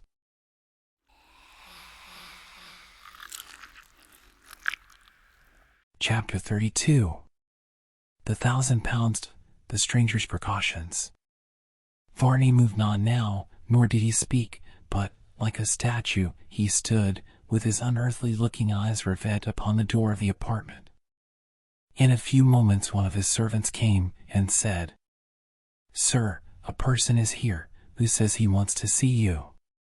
He desired me to say that he had ridden far, and that moments were precious when the tide of life was ebbing fast.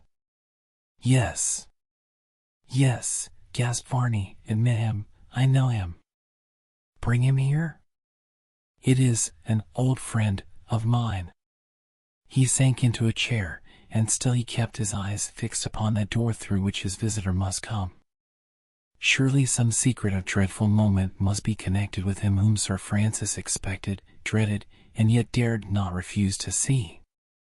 And now a footstep approaches, a slow and a solemn footstep. It pauses a moment at the door of the apartment, and then the servant flings it open, and a tall man enters.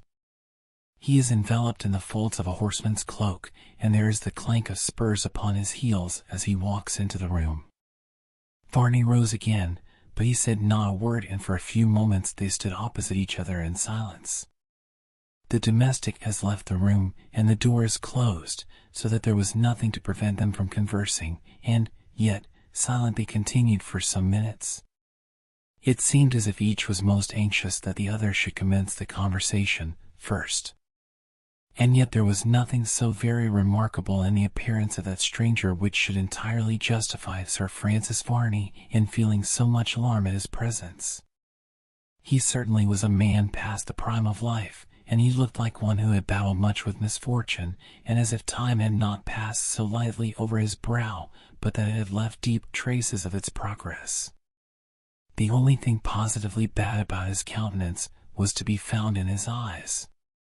There was a most ungracious and sinister expression, a kind of lurking and suspicious look, as if he were always resolving in his mind some deep-laid scheme which might be sufficient to circumvent the whole of mankind.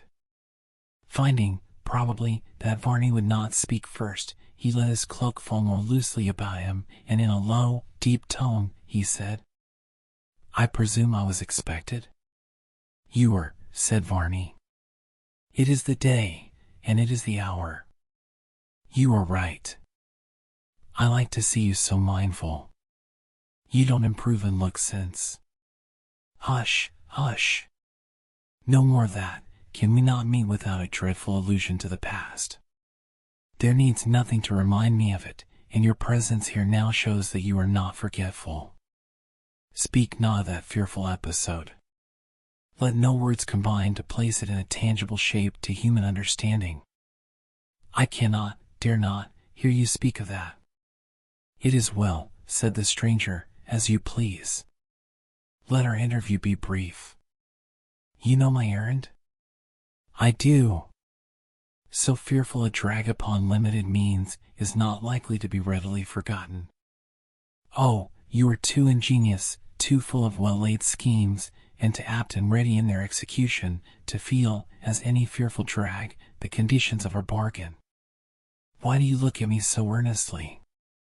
Because, said Varney, and he trembled as he spoke, because each lineament of your countenance brings me back to the recollection of the only scene in life that made me shudder, and which I cannot think of even with the indifference of contempt.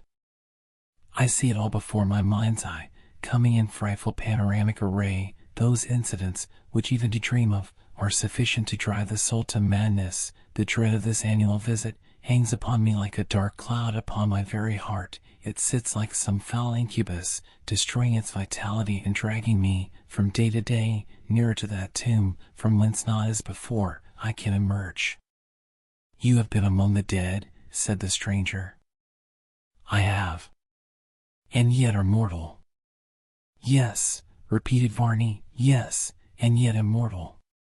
It was I that plucked you back to that world, which, to judge from your appearance, has had since that eventful period but few charms for you. By my faith you look like what I am, interrupted Varney. This is a subject that once a year gets frightfully renewed between us.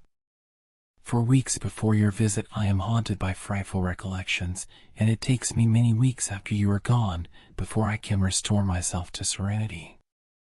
Look at me, am I not an altered man? In faith you are, said the stranger. I have no wish to press upon you painful recollections. And yet 'tis strange to me that upon such a man as you, the event to which you allude should produce so terrible an impression.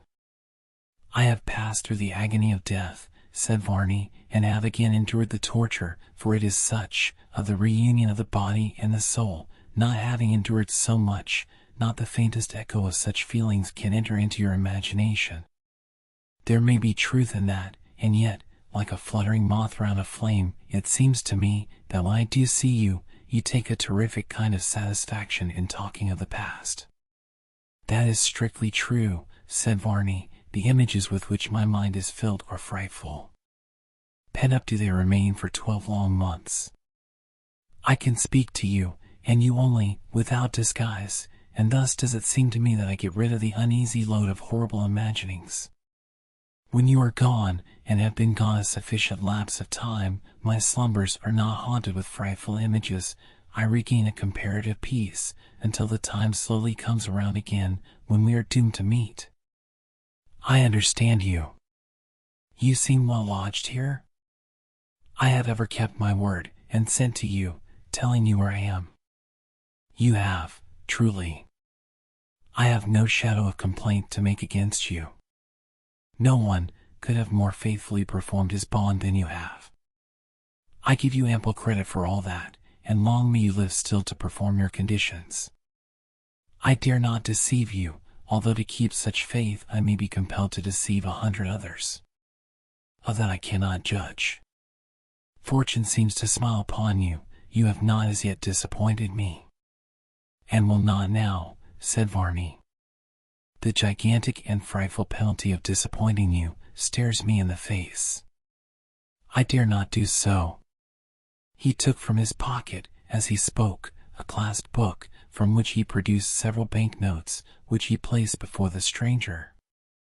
£1,000, he said, that is the agreement. It is to the very letter. I do not return to you 1,000 thanks. We understand each other better than to waste time with idle compliment.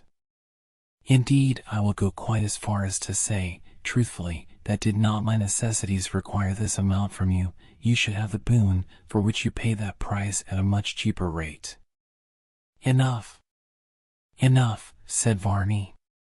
It is strange that your face should have been the last I saw, when the world closed upon me, and the first that met my eyes when I was again snatched back to life. Do you pursue still your dreadful trade? Yes, said the stranger, for another year, and then, with such a moderate competence as fortune has assigned me, I retire, to make way for younger and abler spirits. And then, said Varney, shall you still require of me such an amount as this? No, this is my last visit but one. I shall be just and liberal towards you. You are not old, and I have no wish to become the clog of your existence. As I have before told you, it is my necessity, and not my inclination, that sets the value upon the service I rendered you. I understand you, and ought to thank you. And in reply to so much courtesy, be assured that when I shudder at your presence, it is not that I regard you with horror as an individual, but it is because the sight of you awakens mournfully the remembrance of the past. It is clear to me, said the stranger, and now I think we part with each other in a better spirit than we ever did before, and when we meet again, the remembrance that it is the last time will clear away the gloom that I now find hanging over you. It may. With what an earnest gaze you still regard me. I do. It does appear to me most strange that time should not have obliterated the effects which I thought would have ceased with their cause. You are no more the man that in my recollection you once were, than I am like a sporting child. And I never shall be, said Varney, never, never again. This self-same look which the hand of death had placed upon me, I shall ever wear. I shudder at myself, and as I oft perceive the eye of idle curiosity fixed steadfastly upon me, I wonder in my inmost heart if even the wildest guesser hits upon the cause why I am not like unto other men? No. Of that you may depend there is no suspicion, but I will leave you now. We part such friends, as men situated as we are can be. Once again shall we meet, and then farewell forever. Do you leave England, then? I do. You know my situation in life. It is not one which offers me inducements to remain. In some other land, I shall win the respect and attention I may not hope for here.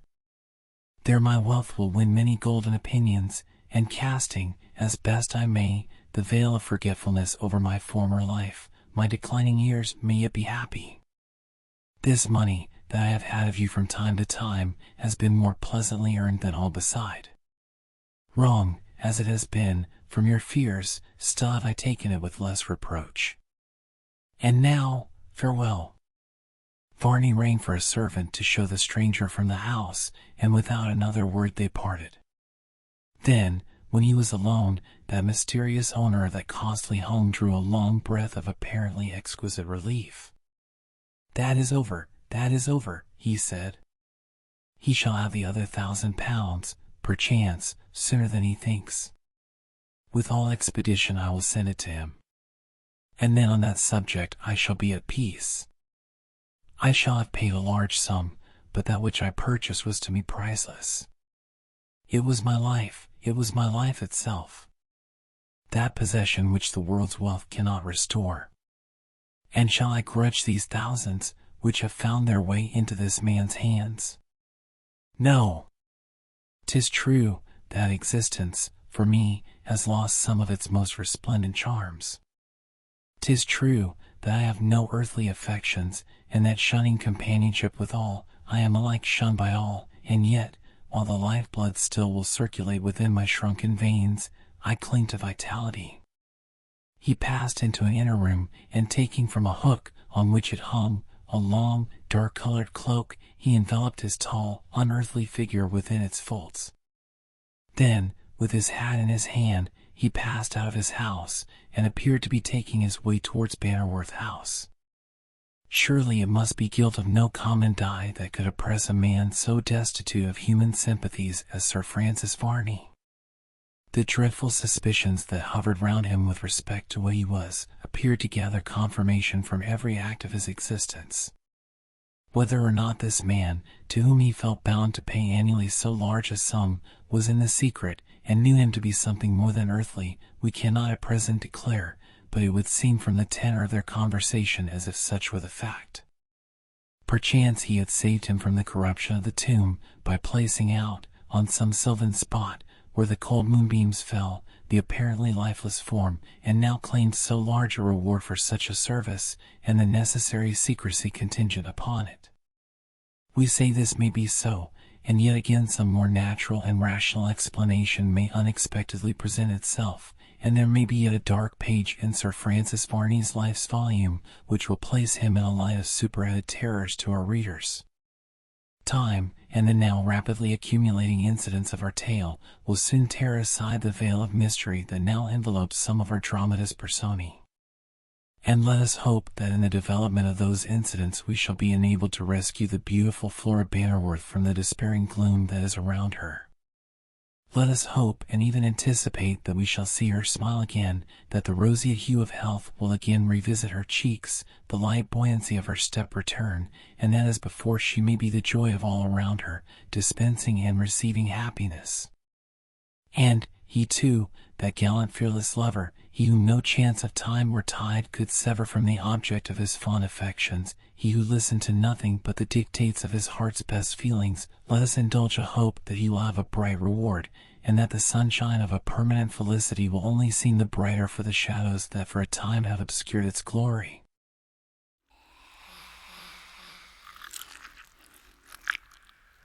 Chapter 33. The strange interview, the chase through the hall. It was with the most melancholy aspect that anything human could well bear that Sir Francis Varney took his lonely walk, although perhaps in saying so much, probably we are instituting a comparison which circumstances scarcely empower us to do, for who shall say that that singular man, around whom a very atmosphere of mystery seemed to be perpetually increasing, was human?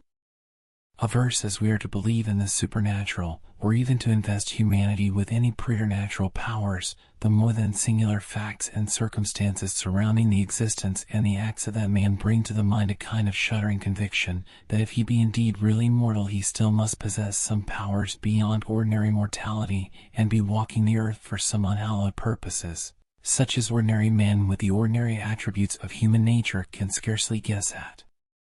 Silently and alone he took his way through that beautiful tract of country, comprehending such picturesque charms of hill and dale which lay between his home and Bannerworth Hall.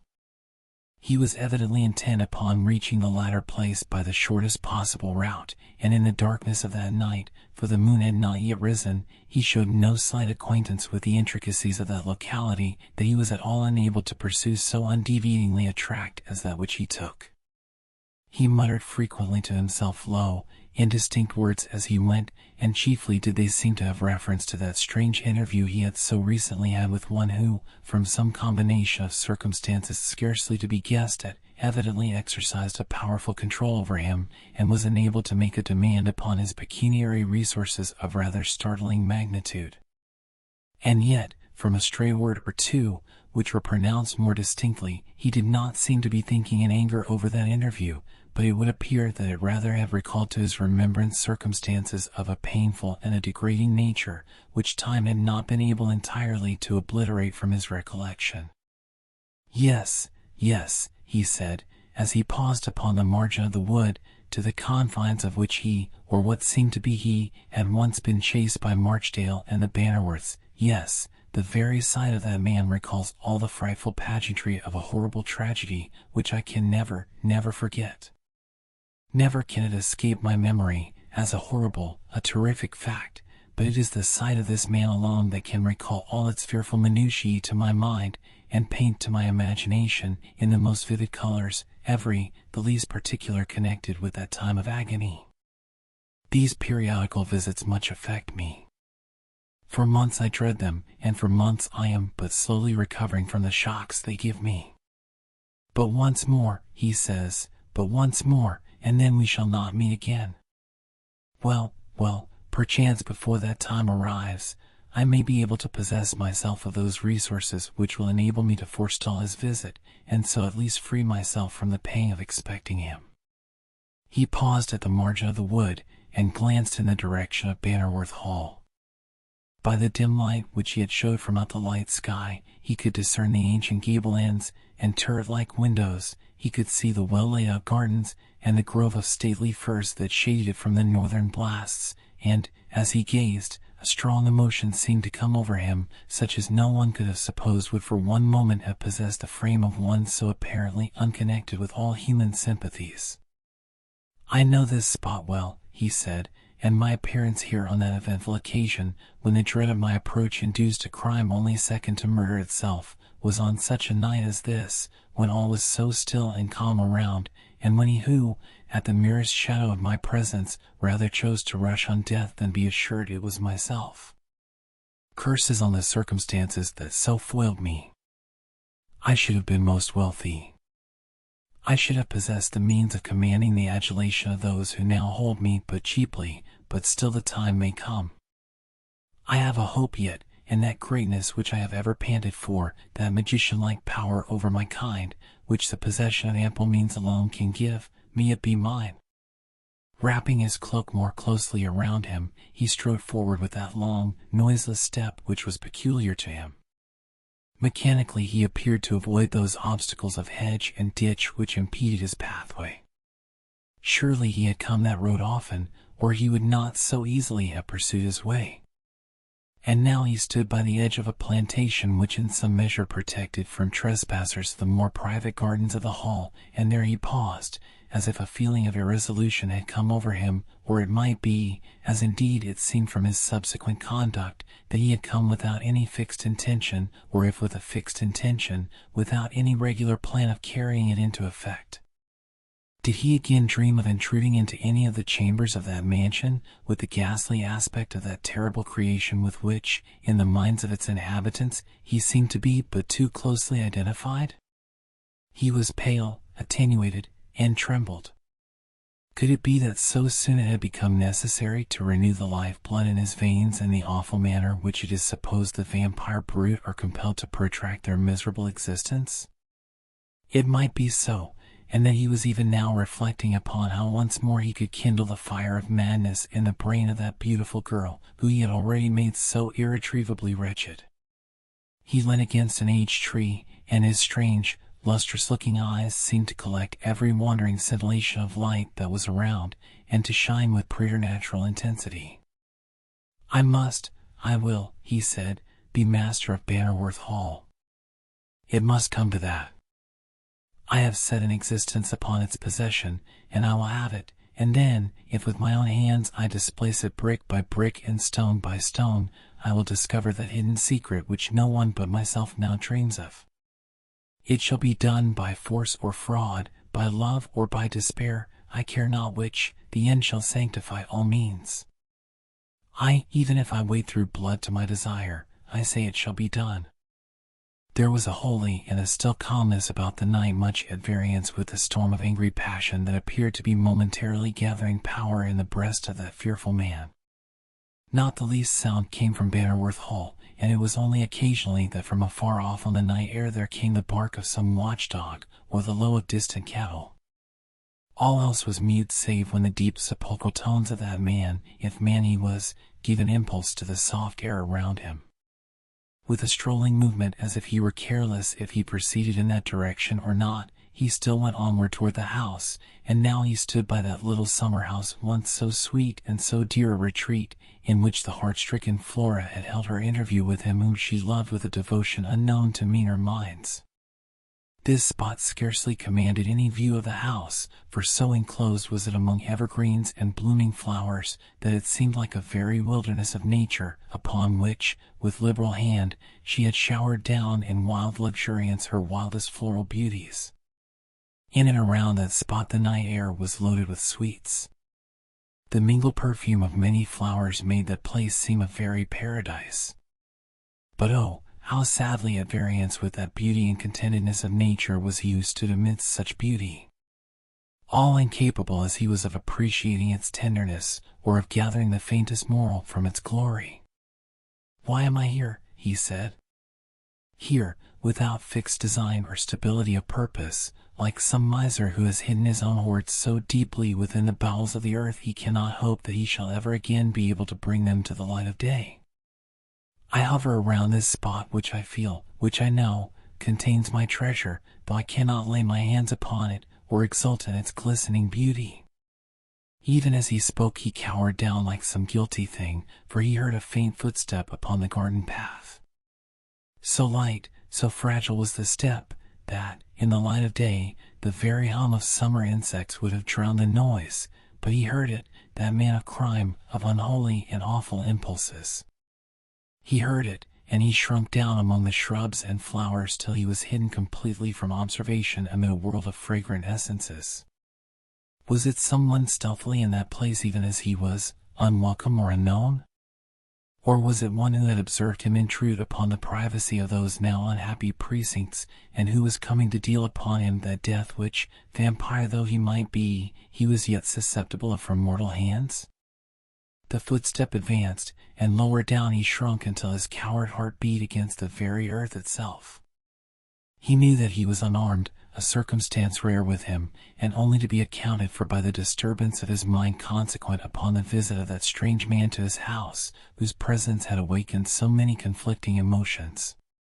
Nearer and nearer still came that light footstep, and his deep-seated fears would not let him perceive that it was not the step of caution or of treachery, but owed its lightness to the natural grace and freedom of movement of its owner.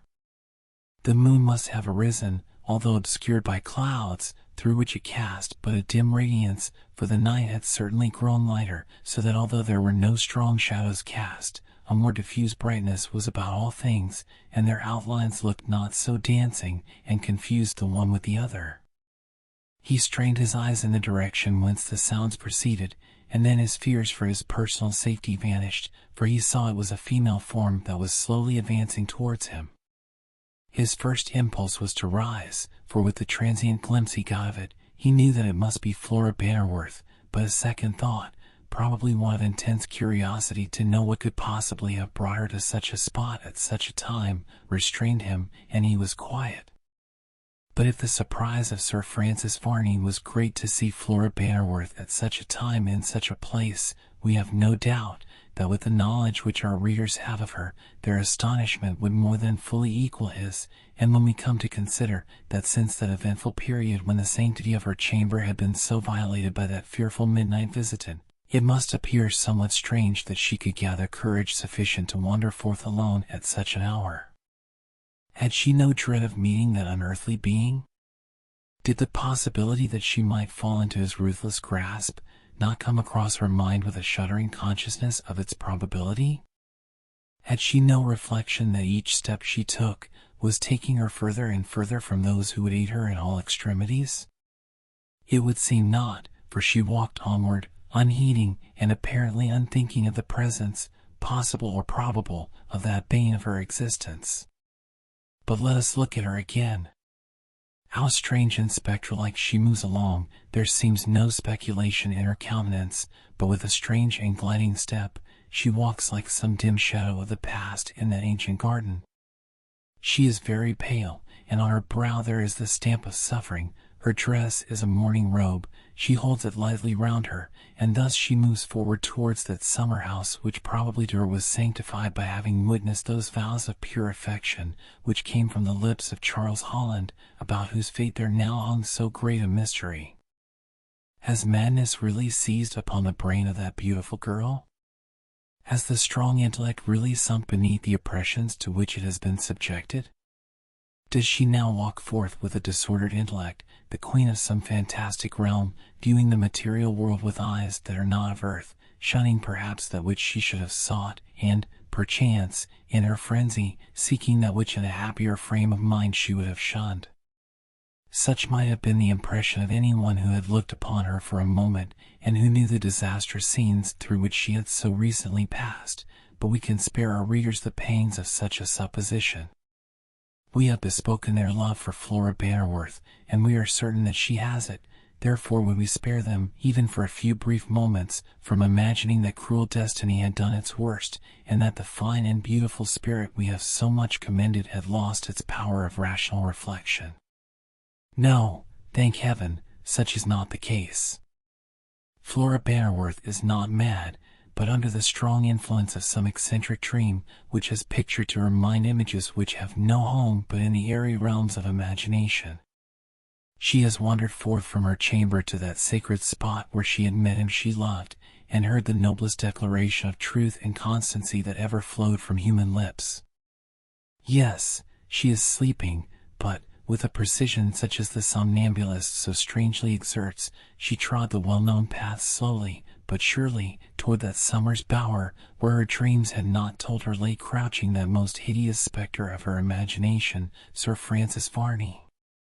He who stood between her and her heart's best joy, he who had destroyed all hope of happiness, and who had converted her dearest affections into only so many causes of greater disquietude than the blessings they should have been to her. Oh! Could she have imagined but for one moment that he was there, with what an eagerness of terror would she have flown back again to the shelter of those walls, where at least was to be found some protection from the fearful vampire's embrace, and where she would be within hail of friendly hearts, who would stand boldly between her and every thought of harm. But she knew it not, and onward she went until the very hem of her garment touched the face of Sir Francis Varney. And he was terrified, he dared not move, he dared not speak. The idea that she had died, and that this was her spirit, come to wreak some terrible vengeance upon him, for a time possessed him, and so paralyzed with fear was he, that he could neither move nor speak. It had been well if, during that trance of indecision in which his coward heart placed him, Flora had left the place, and again sought her home, but unhappily such an impulse came not over her. She sat upon that rustic seat, where she had reposed when Charles had clasped her to his heart, and through her very dream the remembrance of that pure affection came across her, and in the tenderest and most melodious accents, she said, "Charles, Charles, and do you love me still? No, no, you have not forsaken me. Save me from the vampire." She shuddered, and Sir Francis Varney heard her weeping. "Fool that I am," he muttered, "to be so terrified. She sleeps." This is one of the phases which a disordered imagination oft puts on. She sleeps, and perchance this may be an opportunity of further increasing the dread of my visitation, which shall make Bannerworth Hall far too terrible a dwelling place for her, and well I know, if she goes, they will all go. It will become a deserted house, and that is what I want.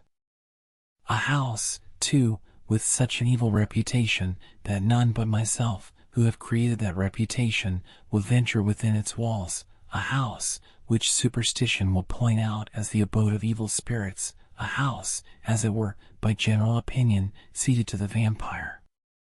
Yes, it shall be my own, fit dwelling place for a while for me. I have sworn it shall be mine, and I will keep my oath, little such as I have to do with vows. He rose, and moved slowly to the narrow entrance of the summer house, a movement he could make, without at all disturbing Flora, for the rustic seat, on which she sat, was at its further extremity. And there he stood, the upper part of his gaunt and hideous form clearly defined upon the now much lighter sky, so that if Flora Bannerworth had not been in that trance of sleep in which she really was, one glance upward would let her see the hideous companion she had, in that once much-loved spot, a spot hitherto sacred to the best and noblest feelings, but now doomed forever to be associated with that terrific spectre of despair. But she was in no state to see so terrible a sight. Her hands were over her face, and she was weeping still. "Surely, he loves me," she whispered. "He has said he loved me, and he does not speak in vain. He loves me still, and I shall again look upon his face, a heaven to me.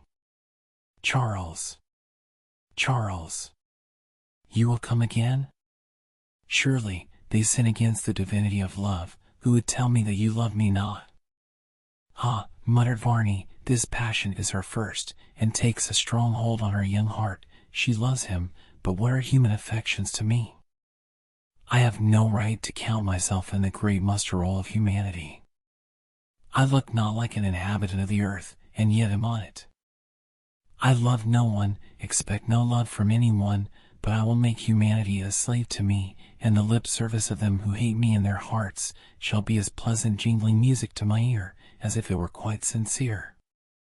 I will speak to this girl. She is not mad, perchance she may be." There was a diabolical look of concentrated hatred upon Varney's face, as he now advanced 2 paces towards the beautiful Flora.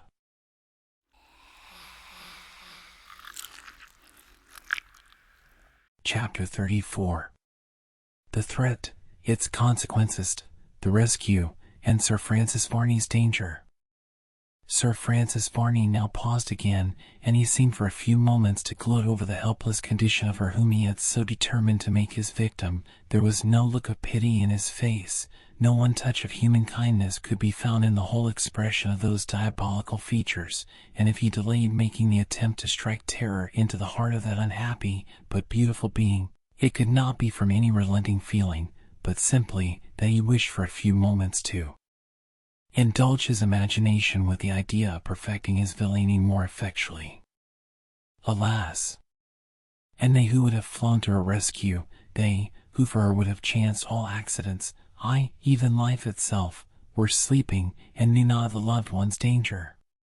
She was alone, and far enough from the house to be driven to that tottering verge where sanity ends, and the dream of madness, with all its terrors, commences. But still she slept, if that half-waking sleep could indeed be considered as anything akin to ordinary slumber. Still she slept, and called mournfully upon her lover's name, and in tender, beseeching accents that should have melted even the stubbornest hearts, did she express her soul's conviction that he loved her still. The very repetition of the name of Charles Holland seemed to be galling to Sir Francis Varney. He made a gesture of impatience as she again uttered it, and then, stepping forward, he stood within a pace of where she sat, and in a fearfully distinct voice he said, "Flora Bannerworth, awake! Awake! And look upon me, although the sight blast and drive you to despair. Awake! Awake!" It was not the sound of the voice which aroused her from that strange slumber. It is said that those who sleep in that eccentric manner are insensible to sounds, but that the lightest touch will arouse them in an instant, and so it was in this case, for Sir Francis Varney, as he spoke, laid upon the hand of Flora two of his cold, corpse-like looking fingers. A shriek burst from her lips, and although the confusion of her memory and conceptions was immense, yet she was awake, and the somnambulistic trance had left her. "Help! Help!" she cried. "Gracious heavens! Where am I?" Varney spoke not, but he spread out his long, thin arms in such a manner that he seemed almost to encircle her, while he touched her not, so that escape became a matter of impossibility, and to attempt to do so must have been to have thrown herself into his hideous embrace. She could obtain but a single view of the face and figure of him who opposed her progress, but, slight as that view was, it more than sufficed. The very extremity of fear came across her, and she sat like one paralyzed, the only evidence of existence she gave consisting in the words, "The vampire, the vampire." "Yes," said Varney, "the vampire.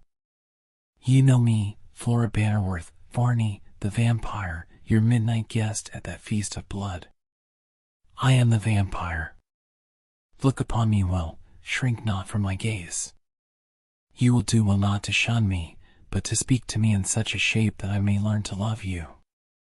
Flora shook as in a convulsion, and she looked as white as any marble statue. "This is horrible," she said. "Why does not heaven grant me the death I pray for?" "Hold," said Varney. "Dress not up in the false colors of the imagination that which in itself is sufficiently terrific to need none of the allurements of romance. Flora Bannerworth, you are persecuted by me, the vampire. It is my fate to persecute you, for there are laws to the invisible as well as the visible creation that force even such a being as I am to play my part in the great drama of existence. I am a vampire. The sustenance that supports this frame must be drawn from the lifeblood of others. Oh, horror, horror! But most I do affect the young and beautiful. It is from the veins of such as thou art, Flora Bannerworth, that I would seek the sustenance I'm compelled to obtain from my own exhausted energies. But never yet, in all my long career, a career extending over centuries of time, never yet have I felt the soft sensation of human pity till I looked on the exquisite piece of excellence. Even at the moment when the reviving fluid from the gushing fountain of your veins was warming at my heart, I pitied and I loved you. Oh, Flora! Even I can now feel the pang of being what I am." There was a something in the tone, a touch of sadness in the manner, and a deep sincerity in these words that in some measure disabused Flora of her fears. She sobbed hysterically, and a gush of tears came to her relief as, in almost inarticulate accents, she said, "May the great God forgive even you." "I have need of such a prayer," exclaimed Varney. "Heaven knows I have need of such a prayer. May it ascend on the wings of the night air to the throne of heaven. May it be softly whispered by ministering angels to the ear of divinity. God knows I have need of such a prayer." "To hear you speak in such a strain," said Flora, "calms the excited fancy and strips even your horrible presence of some of its maddening influence." "Hush," said the vampire, "you must hear more, you must know more ere you speak of the matters that have of late exercised an influence of terror over you." "But how came I here?" said Flora. "Tell me that. By what more than earthly power have you brought me to this spot? If I am to listen to you, why should it not be at some more likely time and place?" "I have powers," said Varney, assuming from Flora's words that she would believe such arrogance. "I have powers which suffice to bend many purposes to my will, powers incidental to my position, and therefore is it I have brought you here to listen to that which should make you happier than you are." "I will attend," said Flora. "I do not shudder now, there's an icy coldness through my veins, but it is the night air. Speak, I will attend you." "I will. Flora Bannerworth, I am one who has witnessed time's mutations on man and on his works, and I have pitied neither. I have seen the fall of empires, and sighed not that high-reaching ambition was toppled to the dust. I have seen the grave close over the young and the beautiful, those whom I have doomed by my insatiable thirst for human blood to death, long ere the usual span of life was past, but I never loved till now." "Can such a being as you," said Flora, "be susceptible of such an earthly passion? And wherefore not? Love is either too much of heaven or too much of earth to find a home with thee." "No, Flora, no. It may be that the feeling is born of pity. I will save you. I will save you from a continuance of the horrors that are assailing you. Oh, then may heaven have mercy in your hour of need. Amen. May you even yet know peace and joy above. It is a faint and straggling hope, but if achieved, it will be through the interposition of such a spirit as thine, Flora, which has already exercised so benign an influence upon my tortured soul, as to produce the wish within my heart to do at least one unselfish action. That wish," said Flora, "shall be father to the deed. Heaven has boundless mercy yet. For thy sweet sake, I will believe so much, Flora Bannerworth. It is a condition with my hateful race, that if we can find one human heart to love us, we are free. If, in the face of heaven, you will consent to be mine, you will snatch me from a continuance of my frightful doom, and for your pure sake, and on your merits, shall I yet know heavenly happiness. Will you be mine?" A cloud swept from off the face of the moon, and a slant ray fell upon the hideous features of the vampire. He looked as if just rescued from some charnel house, and endowed for a space with vitality to destroy all beauty and harmony in nature, and drive some benighted soul to madness. "No, no, no," shrieked Flora, "never." "Enough," said Varney, "I am answered. It was a bad proposal. I am a vampire still. Spare me. Spare me. Blood." Flora sank upon her knees, and uplifted her hands to heaven. "Mercy, mercy," she said. "Blood," said Varney, and she saw his hideous, fawn-like teeth. "Blood." Flora Bannerworth, the vampire's motto.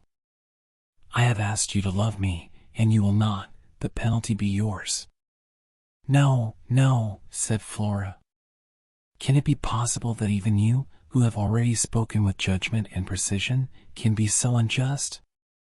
You must feel that, in all respects, I have been a victim, most gratuitously, a sufferer, while there existed no just cause that I should suffer, one who has been tortured, not from personal fault, selfishness, lapse of integrity, or honorable feelings, but because you have found it necessary, for the prolongation of your terrific existence, to attack me as you have done. By what plea of honor, honesty, or justice can I be blamed for not embracing an alternative which is beyond all human control? I cannot love you. Then be content to suffer. Flora Bannerworth, will you not, even for a time, to save yourself and to save me, become mine? Horrible proposition.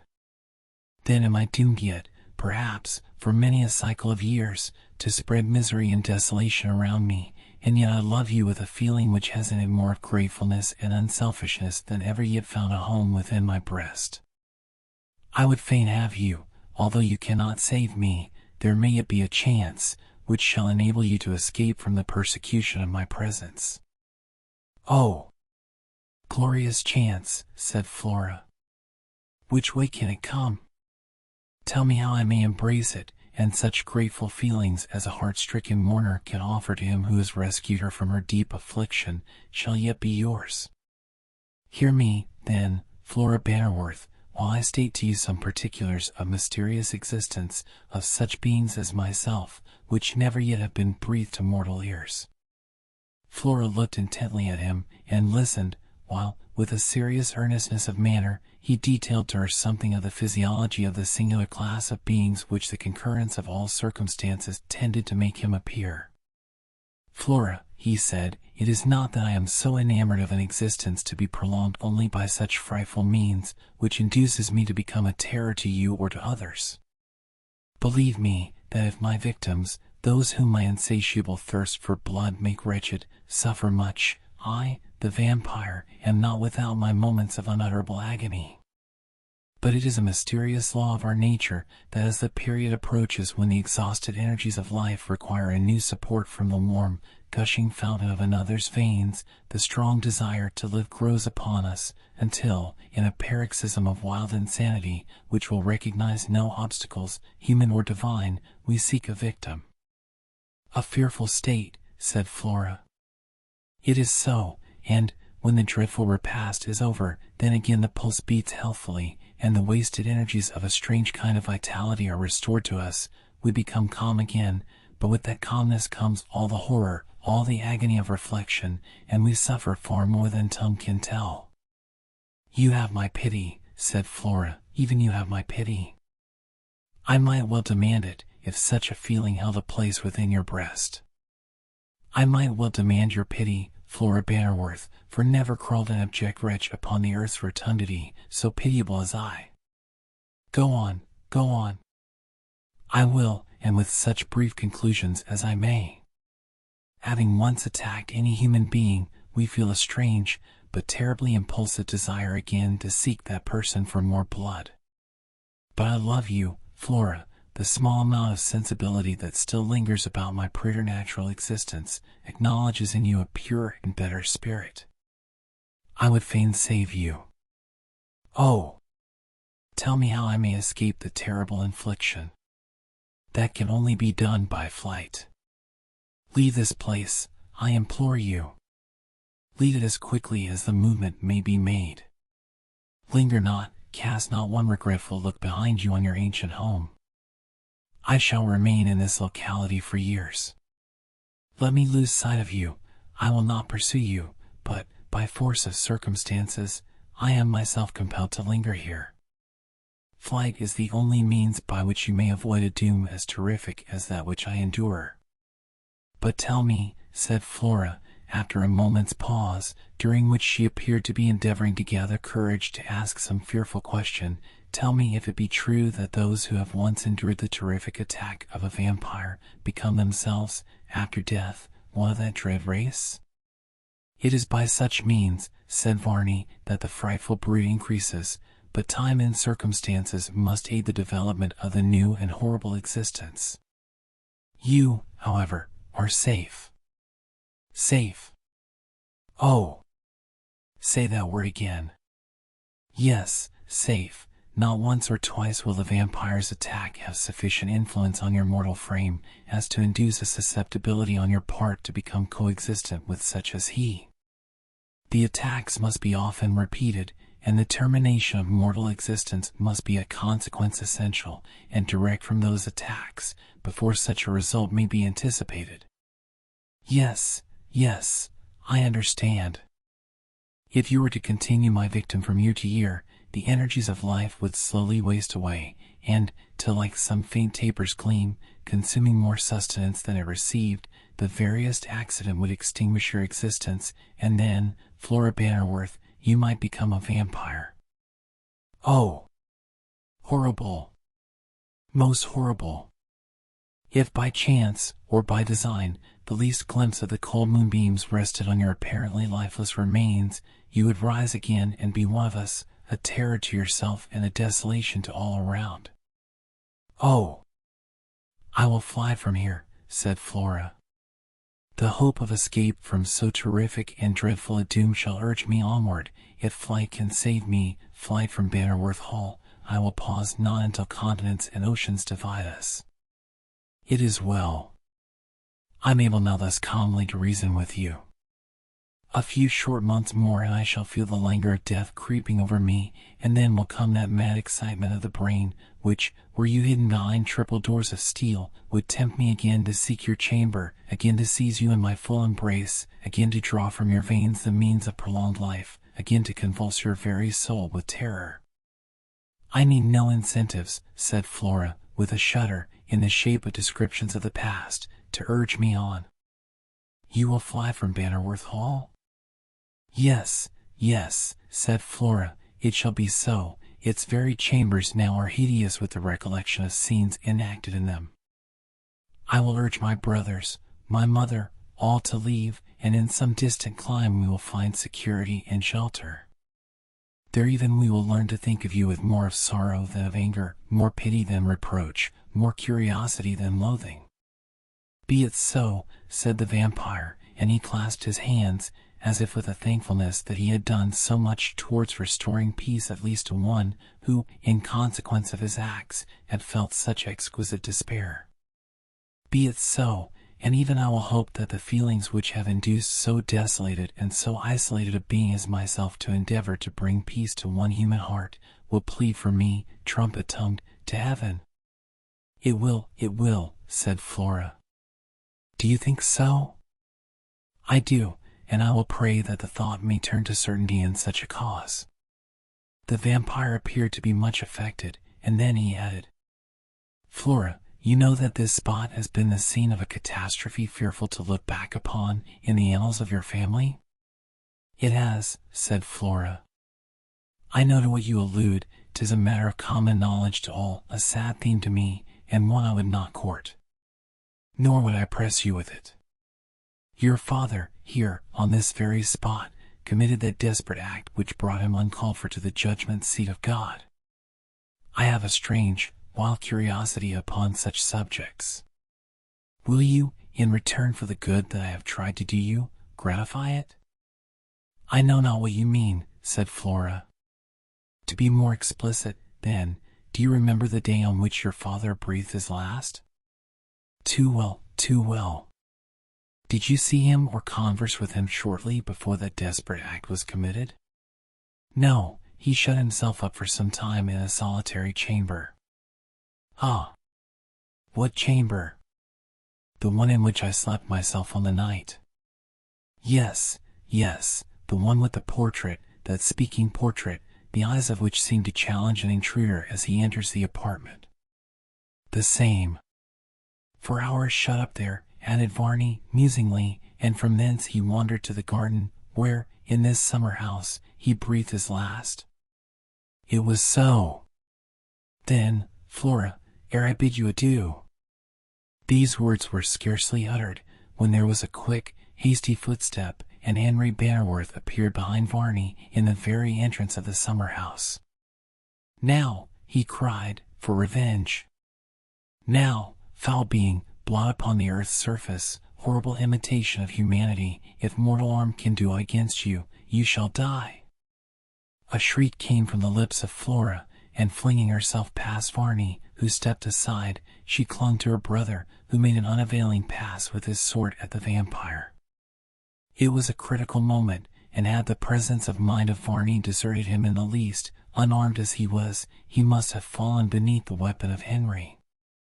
To spring, however, up the seat which Flora had vacated, and to dash out some of the flimsy and rotten woodwork at the back of the summer house by the propulsive power of his whole frame, was the work of a moment, and before Henry could free himself from the clinging embrace of Flora, Varney the Vampire was gone, and there was no greater chance of his capture than on a former occasion, when he was pursued in vain from the hall to the wood, in the intricacies of which he was so entirely lost.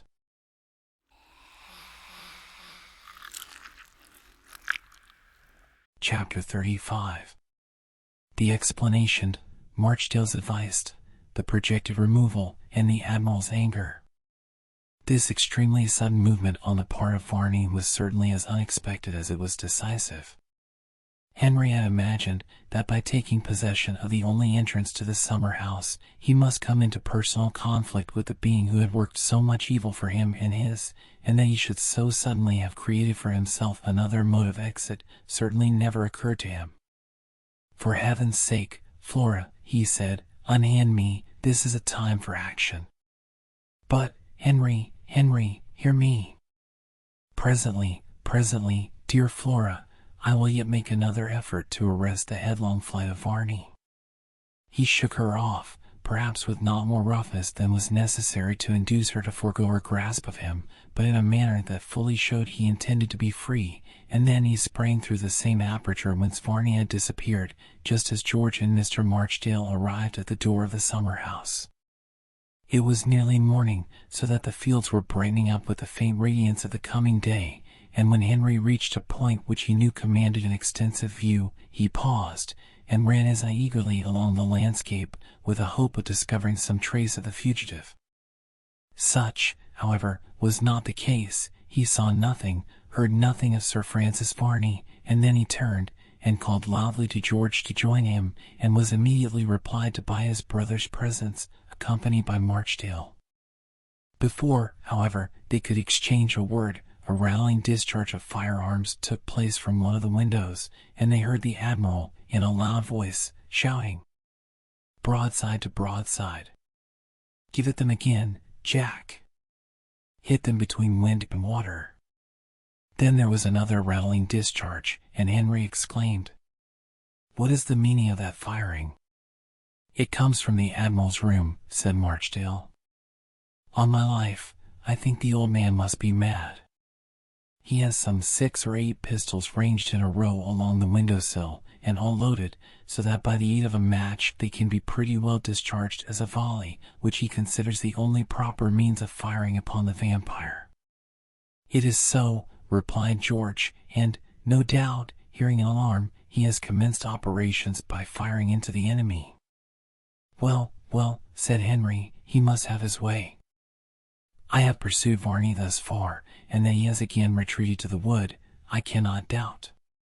Between this and the full light of day, let us at least make an effort to discover his place of retreat. We know the locality as well as he can possibly, and I propose now that we commence an active search." "Come on, then," said Marchdale.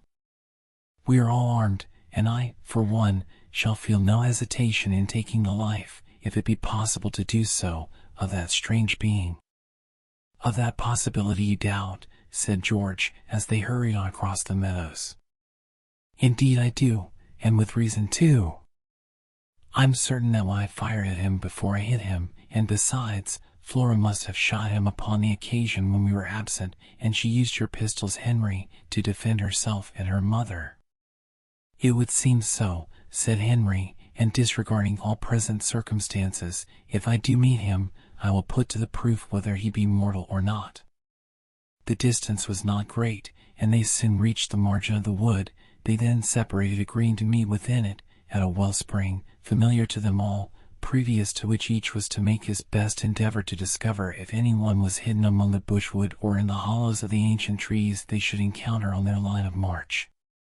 The fact was, that Henry, finding that he was likely to pass an exceedingly disturbed, restless night, through agitation of spirits, had, after tossing to and fro on his couch for many hours, wisely at length risen, and determined to walk abroad in the gardens belonging to the mansion, in preference to continuing in such a state of fever and anxiety as he was in his own chamber. Since the vampire's dreadful visit, it had been the custom of both the brothers, occasionally, to tap at the chamber door of Flora, who, at her own request, now that she had changed her room and dispensed with anyone sitting up with her, wished occasionally to be communicated with by some member of the family. Henry, then, after rapidly dressing, as he passed the door of her bedroom, was about to tap at it, when to his surprise he found it open, and upon hastily entering it he observed that the bed was empty, and a hasty glance round the apartment convinced him that Flora was not there. Alarm took possession of him, and hastily arming himself, he roused Marchdale and George, but without waiting for them to be ready to accompany him, he sought the garden, to search it thoroughly in case she should be anywhere there concealed. Thus it was he had come upon the conference so strangely and so unexpectedly held between Varney and Flora in the summer house. With what occurred upon that discovery the readers are acquainted.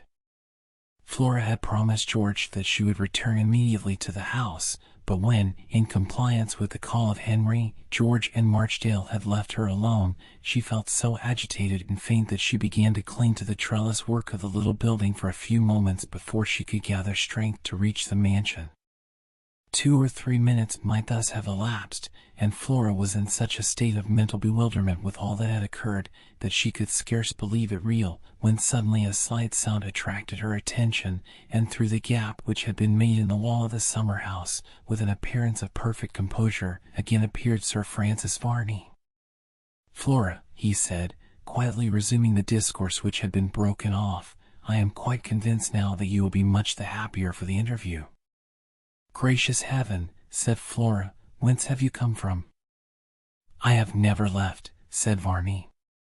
"But I saw you fly from this spot." "You did, but it was only to another immediately outside the summer house. I had no idea of breaking off our conference so abruptly.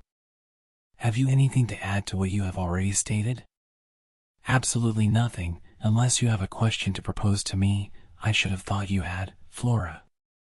Is there no other circumstance weighing heavily upon your mind, as well as the dreadful visitation I have subjected you to?" "Yes," said Flora. "What has become of Charles Holland?" "Listen. Do not discard all hope. When you are far from here you will meet with him again. But he has left me. And yet he will be able, when you again encounter him, so far to extenuate his seeming perfidy that you shall hold him as untouched in honor as when first he whispered to you that he loved you." "Oh, joy! Joy," said Flora. "By that assurance you have robbed misfortune of its sting, and richly compensated me for all that I have suffered." "Adieu," said the vampire. "I shall now proceed to my own home by a different route to that taken by those who would kill me." "But after this," said Flora, "there shall be no danger, you shall be held harmless, and our departure from Bannerworth Hall shall be so quick that you will soon be released from all apprehension of vengeance from my brother, and I shall taste again of that happiness which I thought had fled from me forever." "Farewell," said the vampire, and folding his cloak closely around him, he strode from the summer house, soon disappearing from her sight behind the shrubs and ample vegetation with which that garden abounded. Flora sunk upon her knees, and uttered a brief but heartfelt thanksgiving to heaven for this happy change in her destiny. The hue of health faintly again visited her cheeks, and as she now, with a feeling of more energy and strength than she had been capable of exerting for many days, walked towards the house, she felt all that delightful sensation which the mind experiences when it is shaking off the trammels of some serious evil which it delights now to find that the imagination is attired in far worse colors than the facts desert.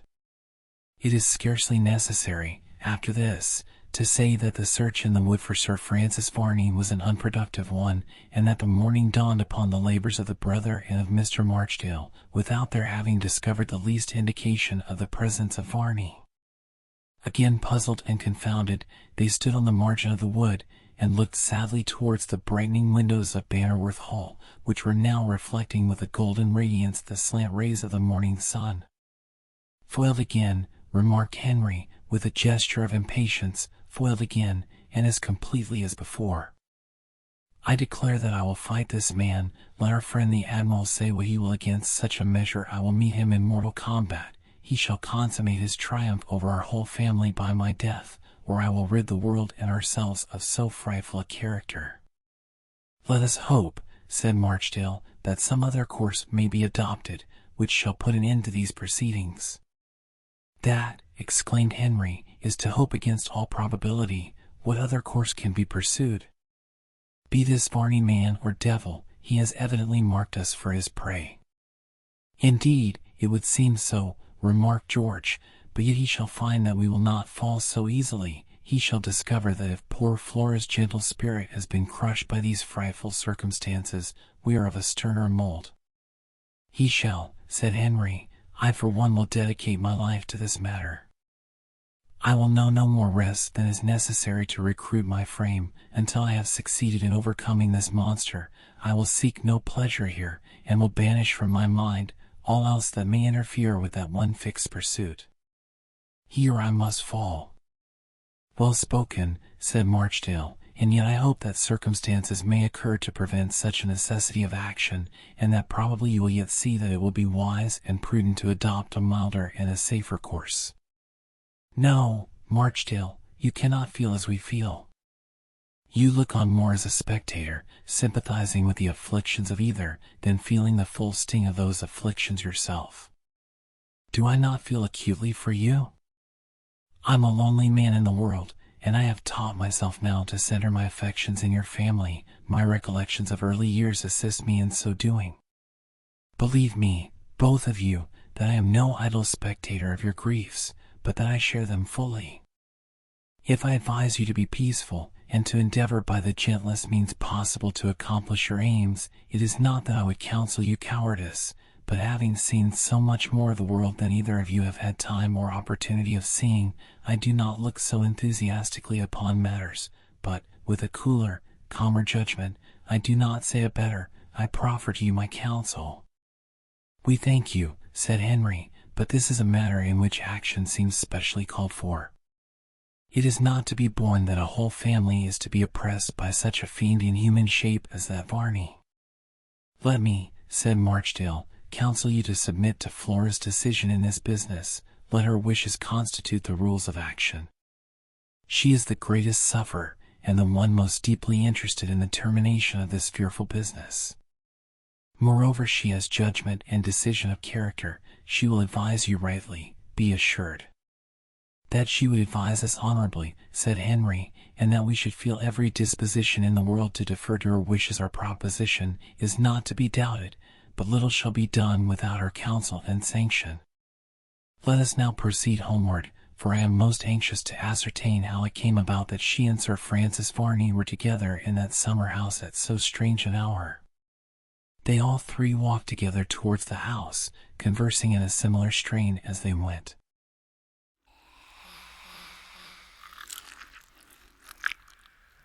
Chapter 36. The consultation, the duel and its results. Independent of this interview which Flora had had with the much dreaded Sir Francis Varney, the circumstances in which she and all who were dear to her happened at that moment to be placed certainly required an amount of consideration which could not be too soon bestowed. By a combination of disagreeables, everything that could possibly occur to disturb the peace of the family seemed to have taken place at once. Like Macbeth's, their troubles had truly come in battalions, and now that the serenity of their domestic position was destroyed, minor evils and annoyances which that very serenity had enabled them to hold at arm's length became gigantic, and added much to their distress.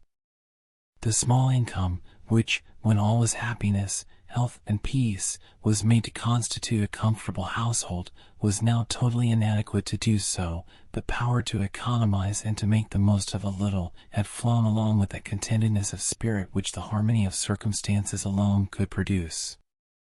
It was not to be supposed that poor Mrs. Bannerworth could now, as she had formerly done, when her mind was free from anxiety, attend to those domestic matters which make up the comforts of a family, distracted at the situation of her daughter, and bewildered by the rapid succession of troublesome events which so short a period of time had given birth to. She fell into an inert state of mind as different as anything could possibly be from her former active existence. It has likewise been seen how the very domestics fled from Bannerworth Hall in dismay, rather than remain beneath the same roof with a family believed to be subject to the visitations of so awful a being as a vampire. Among the class who occupy positions of servitude, certainly there might have been found some who, with feelings and understandings above such considerations, would have clung sympathetically to that family in distress, which they had known under a happier aspect. But it had not been the good fortune of the Bannerworths to have such as these about them, and selfishness had its way, and they were deserted. It was not likely, then, that strangers would willingly accept service in a family so situated, without some powerful impulse in the shape of a higher pecuniary consideration, as was completely out of the power of the Bannerworths to offer. Thus was it, then, that most cruelly, at the very time that they had most need of assistance and of sympathy, this unfortunate family almost became isolated from their kind, and, apart from every other consideration, it would have been almost impossible for them to continue inhabitants of the Hall with anything like comfort or advantage. And then, although the disappearance of Charles Holland no longer awakened those feelings of indignation at his supposed perfidy which were first produced by that event, still, view it in which way they might, it was a severe blow of fate, and after it, they one and all found themselves still less able to contend against the sea of troubles that surrounded them. The reader, too, will not have failed to remark that there was about the whole of the family that pride of independence which induced them to shrink from living upon extraneous aid, and hence, although they felt and felt truly that when Admiral Bell, in his frank manner, offered them pecuniary assistance, that it was no idle compliment, yet with a sensitiveness such as they might well be expected to feel, they held back, and asked each other what prospect there was of emerging from such a state of things, and if it were justifiable to commence a life of dependence, the end of which was not evident or tangible. Notwithstanding, too, the noble confidence of Flora in her lover, and notwithstanding that confidence had been echoed by her brothers, there would at times obtrude into the minds of the latter a feeling of the possibility that after all they might be mistaken, and Charles Holland might, from some sudden impulse, fancying his future happiness was all at stake, have withdrawn himself from the Hall, and really written the letters attributed to him. We say this only obtruded itself occasionally, for all their real feelings and aspirations were the other way, although Mr. Marchdale, they could perceive, had his doubts, and they could not but confess that he was more likely to view the matter calmly and dispassionately than they.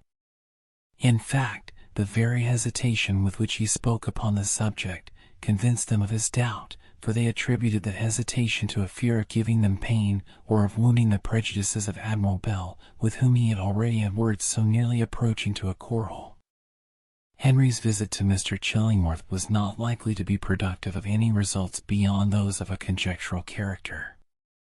All that that gentleman could do was to express a willingness to be directed by them in any way, rather than suggest any course of conduct himself upon circumstances which he could not be expected to judge of as they who were on the spot, and had witnessed their actual occurrence. And now we will suppose that the reader is enabled with us to look into one of the principal rooms of Bannerworth Hall. It is evening, and some candles are shedding a sickly light on the ample proportions of the once handsome apartment. At solemn consultation the whole of the family are assembled. As well as the Admiral, Mr. Chillingworth, and Marchdale, Jack Pringle, too, walked in, by the sufferance of his master, as if he considered he had a perfect right to do so. The occasion of the meeting had been a communication which Flora had made concerning her most singular and deeply interesting interview with the vampire. The details of this interview had produced a deep effect upon the whole of the family. Flora was there, and she looked better, calmer, and more collected than she had done for some days past. No doubt the interview she had had with Varney in the summer house in the garden had dispelled a host of imaginary terrors with which she had surrounded him, although it had confirmed her fully that he and he only was the dreadful being who had caused her so much misery. That interview had tended to show her that about him there was yet something human, and that there was not a danger of her being hunted down from place to place by so horrible an existence.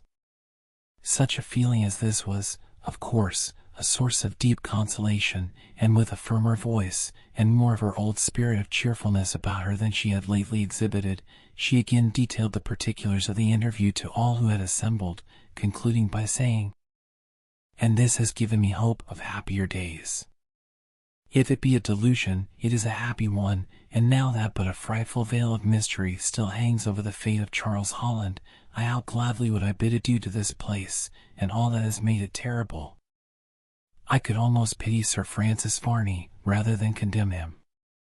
"That may be true," said Henry, "to a certain extent, sister, but we never can forget the amount of misery he has brought upon us. It is no slight thing to be forced from our old and much-loved home, even if such proceeding does succeed in freeing us from his persecutions." "But, my young friend," said Marchdale, "you must recollect that through life it is continually the lot of humanity to be endeavoring to fly from great evils to those which do not present themselves to the mind in so bad an aspect. It is something, surely, to alleviate affliction, if we cannot entirely remove it." "That is true," said Mr. Chillingworth, "to a considerable extent, but then it takes too much for granted to please me." "How so, sir?" "Why, certainly, to remove from Bannerworth Hall is a much less evil than to remain at Bannerworth Hall and be haunted by a vampire, but then that proposition takes for granted that vampire business, which I will never grant. I repeat, again and again, it is contrary to all experience, to philosophy, and to all the laws of ordinary nature." "Facts are stubborn things," said Marchdale. "Apparently," remarked Mr. Chillingworth. "Well, sir, and here we have the fact of a vampire. The presumed fact. One swallow don't make a summer, Mr. Marchdale." "This is waste of time," said Henry. "Of course, the amount of evidence that will suffice to bring conviction to one man's mind will fail in doing so to another. The question is, what are we to do?" All eyes were turned upon Flora, as if this question was more particularly addressed to her, and it behoved her, above all others, to answer it. She did so, and in a firm, clear voice, she said, "I will discover the fate of Charles Holland, and then leave the hall."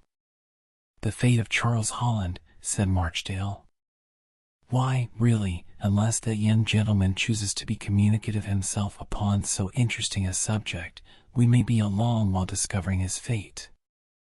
I know that it is not a romantic view to take of the question, to suppose simply that he wrote the 3 letters found upon his dressing-table, and then decamped, but to my mind it savors most wonderfully of matter of fact. I now speak more freely than I have otherwise done, for I am now upon the eve of my departure. I have no wish to remain here, and breed dissension in any family, or to run a tilt against anybody's prejudices." Here he looked at Admiral Bell. "I leave this house tonight." "You're a d lubberly thief," said the Admiral. "The sooner you leave it the better." "Why, you bad-looking son of a gun, what do you mean?" "I thought we'd had enough of that." "I fully expected this abuse," said Marchdale. "Did you expect that?" said the Admiral, as he snatched up an inkstand and threw at Marchdale, hitting him a hard knock on the chin and bespattering its contents on his breast. "Now I'll give you satisfaction, you lubber. Me, if you ain't a second Jones, and enough to sink the ship. Shiver my timbers if I shan't say something strong presently." "I really," said Henry, "must protest, Admiral Bell, against this conduct."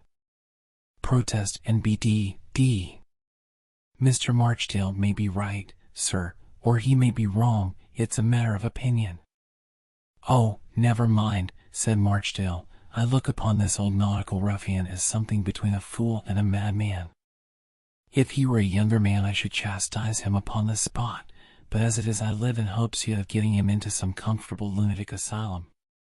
"Me into an asylum," shouted the Admiral. "Jack, did you hear that?" Aye, sir." "Farewell all of you," said Marchdale. "My best wishes be with this family. I cannot remain under this roof to be so insulted." "A good riddance," cried the Admiral. I'd rather sail round the world with a shipload of vampires than with such a humbugging son of a gun as you are. You're worse than a lawyer." "Nay, nay," cried they. "Mr. Marchdale, stay."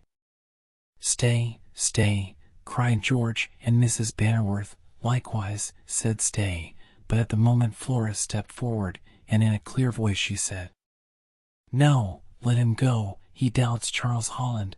Let all go who doubt Charles Holland. Mr. Marchdale, heaven forgive you this injustice you are doing. We may never meet again.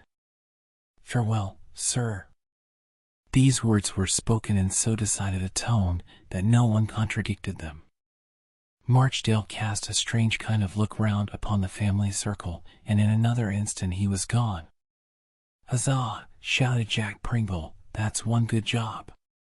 Henry looked rather resentful, which the Admiral could not but observe, and so, less with the devil-may-care manner in which he usually spoke, the old man addressed him.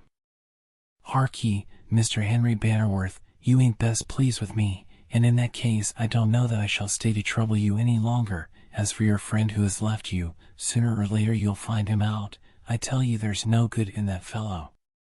Do you think I've been cruising about for a matter of 60 years, and don't know an honest man when I see him? But never mind, I'm going on a voyage of discovery for my nephew, and you can do as you like." "Heaven only knows, Admiral Bell," said Henry, "who is right and who is wrong. I do much regret that you have quarreled with Mr. Marchdale, but what is done can't be undone." "Do not leave us," said Flora. "Let me beg of you, Admiral Bell, not to leave us. For my sake remain here, for to you I can speak freely and with confidence of Charles, when probably I can do so to no one else. You knew him well and have a confidence in him which no one else can aspire to. I pray you, therefore, to stay with us." "Only on one condition," said the Admiral. "Name it, name it." "You think of letting the Hall?" "Yes, yes." "Let me have it, then, and let me pay a few years in advance. If you don't, I'm d if I stay another night in the place. You must give me immediate possession, too, and stay here as my guests until you suit yourselves elsewhere. Those are my terms and conditions. Say yes, and all's right. Say no, and I'm off like a round shot from a carronade. Me, that's the thing, Jack, isn't it?" Aye, sir." There was a silence of some few moments after this extraordinary offer had been made, and then they spoke, saying, "Admiral Bell, your generous offer, and the feelings which dictated it, are by far too transparent for us to affect not to understand them. Your actions, Admiral—" "Oh, bother my actions. What are they to you? Come, now, I consider myself master of the house, and you. I invite you all to dinner, or supper, or to whatever meal comes next. Mrs. Bannerworth, will you oblige me, as I'm an old fool in family affairs, by buying what's wanted for me and my guests? There's the money, ma'am. Come along, Jack, we'll take a look over our new house. What do you think of it?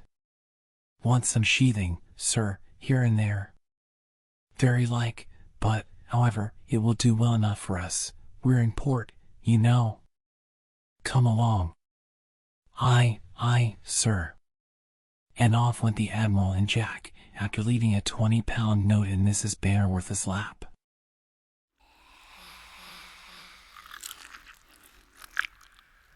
Chapter 37.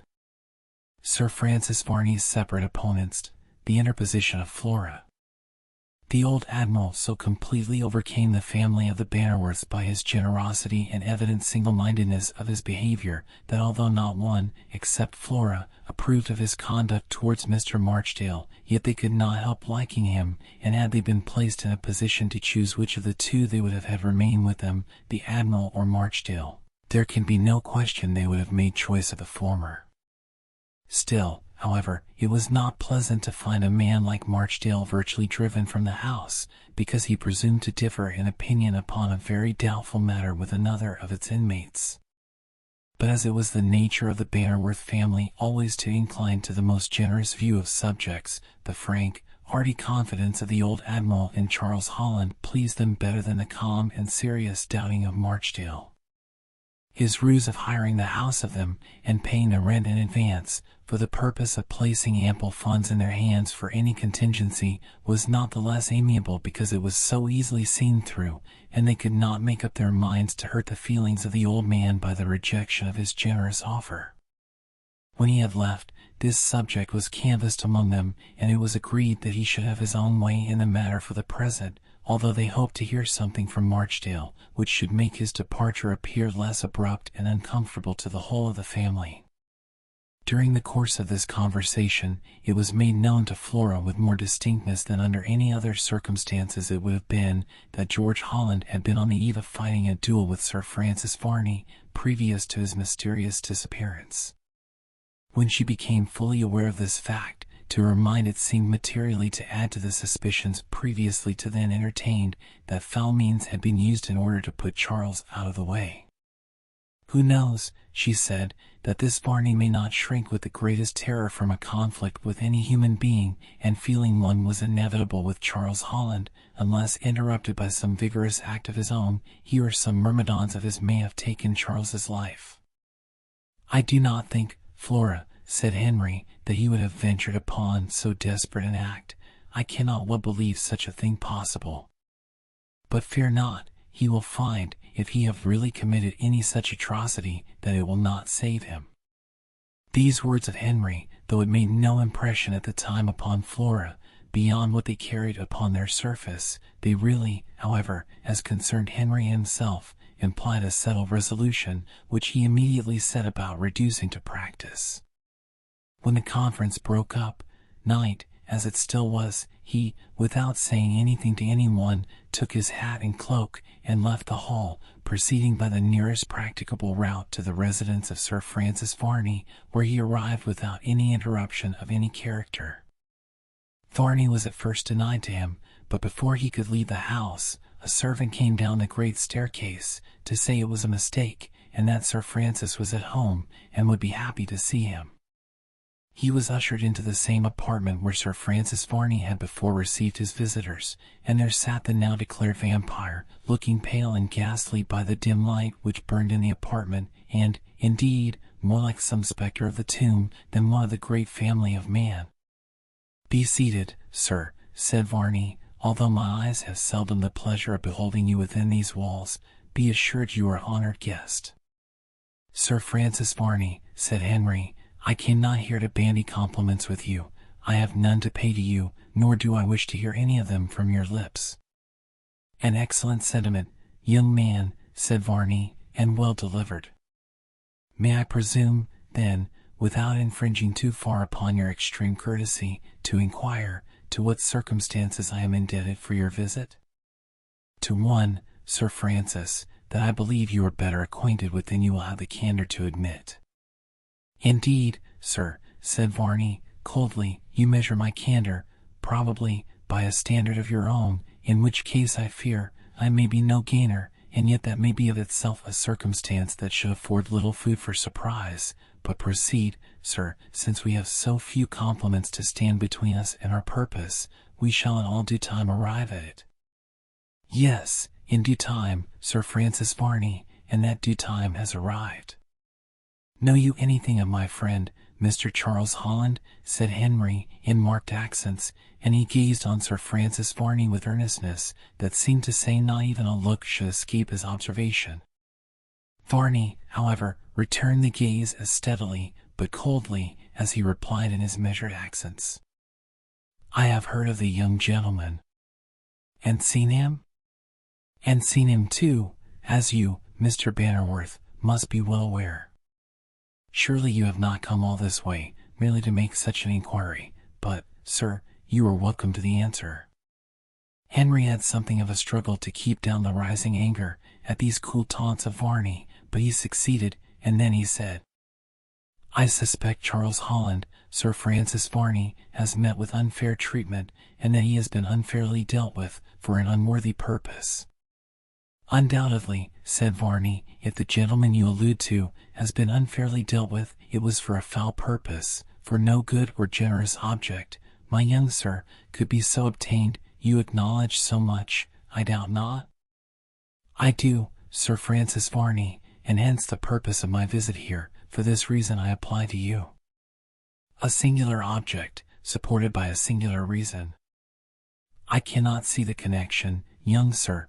Pray proceed to enlighten me upon this matter, and when you have done that, may I presume upon your consideration to inquire in what way I can be of any service to you? Sir Francis, said Henry, his anger raising his tones, this will not serve you. I have come to exact an account of how you have disposed of my friend, and I will have it. Gently, my good sir, you are aware I know nothing of your friend. His motions are his own, and as to what I have done with him, my only answer is that he would permit me to do nothing with him, had I been so inclined to have taken the liberty. You are suspected, Sir Francis Varney, of having made an attempt upon the life or liberty of Charles Holland. You, in fact, are suspected of being his murderer, and, so help me heaven, if I have not justice, I will have vengeance. Young sir, your words are of grave import, and ought to be coolly considered before they are uttered. With regard to justice and vengeance, Mr. Bannerworth, you may have both, but I tell you, of Charles Holland, or what has become of him, I know nothing. But wherefore do you come to so unlikely a quarter to learn something of an individual of whom I know nothing? Because Charles Holland was to have fought a duel with you, but before that had time to take place, he has suddenly become missing. I suspect that you are the author of his disappearance, because you fear an encounter with a mortal man. Mr. Bannerworth, permit me to say, in my own defense, that I do not fear any man, however foolish he may be, and wisdom is not an attribute I find, from experience in all men, of your friend. However, you must be dreaming, sir. A kind of vivid insanity has taken possession of your mind, which distorts. Sir Francis Varney, exclaimed Henry, now perfectly uncontrollable. Sir, said Varney, as he filled up the pause, proceed, I am all attention. You do me honor. If, resumed Henry, such was your object in putting Mr. Holland aside, by becoming personally or by proxy an assassin, you are mistaken in supposing you have accomplished your object. Go on, sir, said Sir Francis Varney, in a bland and sweet tone. I am all attention, pray proceed. You have failed, for I now here, on this spot, defy you to mortal combat. Coward, assassin as you are, I challenge you to fight. You don't mean on the carpet here, said Varney, deliberately. No, sir, but beneath the canopy of heaven, in the light of the day. And then, Sir Francis, we shall see who will shrink from the conflict. It is remarkably good, Mr. Bannerworth, and, begging your pardon, for I do not wish to give any offense, my honored sir, it would rehearse before an audience. In short, sir, it is highly dramatic. You shrink from the combat, do you? Now, indeed, I know you. Young man, said Sir Francis, calmly, and shaking his head very deliberately, and the shadows passed across his pale face, you know me not, if you think Sir Francis Varney shrinks from any man, much less one like yourself. You are a coward, and worse, if you refuse my challenge. I do not refuse it, I accept it, said Varney, calmly, and in a dignified manner, and then, with a sneer, he added, you are well acquainted with the mode in which gentlemen generally manage these matters, Mr. Bannerworth, and perhaps I am somewhat confined in my knowledge in the ways of the world, because you are your own principal and second. In all my experience, I never met with a similar case. The circumstances under which it is given are as unexampled, and will excuse the mode of the challenge, said Henry, with much warmth. Singular coincidence, the challenge and mode of it is most singular.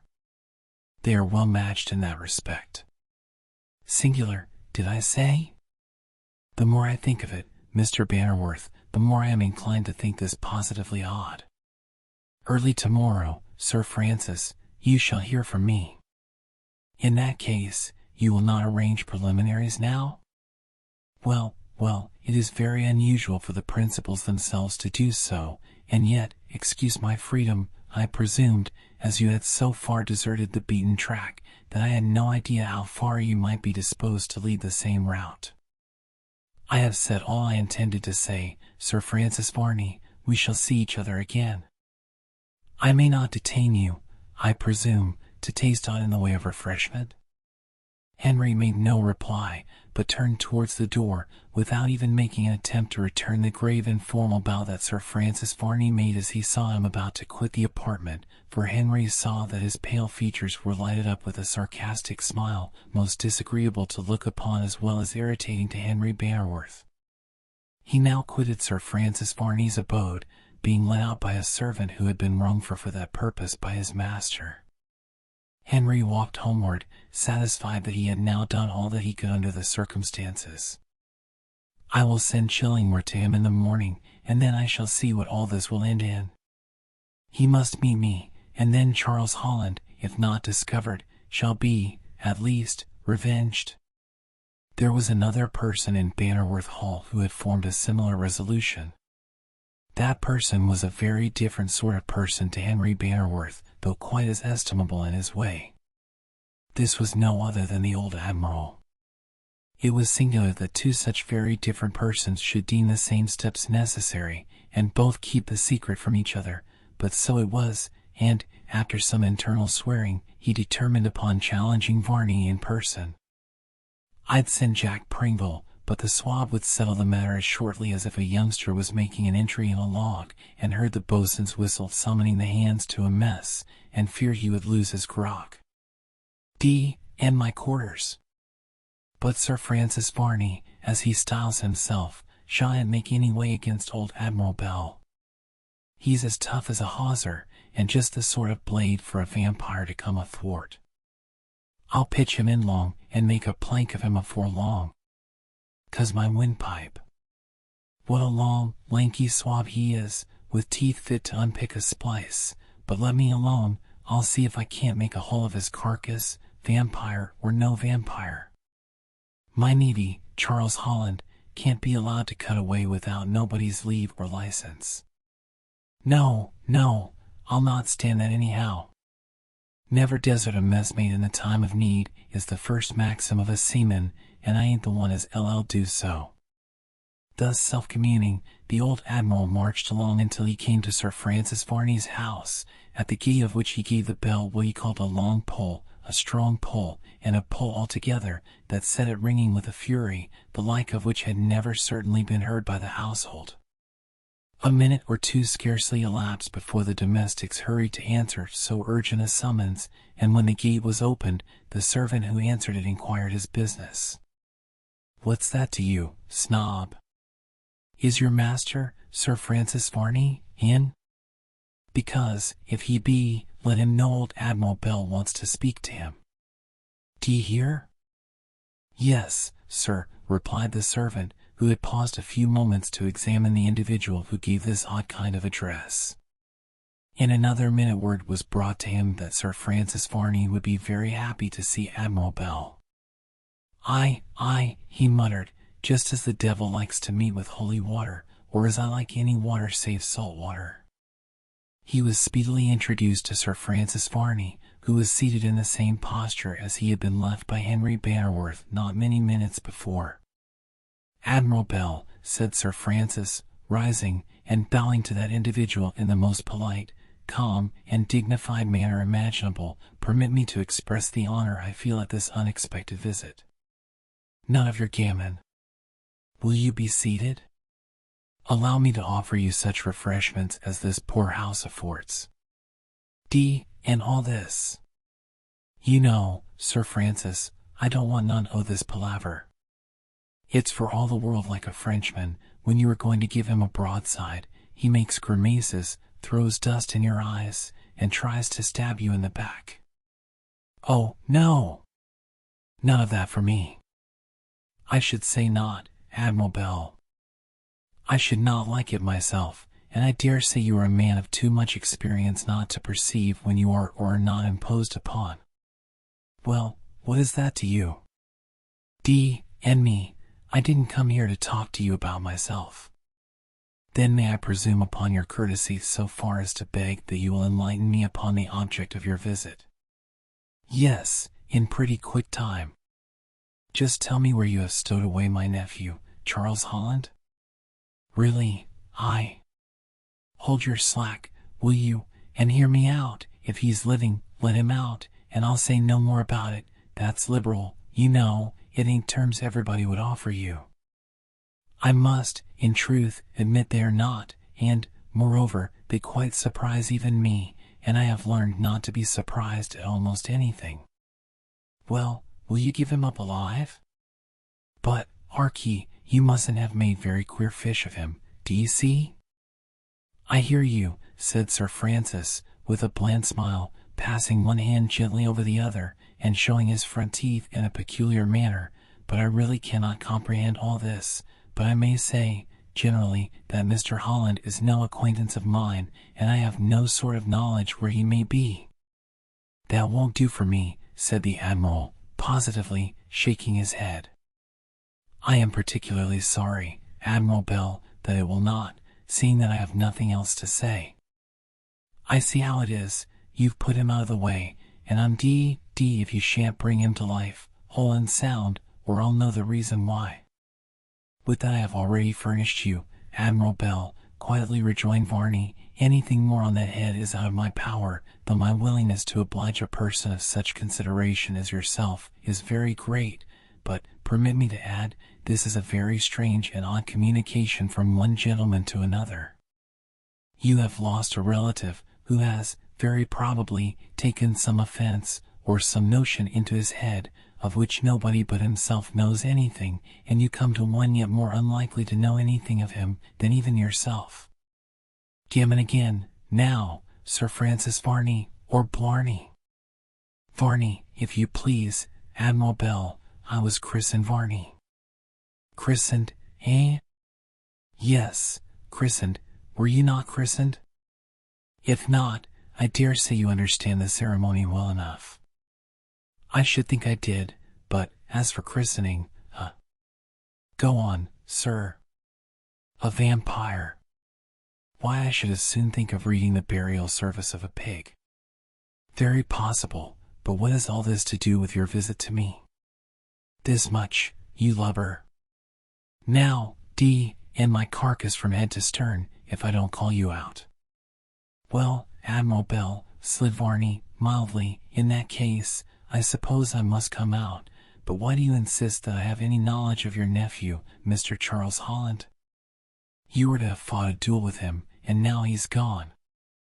I am here, said Varney. Aye, said the Admiral, that's as plain as a purser's shirt upon a handspike, but that's the very reason why my nevy ain't here, and that's all about it. And that's marvelous little, so far as the sense is concerned, said Varney, without the movement of a muscle. It is said that people of your class don't like fighting mortal men. Now you have disposed of him, lest he should dispose of you. That is explicit, but it is to no purpose, since the gentleman in question hasn't placed himself at my disposal. Then, I will, fish, flesh, or foul, I don't care, all's one to Admiral Bell. Come fair or foul, I'm a tar for all men, a seaman ever ready to face a foe, so here goes, you lubberly moon-manufactured calf. I hear, Admiral, but it is scarcely civil, to say the least of it. However, as you are somewhat eccentric, and do not, I dare say, mean all your words imply, I am quite willing to make every allowance. I don't want any allowance, and you in your allowance, too, nothing but allowance of grog, and a pretty good allowance, too, will do for me, and tell you, Sir Francis Varney, said the Admiral, with much wrath, that you are a lubberly hound, and I'll fight you. Yes, I'm ready to hammer away, or with anything from a pop gun to a ship's gun. You don't come over me with your gammon, I tell you. You've murdered Charles Holland because you couldn't face him, that's the truth of it. With the other part of your speech, Admiral Bell, allow me to say, you have mixed up a serious accusation, one I cannot permit to pass lightly. Will you or not fight? Oh, yes, I shall be happy to serve you any way that I can. I hope this will be an answer to your accusation, also. That's settled, then. Why, I am not captious, Admiral Bell, but it is not generally usual for the principals to settle the preliminaries themselves. Doubtless you, in your career of fame and glory, know something of the manner in which gentlemen demean themselves on these occasions. Oh, D.N.U. Yes, I'll send someone to do all this. Yes, Jack Pringle will be the man, though Jack ain't a holiday, shore-going, smooth-spoken swab, but as good a seaman as ever trod deck or handled a boarding pike. Any friend of yours, said Varney, blandly, will be received and treated as such upon an errand of such consequence, and now our conference has, I presume, concluded. Yes, I've done, no, yes, no. I will keel-haul you, but I'll know something of my navy, Charles Holland. He proceeded homeward, considerably vexed and annoyed that he had been treated with so much calmness, and all knowledge of his nephew denied. When he got back, he quarreled heartily with Jack Pringle, made it up, drank grog, quarreled, made it up, and finished with grog again, until he went to bed swearing he should like to fire a broadside at the whole of the French army and annihilate it at once. With this wish, he fell asleep. Early next morning, Henry Bannerworth sought Mr. Chillingworth, and having found him, he said in a serious tone, Mr. Chillingworth, I have rather a serious favor to ask you, and one which you may hesitate in granting. It must be very serious indeed, said Mr. Chillingworth, that I should hesitate to grant it to you, but pray inform me what it is that you deem so serious? Sir Francis Varney and I must have a meeting, said Henry. Have you really determined upon such a course? Said Mr. Chillingworth. You know the character of your adversary? That is all settled. I have given a challenge, and he has accepted it, so all other considerations verge themselves into one, and that is the when, where, and how. I see, said Mr. Chillingworth. Well, since it cannot be helped on your part, I will do what is requisite for you. Do you wish anything to be done or insisted on in particular in this affair? Nothing with regard to Sir Francis Varney that I may not leave to your discretion. I feel convinced that he is the assassin of Charles Holland, whom he feared to fight in duel. Then there remains but little else to do, but to arrange preliminaries, I believe. Are you prepared on every other point? I am. You will see that I am the challenger, and that he must now fight. What accident may turn up to save him, I fear not, but sure I am that he will endeavor to take every advantage that may arise, and so escape the encounter. And what do you imagine he will do now he has accepted your challenge? Said Mr. Chillingworth. One would imagine he could not very well escape. No, but he accepted the challenge which Charles Holland sent him. A duel was inevitable, and it seems to me to be a necessary consequence that he disappeared from amongst us, for Mr. Holland would never have shrunk from the encounter. There can be no sort of suspicion about that, remarked Chillingworth, but allow me to advise you that you take care of yourself, and keep a watchful eye upon every one. Do not be seen out alone. I fear not. Nay, the gentleman who has disappeared was, I am sure, fearless enough, but yet that has not saved him. I would not advise you to be fearful, only watchful. You have now an event awaiting upon you, which it is well you should go through with, unless circumstances should so turn out that it is needless. Therefore I say, when you have the suspicions you do entertain of this man's conduct, beware, be cautious, and vigilant. I will do so. In the meantime, I trust myself confidently in your hands. You know all that is necessary. This affair is quite a secret from all the family? Most certainly so, and will remain so. I shall be at the hall, and there I will see you, but be careful not to be drawn into any adventure of any kind. It is best to be on the safe side under all circumstances. I will be especially careful, be assured, but farewell. See Sir Francis Varney as early as you can, and let the meeting be as early as you can, and thus diminish the chance of accident. That I will attend to. Farewell for the present.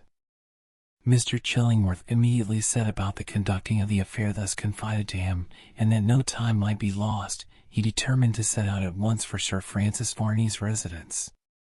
Things with regard to this family seem to have gone wild of late, thought Mr. Chillingworth. This may bring affairs to a conclusion, though I had much rather they had come to some other. My life for it, there is a juggle or a mystery somewhere. I will do this, and then we shall see what will come of it. If this Sir Francis Varney meets him, and at this moment I can see no reason why he should not do so, it will tend much to deprive him of the mystery about him. But if, on the other hand, he refuse, but then that's all improbable, because he has agreed to do so. I fear, however, that such a man as Varney is a dreadful enemy to encounter. He is cool and unruffled, and that gives him all the advantage in such affairs. But Henry's nerves are not bad, though shaken by these untoward events, but time will show. I would it were all over. With these thoughts and feelings strangely intermixed, Mr. Chillingworth set forward for Sir Francis Varney's house. Admiral Bell slept soundly enough, though, towards morning, he fell into a strange dream, and thought he was yard-arm in yard-arm with a strange fish, something of the mermaid species. "Well," exclaimed the Admiral, after a customary benediction of his eyes and limbs, "what's to come next? May I be spliced to a shark if I understand what this is all about. I had some grog last night, but then grog, do-I-see, is a seaman's native element, as the newspapers say, though I never read him now, it's such a plague." He lay quiet for a short time, considering in his own mind what was best to be done, and what was the proper course to pursue, and why he should dream. "Hillo, hillo, hilloa! Jack, ahoy! Ahoy!" shouted the Admiral, as a sudden recollection of his challenge came across his memory. "Jack Pringle, ahoy! D.N.U., where are you? You're never at hand when you are wanted." "Oh, you lubber, ahoy! Ahoy!" shouted a voice, as the door opened, and Jack thrust his head in. "What cheer, messmate? What ship is this? Oh, you lubberly!"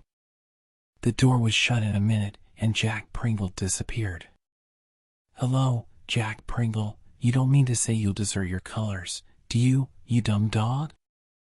"Who says I'll desert the ship as she's seaworthy?" "Then why do you go away?" "Because I won't be called lubberly. I'm as good a man as ever swabbed a deck, and don't care who says to the contrary. I'll stick to the ship as long as she's seaworthy," said Jack. "Well, come here, and just listen to the log, and be D to you." "What's the orders now, Admiral?" said Jack, "though, as we are paid off." "There, take that, will you?" said Admiral Bell, as he flung a pillow at Jack, being the only thing in the shape of a missile within reach. Jack ducked, and the pillow produced a clatter in the wash-hand stand among the crockery, as Jack said, "There's a mutiny in the ship, and hark how the cargo clatters. Will you have it back again? Come, will you?" "I've been dreaming, Jack." "Dreaming? What's that?" "Thinking of something when you are asleep, you swab." "Ha, ha, ha," laughed Jack. "Never did such a thing in my life. Ha, ha, ha." "What's the matter now?" "I'll tell you what's the matter. Jack Pringle, you are becoming mutinous, and I won't have it. If you don't hold your jaw and draw in your slacks, I'll have another second." "Another second? What's in the wind, now?" said Jack. "Is this the dream? If ever I dream while I'm alongside a strange craft, then it is a dream, but old Admiral Bell ain't the man to sleep when there's any work to be done." "That's uncommon true," said Jack, turning a quid. "Well, then, I'm going to fight." "Fight!" exclaimed Jack. "Avast, there, I don't see where's the enemy. None o' that gammon. Jack Pringle can fight, too, and will lay alongside his Admiral, but he don't see the enemy anywhere. You don't understand these things, so I'll tell you. I have had a bit of talk with Sir Francis Varney, and I am going to fight him." "What the Vampire?" remarked Jack, parenthetically. "Yes." "Well, then," resumed Jack, then we shall see another blaze, at least afore we die, but he's an odd fish, one of Davy Jones's sort. I don't care about that, he may be anything he likes, but Admiral Bell ain't going to have his nephew burned and eaten, and sucked like I don't know what, by a vampire, or by any other confounded land shark. In course, said Jack, we ain't going to put up with nothing of that sort, and if so be as how he has put him out of the way, why it's our duty to send him after him, and score the board. That's the thing, Jack, now you know you must go to Sir Francis Varney and tell him you come from me. I don't care if I goes on my own account, said Jack. That won't do, I've challenged him and I must fight him. In course you will, returned Jack, and if he blows you away, why I'll take your place, and have a blaze myself. The Admiral gave a look at Jack of great admiration, and then said, You are a good seaman, Jack, but he's a knight, and might say no to that, but do you go to him, and tell him that you come from me to settle the when and the where this duel is to be fought. Single fight, said Jack. Yes, consent to anything that is fair, said the Admiral, but let it be as soon as you can. Now, do you understand what I have said? Yes, to be sure, I ain't lived all these years without knowing your lingo. Then go at once, and don't let the honor of Admiral Bell and Old England suffer, Jack. I'm his man, you know, at any price. Never fear, said Jack, you shall fight him, at any rate. I'll go and see he don't back out, but warm it. Then go along, Jack, and mind don't you go blazing away like a fire ship, and letting everybody know what's going on, or it'll be stopped. I'll not spoil sport, said Jack, as he left the room, to go at once to Sir Francis Varney, charged with the conducting of the important cartel of the Admiral. Jack made the best of his way with becoming gravity and expedition until he reached the gate of the Admiral's enemy. Jack rang loudly at the gate. There seemed, if one might judge by his countenance, a something on his mind, that Jack was almost another man. The gate was opened by the servant, who inquired what he wanted there. The Vampire. Who? The Vampire. The servant frowned, and was about to say something uncivil to Jack, who winked at him very hard, and then said, Oh, maybe you don't know him, or won't know him by that name. I wants to see Sir Francis Varney. He's at home, said the servant. Who are you? Show me up, then. I'm Jack Pringle, and I'm come from Admiral Bell. I'm the Admiral's friend, you see, so none of your black looks. The servant seemed amazed, as well as rather daunted, at Jack's address. He showed him, however, into the hall, where Mr. Chillingworth had just that moment arrived, and was waiting for an interview with Varney.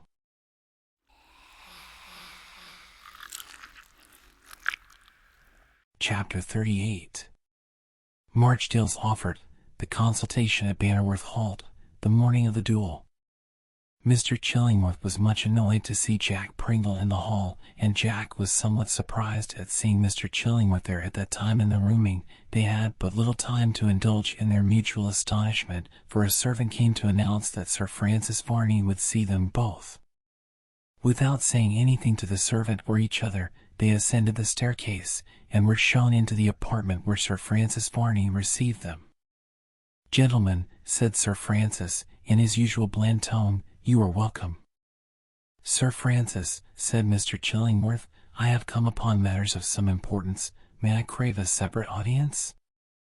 And I too, said Jack Pringle, I come as the friend of Admiral Bell. I want a private audience, but, stay, I don't care a rope's end who knows who I am, or what I come about. Say you are ready to name time and place, and I'm as dumb as a figurehead. That is saying something, at all events, and now I'm done. Why, gentlemen, said Sir Francis, with a quiet smile, as you have both come upon the same errand, and as there may arise a controversy upon the point of precedence, you had better be both present, as I must arrange this matter myself upon due inquiry. I do not exactly understand this, said Mr. Chillingworth. Do you, Mr. Pringle? Perhaps you can enlighten me? It, said Jack, as how you came here upon the same errand as I, and I as you.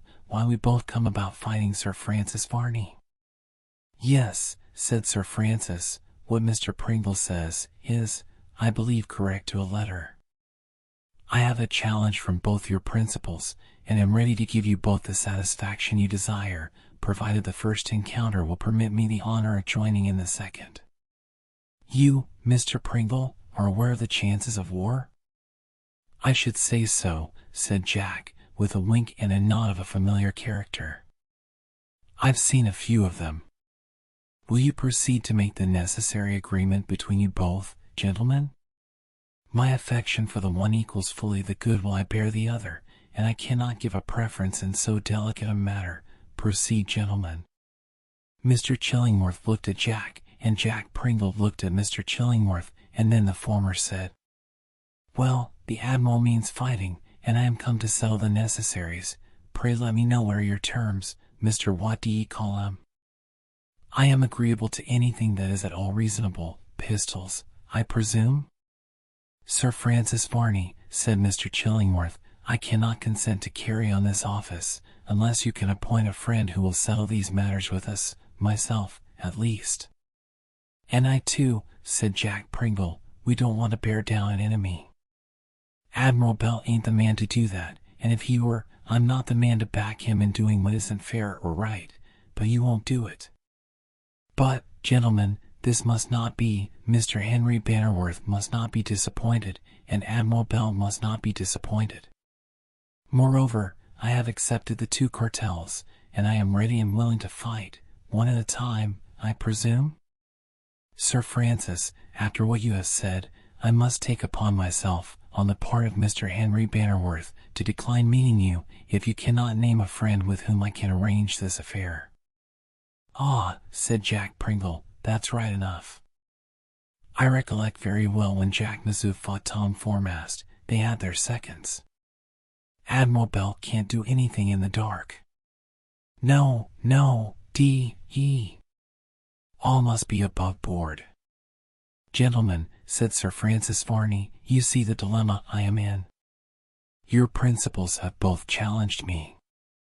I am ready to fight any one, or both of them, as the case may be. Distinctly understand that, because it is a notion of theirs that I will not do so, or that I shrink from them, but I am a stranger in this neighborhood, and have no one whom I could call upon to relinquish so much as they run the risk of doing by attending me to the field." "Then your acquaintances are no friends, D.E., said Jack Pringle, spitting through his teeth into the bars of a beautifully polished grate. "I'd stick to anybody, the devil himself, leave alone a vampire, if so be as how I had been his friends and drunk grog from the same can. They are a set of lubbers.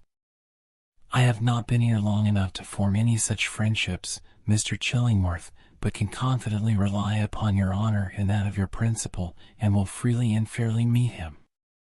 But, Sir Francis, you forget the fact, in transacting myself for Mr. Bannerworth, and this person or Admiral Bell, we do match, and have our own characters at stake, nay more, our lives and fortunes. These may be small, but they are everything to us. Allow me to say, on my own behalf, that I will not permit my principal to meet you unless you can name a second, as is usual with gentlemen on such occasions. I regret, while I declare to you my entire willingness to meet you, that I cannot comply through utter inability to do so, with your request. Let this go forth to the world as I have stated it, and let it be an answer to any aspersions that may be uttered as to my unwillingness to fight." There was a pause of some moments.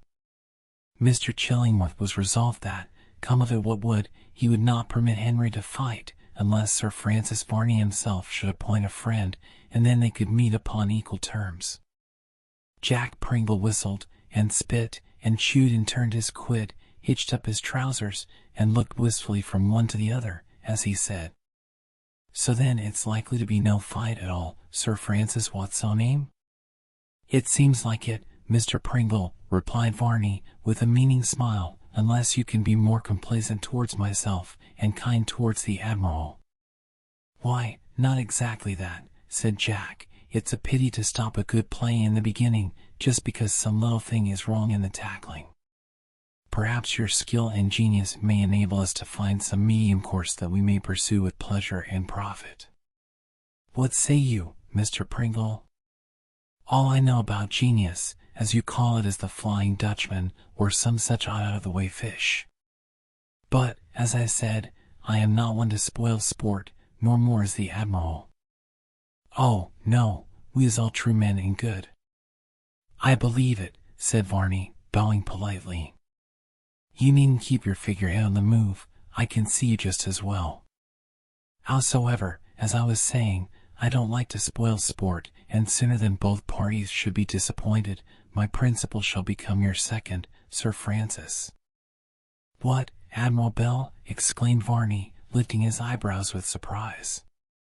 What, Charles Holland's uncle? Exclaimed Mr. Chillingworth in accents of amazement. And why not? Said Jack, with great gravity. I will pledge my word, Jack Pringle's word, that Admiral Bell shall be second to Sir Francis Varney during his scrimmage with Mr. Henry Bannerworth. That will let the matter go on, there can be no back out then, continued Jack Pringle, with a knowing nod at Chillingworth as he spoke. That will, I hope, remove your scruples, Mr. Chillingworth, said Varney, with a courteous smile. But will Admiral Bell do this? His second says so, and has, I dare say, influence enough with him to induce that person to act in conformity with his promise. In course he will. Do you think he would be the man to hang back? Oh, no, he would be the last to leave Jack Pringle in the lurch, no. Depend upon it, Sir Francis, he'll be as sure to do what I say, as I have said it. After that assurance, I cannot doubt it, said Sir Francis Varney, this act of kindness will, indeed, lay me under a deep and lasting obligation to Admiral Bell, which I fear I shall never be able to pay. You need not trouble yourself about that, said Jack Pringle, the Admiral will credit all, and you can pay off old scores when his turn comes in the field. I will not forget, said Varney, he deserves every consideration, but now, Mr. Chillingworth, I presume that we may come to some understanding respecting this meeting, which you were so kind as to do me the honor of seeking. I cannot object to its taking place. I shall be most happy to meet your second in the field, and will arrange with him. I imagine that, under the circumstances, that it will be barely necessary to go to that length of ceremony. Future interviews can be arranged later, name the time and place, and after that we can settle all the rest on the ground. Yes, said Jack, it will be time enough, surely, to see the Admiral when we are upon the ground. I'll warrant the old buffer is a true brick as ever was, there's no flinching about him.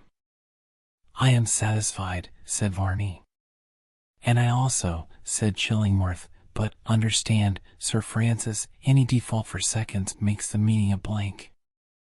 I will not doubt Mr. Pringle's honor so much as to believe it possible.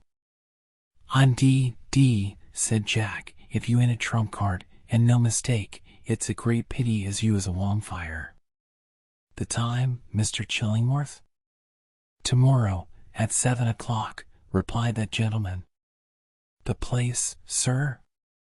The best place that I can think of is a level meadow halfway between here and Bannerworth Hall, but that is your privilege, Sir Francis Varney. I waive it, and am much obliged to you for the choice of the spot. It seems of the best character imaginable. I will be punctual. I think we have nothing further to arrange now, said Mr. Chillingworth. You will meet with Admiral Bell. Certainly. I believe there is nothing more to be done. This affair is very satisfactorily arranged, and much better than I anticipated. Good morning, Sir Francis, said Mr. Chillingworth. Good morning. Adieu, said Sir Francis, with a courteous salutation. Good day, Mr. Pringle, and commend me to the Admiral, whose services will be of infinite value to me. Don't mention it, said Jack. The Admiral's the man as to lend anybody a helping hand in case of distress like the present, and I'll pledge my word, Jack Pringle's too, as that he'll do what's right, and give up his turn to Mr. Henry Bannerworth, 'cause you see he can have his turn arterwards, you know, it's only waiting a while. That's all, said Sir Francis. Jack Pringle made a sea bow and took his leave, as he followed Mr. Chillingworth, and they both left the house together, to return to Bannerworth Hall. "Well," said Mr. Chillingworth, "I am glad that Sir Francis Varney has got over the difficulty of having no seconds, for it would not be proper or safe to meet a man without a friend for him." "It ain't the right thing," said Jack, hitching up his trousers, "but I was afeard as how he would back out, and that would be just the wrong thing for the Admiral. He'd go raving mad." They had got but very few paces from Sir Francis Varney's house when they were joined by Marchdale. "Ah," he said, as he came up, "I see you have been to Sir Francis Varney's, if I may judge from the direction whence you're coming, and your proximity." "Yes, we have," said Mr. Chillingworth. "I thought you had left these parts." "I had intended to do so," replied Marchdale, "but second thoughts are sometimes best, you know." "Certainly. I have so much friendship for the family at the Hall, that notwithstanding I am compelled to be absent from the mansion itself, yet I cannot quit the neighborhood while there are circumstances of such a character hanging about them. I will remain, and see if there be not something arising, in which I may be useful to them in some matter." "It is very disinterested of you. You will remain here for some time, I suppose?" "Yes, undoubtedly, unless, as I do not anticipate, I should see any occasion to quit my present quarters." "I tell you what it is," said Jack Pringle, "if you had been here half an hour earlier you could have seconded the bonfire." "Seconded?" "Yes, we're here to challenge." "A double challenge?" "Yes, but in confiding this matter to you, Mr. Marchdale, you will make no use of it to the exploding of this affair. By so doing you will seriously damage the honor of Mr. Henry Bannerworth." "I will not, you may rely upon it, but Mr. Chillingworth, do I not see you in the character of a second?" "You do, sir." "To Mr. Henry?" "The same, sir." "Have you reflected upon the probable consequences of such an act, should any serious mischief occur?" "What I have undertaken, Mr. Marchdale, I will go through with. The consequences I have duly considered, and yet you see me in the character of Mr. Henry Bannerworth as friend.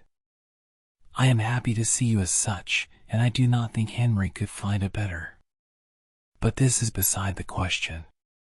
What induced me to make the remark was this: had I been at the Hall, you will admit that Henry Bannerworth would have chosen myself, without any disparagement to you, Mr. Chillingworth."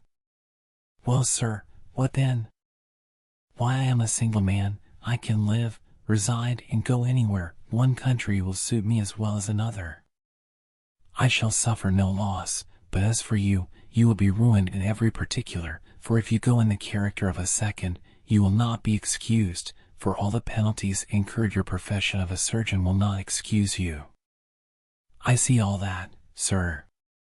What I propose is, that you should accompany the parties to the field, but in your own proper character of surgeon, and permit me to take that a second to Mr. Bannerworth."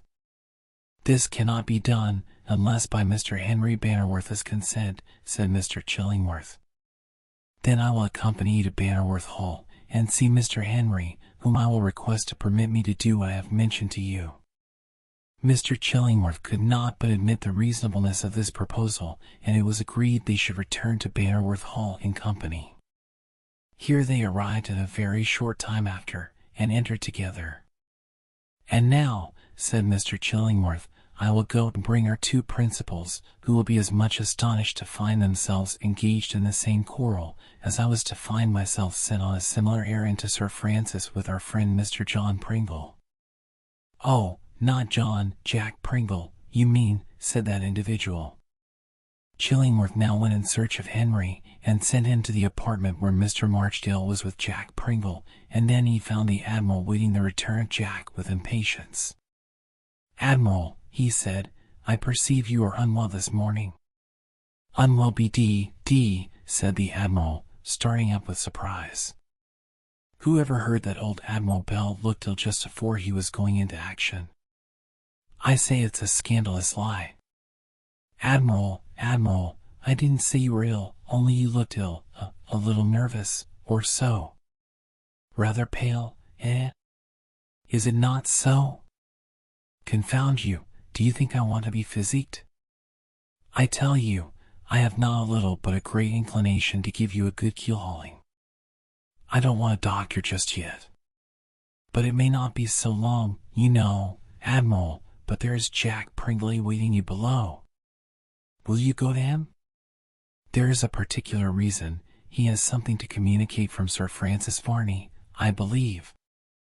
The Admiral gave a look of some amazement at Mr. Chillingworth, and then he said, muttering to himself, "If Jack Pringle should have betrayed me, but, no, he could not do that, he is too true. I'm sure Jack, and how did that son of a gallipot hand about the odd fish I sent Jack to?" Filled with a dubious kind of belief which he had about something he had heard of Jack Pringle, he entered the room where he met Marchdale, Jack Pringle, and Henry Bannerworth. Immediately afterwards, Mr. Chillingworth entered the apartment. "I have," said he, "been to Sir Francis Varney, and there had an interview with him and with Mr. Pringle, when I found we were both intent upon the same object, namely, an encounter with the knight by our principals." "Eh?" said the Admiral. "What?" exclaimed Henry. "Had he challenged you, Admiral?" "Challenged me!" exclaimed Admiral Bell, with a round oath. However, since it comes to this, I must admit I challenged him." "That's what I did," said Henry Bannerworth, after a moment's thought, "and I perceive we have both fallen into the same line of conduct." "That is the fact," said Mr. Chillingworth. "Both Mr. Pringle and I went there to settle the preliminaries, and we found an insurmountable bar to any meeting taking place at all." "He wouldn't fight, then?" exclaimed Henry. "I see it all now." "Not fight," said Admiral Bell, with a sort of melancholy disappointment. "And the cowardly rascal. Tell me, Jack Pringle, what did the long-horse marine-looking slab say to it?" "He told me he would fight." "Why, he ought to be made to stand sentry over the wind." "You challenged him in person, too, I suppose," said Henry. "Yes, confound him. I went there last night." "And I too." "It seems to me," said Marchdale, "that this affair has been not indiscreetly conducted, but somewhat unusually and strangely, to say the least of it." "You see," said Chillingworth, "Sir Francis was willing to fight both Henry and the Admiral, as he told us." "Yes," said Jack, "he told us he would fight us both, if so be as his light was not doused in the first brush." "That was all that was wanted," said the Admiral. "We could expect no more. But then he desired to meet you without any second, but, of course, I would not accede to this proposal. The responsibility was too great and too unequally borne by the parties engaged in the rencontre." "Decidedly," said Henry, "but it is unfortunate, very unfortunate." "Very," said the Admiral, "very. What a rascally thing it is there ain't another rogue in the country to keep him in countenance." "I thought it was a pity to spoil sport," said Jack Pringle. "It was a pity a good intention should be spoiled, and I promised the Longfire that if as how he would fight, you should second him, and you'd meet him to do so." "Eh? Who?" "I," exclaimed the Admiral in some perplexity. "Yes, that is the truth," said Mr. Chillingworth. "Mr. Pringle said you would do so, and he then and there pledged his word that you should meet him on the ground and second him." "Yes," said Jack, "you must do it. I knew you would not spoil sport, and that there had better be a fight than no fight. I believe you'd sooner see a scrimmage than none, and so it's all arranged." "Very well," said the Admiral, "I only wish Mr. Henry Bannerworth had been his second. I think I was entitled to the first meeting." "No," said Jack, "you weren't, for Mr. Chillingworth was there first come first served, you know." Well, I mustn't grumble at another man's luck, mine'll come in turn, but it had better be so than a disappointment altogether. I'll be second to this Sir Francis Varney, he shall have fair play, as I'm an Admiral, but he shall fight, yes, he shall fight." "And to this conclusion I would come," said Henry. I wish him to fight. Now I will take care that he shall not have any opportunity of putting me on one side quietly. There is one thing, observed Marchdale, that I wish to propose. After what has passed, I should not have returned, had I not some presentiment that something was going forward in which I could be useful to my friend. Oh, said the Admiral, with a huge twist of his countenance. What I was about to say was this: Mr. Chillingworth has much to lose as he is situated, and I nothing as I am placed. I am chained down to no spot of earth. I am above following a profession. My means, place me above the necessity. Now, Henry, allow me to be your second in this affair. Allow Mr. Chillingworth to attend in his professional capacity. He may be of service, of great service to one of the principals, whereas, if he go in any other capacity, he will inevitably have his own safety to consult. That is most unquestionably true, said Henry, and, to my mind, the best plan that can be proposed. What say you, Admiral Bell? Will you act with Mr. Marchdale in this affair? Oh, yes, certainly, I don't care. Mr. Marchdale is Mr. Marchdale, I believe, and that's all I care about. If we quarrel today, and have anything to do tomorrow, in course, tomorrow I can put off my quarrel for next day. It will keep, that's all I have to say at present. Then this is a final arrangement, said Mr. Chillingworth. It is. But, Mr. Bannerworth, in resigning my character of second to Mr. Marchdale, I only do so because it appears and seems to be the opinion of all present that I can be much better employed in another capacity. Certainly, Mr. Chillingworth, and I cannot but feel that I am under the same obligations to you for the readiness and zeal with which you have acted. I have done what I have done, said Chillingworth, because I believed it was my duty to do so. Mr. Chillingworth has undoubtedly acted most friendly and efficiently in this affair, said Marchdale, and he does not relinquish the part for the purpose of escaping a friendly deed, but to perform one in which he may act in a capacity that no one else can. That is true, said the Admiral. And now, said Chillingworth, you are to meet tomorrow morning in the meadow at the bottom of the valley, halfway between here and Sir Francis Varney's house, at 7 o'clock in the morning. More conversation passed among them, and it was agreed that they should meet early the next morning, and that, of course, the affair should be kept a secret. Marchdale for that night should remain in the house, and the Admiral should appear as if little or nothing was the matter, and he and Jack Pringle retired, to talk over in private all the arrangements. Henry Bannerworth and Marchdale also retired, and Mr. Chillingworth, after a time, retired, promising to be with them in time for the meeting next morning. Much of that day was spent by Henry Bannerworth in his own apartment, in writing documents and letters of one kind and another, but at night he had not finished, for he had been compelled to be about, and in Flora's presence, to prevent anything from being suspected. Marchdale was much with him, and in secret examined the arms, ammunition, and bullets, and saw all was right for the next morning, and when he had done, he said, "Now, Henry, you must permit me to insist that you take some hours' repose, else you will scarcely be as you ought to be." "Very good," said Henry. "I have just finished, and can take your advice." After many thoughts and reflections, Henry Bannerworth fell into a deep sleep, and slept several hours in calmness and quietude, and at an early hour he awoke, and saw Marchdale sitting by him. "Is it time, Marchdale?" "I have not overslept myself, have I?" "No, time enough, said Marchdale. "I should have let you sleep longer, but I should have awakened you in good time." It was now the grey light of morning, and Henry arose and began to prepare for the encounter. Marchdale stole to Admiral Bell's chamber, but he and Jack Pringle were ready. Few words were spoken, and those few were in a whisper, and the whole party left the hall in as noiseless a manner as possible. It was a mild morning, and yet it was cold at that time of the morning, just as day is beginning to dawn in the east. There was, however, ample time to reach the rendezvous. It was a curious party that which was now proceeding towards the spot appointed for the duel, the result of which might have so important an effect on the interests of those who were to be engaged in it.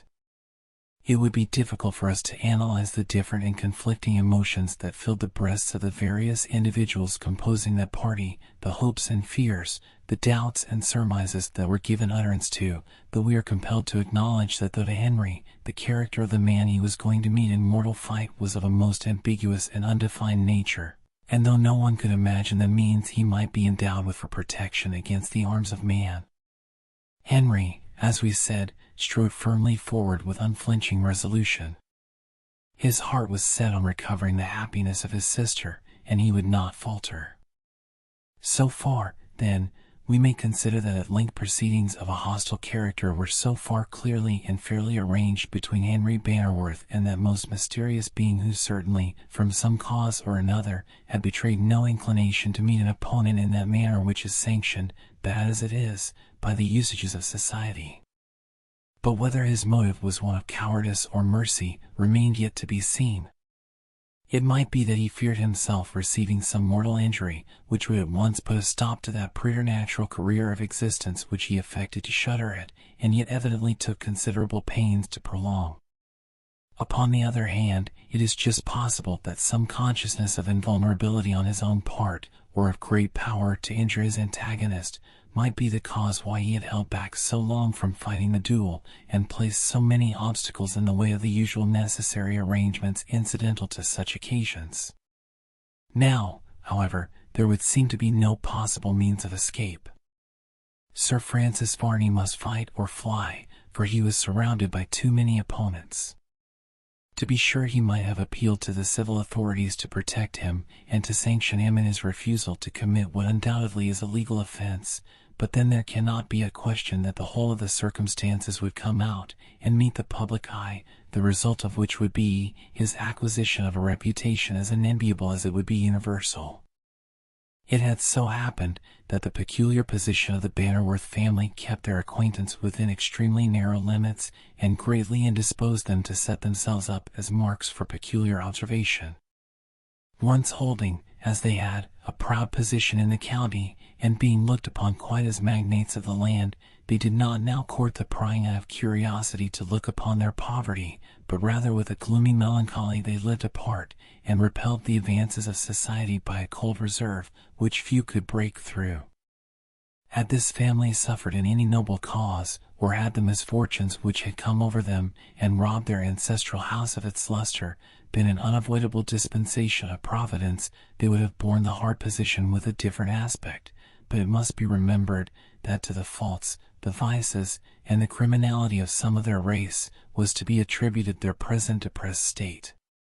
It has been seen during the progress of our tale that its action has been tolerably confined to Bannerworth Hall, its adjacent meadows, and the seat of Sir Francis Varney, the only person at any distance, knowing anything of the circumstances, or feeling any interest in them, being Mr. Chillingworth, the surgeon, who, from personal feeling, as well as from professional habit, was not likely to make a family's affairs a subject of gossip.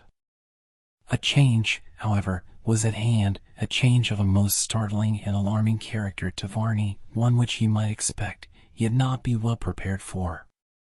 This period of serenity was to pass away, and he was to become most alarmingly popular. We will not, however, anticipate, but proceed at once to detail as briefly as may be the hostile meeting. It would appear that Varney, now that he had once consented to the definitive arrangements of a duel, shrunk not in any way from carrying them out, nor in the slightest attempted to retard arrangements which might be fatal to himself. The early morning was one of those cloudy ones so frequently occurring in our fickle climate, when the cleverest with their profit would find it difficult to predict what the next hour might produce. There was a kind of dim gloominess over all objects, and as there were no bright lights, there were no deep shadows, the consequence of which was a sureness of effect over the landscape that robbed it of many of its usual beauties. Such was the state of things when Marchdale accompanied Henry and Admiral Bell from Bannerworth Hall across the garden in the direction of the hilly wood, close to which was the spot intended for the scene of encounter. Jack Pringle came at a lazy pace behind with his hands in his pockets and looking as unconcerned as if he had just come out for a morning stroll and scarcely knew whether he saw what was going on or not. The curious contortion into which he twisted his countenance and the different odd-looking lumps that appeared in it from time to time may be accounted for by a quid of unusual size, which he seemed to be masticating with a relish quite horrifying to one used to so barbarous a luxury. The Admiral had strictly enjoined him not to interfere on pain of being considered a lubber and no seaman for the remainder of his existence, threatened penalties which, of course, had their own weight with Jack, and accordingly he came just to see the row in as quiet a way as possible, perhaps not without a hope that something might turn up in the shape of a casus belli that might justify him in adopting a threatening attitude towards somebody. "Now, Master Henry," said the Admiral, "none of your palaver to me as we go along. Recollect I don't belong to your party, you know. I've stood friend to 2 or 3 fellows in my time, but if anybody had said to me, 'Admiral Bell, the next time you go out on a quiet little shooting party, it will be a second to a vampire,' I'd have said, 'You're a liar, howsomever, me, here you goes.' And what I mean to say is this, Mr. Henry, that I'd second even a Frenchman rather than he shouldn't fight when he's asked." "That's liberal of you," said Henry, "at all event." "I believe you it is," said the Admiral, "so mind if you don't hit him. I'm not going to tell you how. All you've got to do is to fire low, but that's no business of mine. Shiver my timbers, I oughtn't to tell you, but you hit him if you can." "Admiral," said Henry, "I can hardly think you are even preserving a neutrality in the matter, putting aside my own partisanship as regards your own man." "Oh, hang him. I'm not going to let him creep out of the thing on such a shabby pretense. I can tell you. I think I ought to have gone to his house this morning, only, as I said I never would cross his threshold again, I won't." "I wonder if he'll come," said Mr. Marchdale to Henry. "After all, you know he may take to flight, and shun an encounter which, it is evident, he has entered into but tardily." "I hope not," said Henry, "and yet I must own that your supposition has several times crossed my mind.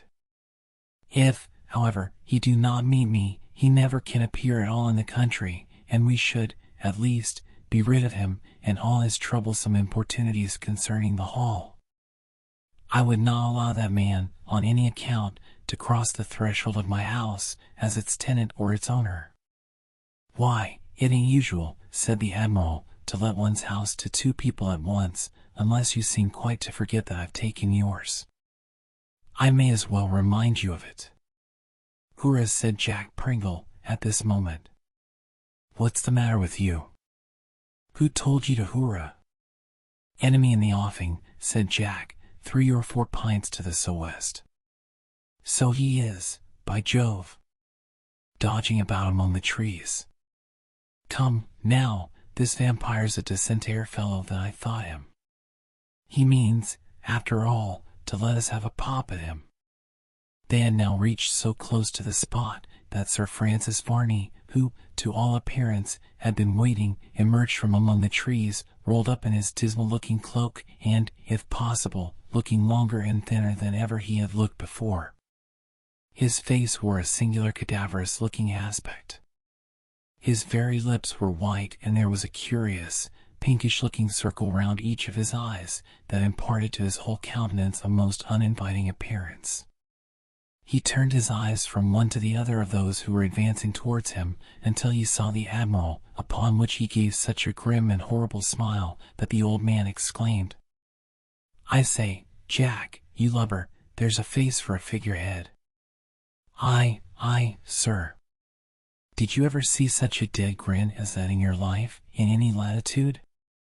Aye, sir." Did you swab?" "I should think so." "It's a lie, and you know it." "Very good," said Jack. "Don't you recollect when that iron bullet walked over your head, leaving a nice little nick all the way off Burgundy Pezoom? That was the time, blessed if you didn't get just such a grin as that." "I didn't, you rascal." "And I say you did." "Mutiny, by God." "Go to blazes." How far this contention might have gone, having now reached its culminating point, had the Admiral and Jack been alone, it is hard to say, but as it was, Henry and Marchdale interfered, and so the quarrel was patched up for the moment in order to give place to more important affairs. Varney seemed to think that after the smiling welcome he had given to his second, he had done quite enough, for there he stood, tall and gaunt and motionless, if we may accept an occasional singular movement of the mouth and a clap together of his teeth, at times, which was enough to make anybody jump to hear. "For heaven's sake," said Marchdale, "do not let us trifle at such a moment as this. Mr. Pringle, you really had no business here." "Mr. Who?" said Jack. "Pringle, I believe, is your name?" returned Marchdale. "It were but blowed if ever I was called Mr. before." The Admiral walked up to Sir Francis Varney and gave him a nod that looked much more like one of defiance than of salutation, to which the vampire replied by a low, courtly bow. "Oh, bother," muttered the old Admiral. "If I was to double up my backbone like that, I should never get it down straight again." "Well, all's right. You've come, that's all you could do, I suppose." "I am here," said Varney, "and therefore it becomes a work of supererogation to remark that I've come." "Oh, does it? I never bolted a dictionary, and, therefore, I don't know exactly what you mean." "Step aside with me a moment, Admiral Bell, and I will tell you what you are to do with me after I am shot, if such should be my fate." "Do with you? D if I'll do anything with you." "I don't expect you will regret me. You will eat." "Eat?" "Yes, and drink as usual, no doubt, notwithstanding being witness to the decease of a fellow creature." "Belay there, don't call yourself a fellow creature of mine. I ain't a vampire." "But there's no knowing what you may be, and now listen to my instructions, for as you're my second, you cannot very well refuse to me a few friendly offices. Rain is falling. Step beneath this ancient tree, and I will talk to you."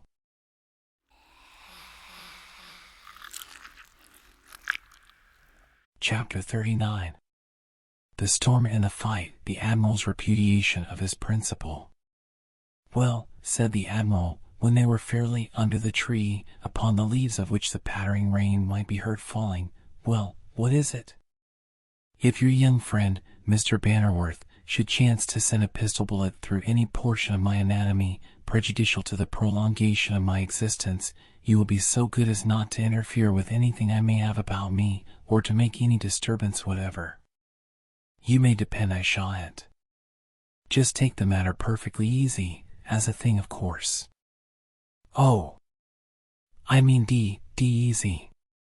Ah, what a delightful thing is friendship. There is a little knoll or mound of earth midway between here and the hall. Do you happen to know it? There is one solitary tree glowing near its summit, an oriental-looking tree of the fir tribe, which, fan-like, spreads its deep green leaves across the azure sky." "Oh, bother it, it's a old tree, growing upon a little bit of a hill, I suppose you mean?" "Precisely, only much more poetically expressed. The moon rises at 4:15 tonight, or rather tomorrow morning." "Does it?" "Yes, and if I should happen to be killed, you will have me removed gently to this mound of earth, and there lay beneath this tree, with my face upwards, and take care that it is done before the moon rises. You can watch that no one interferes. A likely job. What the deuce do you take me for? I tell you what it is, Mr. Vampire, or Varney, or whatever's your name, if you should chance to be hit, wherever you chance to fall, there you'll lie." "How very unkind." "Uncommon, ain't it? Well, since that is your determination, I must take care of myself in another way." "I can do so, and I will." "Take care of yourself how you like, for all I care. I've come here to second you, and to see that, on the honor of a seaman, if you are put out of the world, it's done in a proper manner. That's all I have to do with you, now you know." Sir Francis Varney looked after him with a strange kind of smile as he walked away to make the necessary preparation with Marchdale for the immediate commencement of the contest. These were simple and brief. It was agreed that 12 paces should be measured out, 6 each way, from a fixed point, 1/6 to be paced by the Admiral and the other by Marchdale. Then they were to draw lots, to see at which end of this imaginary line Varney was to be placed. After this the signal for firing was to be 1, 2, 3, fire. A few minutes sufficed to complete these arrangements. The ground was measured in the manner we have stated, and the combatants placed in their respective positions, Sir Francis Varney occupying the same spot where he had at first stood, namely, that nearest to the little wood, and to his own residence. It is impossible that under such circumstances the bravest and the calmest of mankind could fail to feel some slight degree of tremor or uneasiness, and, although we can fairly claim for Henry Bannerworth that he was as truly courageous as any right-feeling Christian man could wish to be, yet when it was possible that he stood within, as it were, a hair's breadth of eternity, a strange world of sensation and emotions found a home in his heart, and he could not look altogether undaunted on that future which might, for all he knew to the contrary, be so close at hand, as far as he was concerned. It was not that he feared death, but that he looked with a decent gravity upon so grave a change as that from this world to the next, and hence was it that his face was pale, and that he looked all the emotion which he really felt. This was the aspect and the bearing of a brave but not a reckless man, while Sir Francis Varney, on the other hand, seemed, now that he had fairly engaged in the duel, to look upon it and its attendant circumstances with a kind of smirking satisfaction, as if he were far more amused than personally interested. This was certainly the more extraordinary after the manner in which he had tried to evade the fight, and, at all events, was quite a sufficient proof that cowardice had not been his actuating motive in so doing. The Admiral, who stood on a level with him, could not see the sort of expression he wore, or, probably, he would have been far from well pleased, but the others did, and they found something inexpressibly disagreeable in the smirking kind of satisfaction with which the vampire seemed to regard now the proceedings. "Confound him," whispered Marchdale to Henry, "one would think he was quite delighted, instead, as we had imagined him, not well pleased, at these proceedings. Look how he grins." "It is no matter," said Henry, "let him wear what aspect he may, it is the same to me, and, as heaven is my judge, I here declare, if I did not think myself justified in so doing, I would not raise my hand against this man. There can be no shadow of a doubt regarding your justification. Have at him, and heaven protect you." Amen. The Admiral was to give the word to fire, and now he and Marshal, having stepped sufficiently on one side to be out of all possible danger from any stray shot, he commenced repeating the signal. "Are you ready, gentlemen, once?" They looked sternly at each other, and each grasped his pistol. "Twice." Sir Francis Varney smiled and looked around him, as if the affair were one of the most commonplace description. "Thrice." Varney seemed to be studying the sky rather than attending to the duel. "Fire," said the Admiral, and one report only struck upon the ear. It was that from Henry's pistol. All eyes were turned upon Sir Francis Varney, who had evidently reserved his fire, for what purpose could not be devised, except a murderous one, the taking of a more steady aim at Henry. Sir Francis, however, seemed in no hurry, but smiled significantly, and gradually raised the point of his weapon. "Did you hear the word, Sir Francis?" "I gave it loud enough, I am sure." "I never spoke plainer in my life, did I ever, Jack?" "Yes, often," said Jack Pringle. "What's the use of your asking such yarns as them? You know you have done so often enough when you wanted grog. You rascal, I'll have your back scored, I will." "So you will, when you are afloat again, which you never will be. You're paid off, that's certain." "You lubberly lout, you ain't a seaman. A seaman would never mutiny against his admiral. Howsomever, do you hear, Sir Francis, I'll give the matter up, if you don't pay some attention to me." Henry looked steadily at Varney, expecting every moment to feel his bullet. Mr. Marchdale hastily exclaimed that this was not according to usage.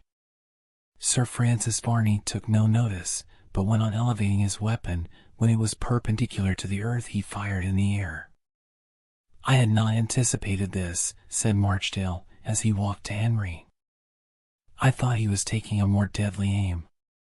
"And I," said Henry. "You have escaped, Henry. Let me congratulate you." "Not so fast. We may fire again." "I can afford to do that," he said, with a smile. "You should have fired, sir, according to custom," said the Admiral. "This is not the proper thing."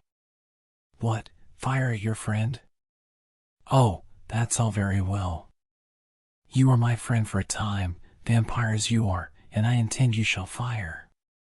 If Mr. Henry Bannerworth demands another fire, I have no objection to it, and will fire at him, but as it is I shall not do so. Indeed, it would be quite useless for him to do so. To point mortal weapons at me is mere child's play. They will not hurt me."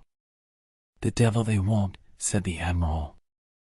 "Why, look you here," said Sir Francis Varney, stepping forward and placing his hand to his neckerchief. "Look you here, if Mr. Henry Bannerworth should demand another fire, he may do so with the same bullet." "The same bullet," said Marchdale, stepping forward. "The same bullet. How is this?" "My eyes," said Jack. "Who'd have thought it? There's a go. Wouldn't he do for a dummy, to lead a forlorn hope, or to put him on the borders?" "Here," said Sir Francis, handing a bullet to Henry Bannerworth. "Here is the bullet you shot at me." Henry looked at it. It was blackened by powder, and then Marchdale seized it and tried it in a pistol, but found the bullet fitted Henry's weapon. "By heavens, it is so!" he exclaimed, stepping back and looking at Varney from top to toe in horror and amazement. "D.E.," said the Admiral, "if I understand this. Why, Jack Pringle, you dog, here's a strange fish. No! There's plenty on 'em in some countries. Will you insist upon another fire, or may I consider you satisfied?" "I shall object," said Marchdale. "Henry, this affair must go no further. It would be madness, worse than madness, to fight upon such terms." "So say I," said the Admiral. "I will not have anything to do with you, Sir Francis. I'll not be your second any longer. I didn't bargain for such a game as this. You might as well fight with the man in brass armor at the Lord Mayor's show, or the champion at a coronation." "Oh," said Jack Pringle, "a man may as well fire at the back of an alligator as a wildfire." "This must be considered as having been concluded," said Mr. Marchdale. "No," said Henry. "And wherefore not?" "Because I have not received his fire." "Heaven forbid you should. I may not with honor quit the ground without another fire. Under ordinary circumstances there might be some shadow of an excuse for your demand, but as it is there is none. You have neither honor nor credit to gain by such an encounter, and, certainly, you can gain no object. How are we to decide this affair? Am I considered absolved from the accusation under which I lay, of cowardice?" inquired Sir Francis Varney, with a cold smile. "Why, as for that," said the Admiral, "I should as soon expect credit for fighting behind a wall, as with a man that I couldn't hit any more than the moon. Henry, let me implore you to quit this scene. It can do no good." At this moment, a noise, as of human voices, was heard at a distance. This caused a momentary pause, and the whole party stood still and listened. The murmurs and shouts that now arose in the distance were indistinct and confused. "What can all this mean?" said Marchdale. "There is something very strange about it. I cannot imagine a cause for so unusual an occurrence." "Nor I," said Sir Francis Varney, looking suspiciously at Henry Bannerworth. "Upon my honor I know neither what is the cause nor the nature of the sounds themselves." "Then we can easily see what is the matter from yonder hillock," said the Admiral, "and there's Jack Pringle. He's up there already. What's he telegraphing about in that manner, I wonder?" The fact was, Jack Pringle, hearing the riot, had thought that if he got to the neighboring eminence he might possibly ascertain what it was that was the cause of what he termed the row, and had succeeded in some degree. There were a number of people of all kinds coming out from the village, apparently armed, and shouting. Jack Pringle hitched up his trousers and swore, then took off his hat and began to shout to the Admiral, as he said, "D-he, they are too late to spoil the sport. Hello! Hurrah! What's all that about, Jack?" inquired the Admiral, as he came puffing along. "What's the squall about?" "Only a few horse marines and bumboat women that have been startled like a company of penguins." "Oh! My eyes! Wouldn't a whole broadside set 'em flying, Jack?" "Aye, just as them Frenchmen that you murdered on board the Big Thunderer, as you called it." "I murder them, you rascal?" "Yes, there was about 500 of them killed." "They were only shot." "They were killed, only your conscience tells you it's uncomfortable." "You rascal, you villain. You ought to be keelhauled and well paid." "Aye, you're paid, and paid off as an old hulk." "D-e-u-u-o. I wish I had you on board ship. I'd make your lubberly carcass like a Union Jack, full of red and blue stripes." "Oh! It's all very well, but if you don't take to your heels, you'll have all the old women in the village a-whacking on you. That's all I have to say about it. You'd better port your helm and about ship, or you'll be keelhauled." "D-n-your. What's the matter?" inquired Marchdale, as he arrived. "What's the cause of all the noise we have heard?" said Sir Francis. "Has some village festival spontaneously burst forth among the rustics of this place?" "I cannot tell the cause of it," said Henry Bannerworth, "but they seem to me to be coming towards this place." "Indeed?" "I think so too," said Marchdale. "With what object?" inquired Sir Francis Varney. "No peaceable one," observed Henry, "for, as far I can observe, they struck across the country, as though they would enclose something, or intercept somebody." "Indeed? But why come here?" "If I knew that I could have at once told the cause." "And they appear armed with a variety of odd weapons," observed Sir Francis. "They mean an attack upon someone." "Who is that man with them?" "He seems to be deprecating their coming." "That appears to be Mr. Chillingworth," said Henry. "I think that is he." "Yes," observed the Admiral, "I think I know the build of that craft. He's been in our society before." "I always know a ship as soon as I see it." "Does you, though?" said Jack. "Yeah, what do you mean, eh?" "Let me hear what you've got to say against your captain and your admiral, you mutinous dog. You tell me, I say." "So I will. You thought you were fighting a big ship in a fog, and fired a dozen broadsides or so, and it was only the Flying Dutchman, or the devil." "You infernal dog." "Well, you know it was. It might have been our own shadow for all I can tell." "Indeed, I think it was." "You think?" "Yes." "That's mutiny. I'll have no more to do with you, Jack Pringle. You're no seaman, and have no respect for your officer. Now sheer off, or I'll cut your yards." "Why, as for my yards, I'll square him presently if I like, you old swab.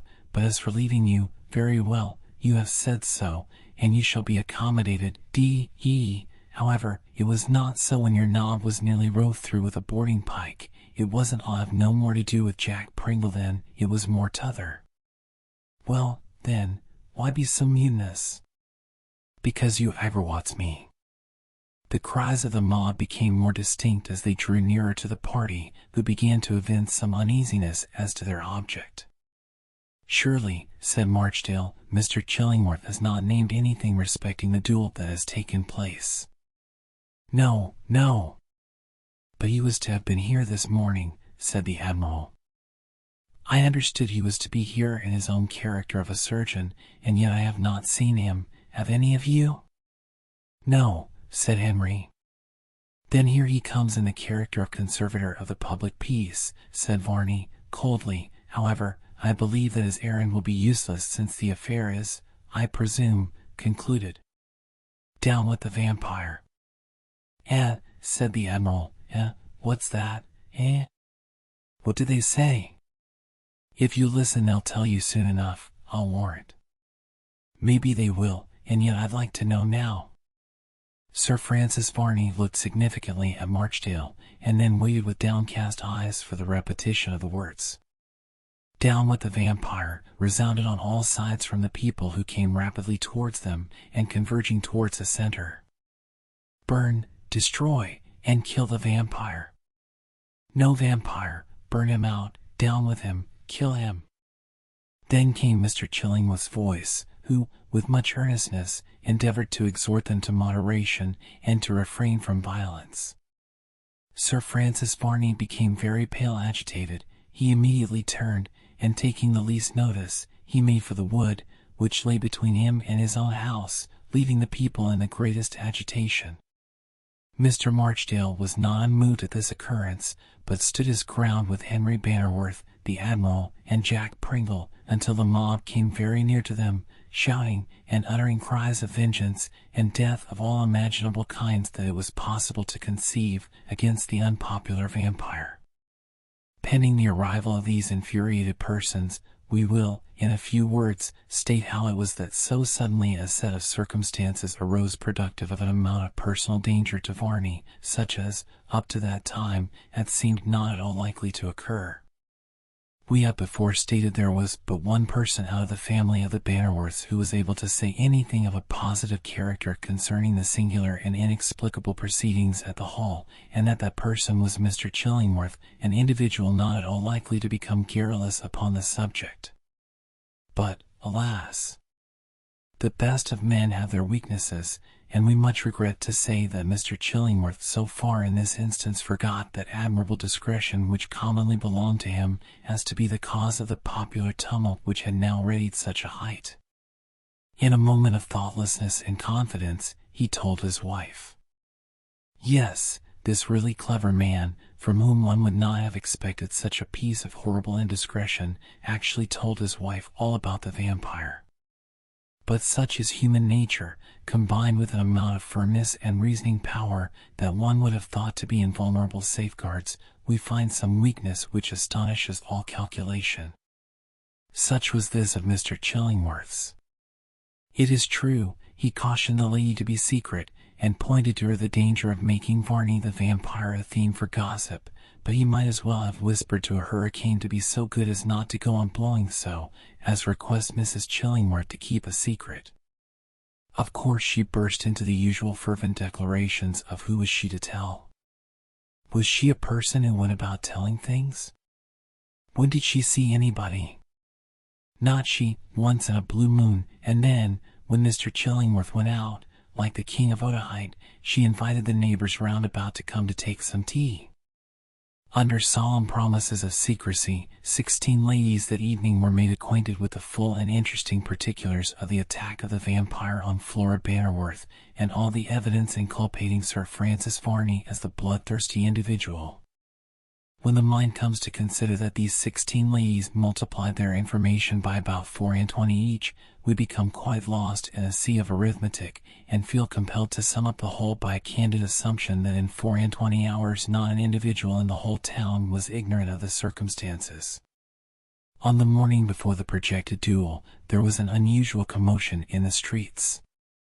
People were conversing together in little knots, and using rather violent gesticulations. Poor Mr. Chillingworth! He alone was ignorant of the causes of the popular commotion, and so he went to bed wondering that an unusual bustle pervaded the little market town, but not at all guessing its origin.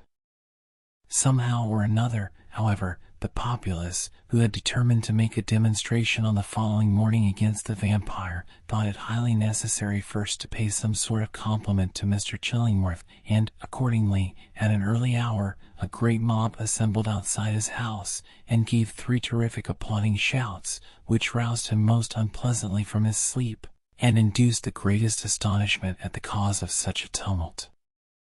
Oh, that artful Mrs. Chillingworth! Too well she knew what was the matter. yet she pretended to be so oblivious upon the subject. "Good God!" cried Mr. Chillingworth, as he started up in bed. "What's all that?" "All what?" said his wife. "All what? Do you mean to say you heard nothing?" "Well, I think I did hear a little sort of something." "A little sort of something?" "It shook the house." Well, never mind. Go to sleep again, it's no business of ours." "Yes, but it may be, though." "It's all very well to say go to sleep. That happens to be a thing I can't do.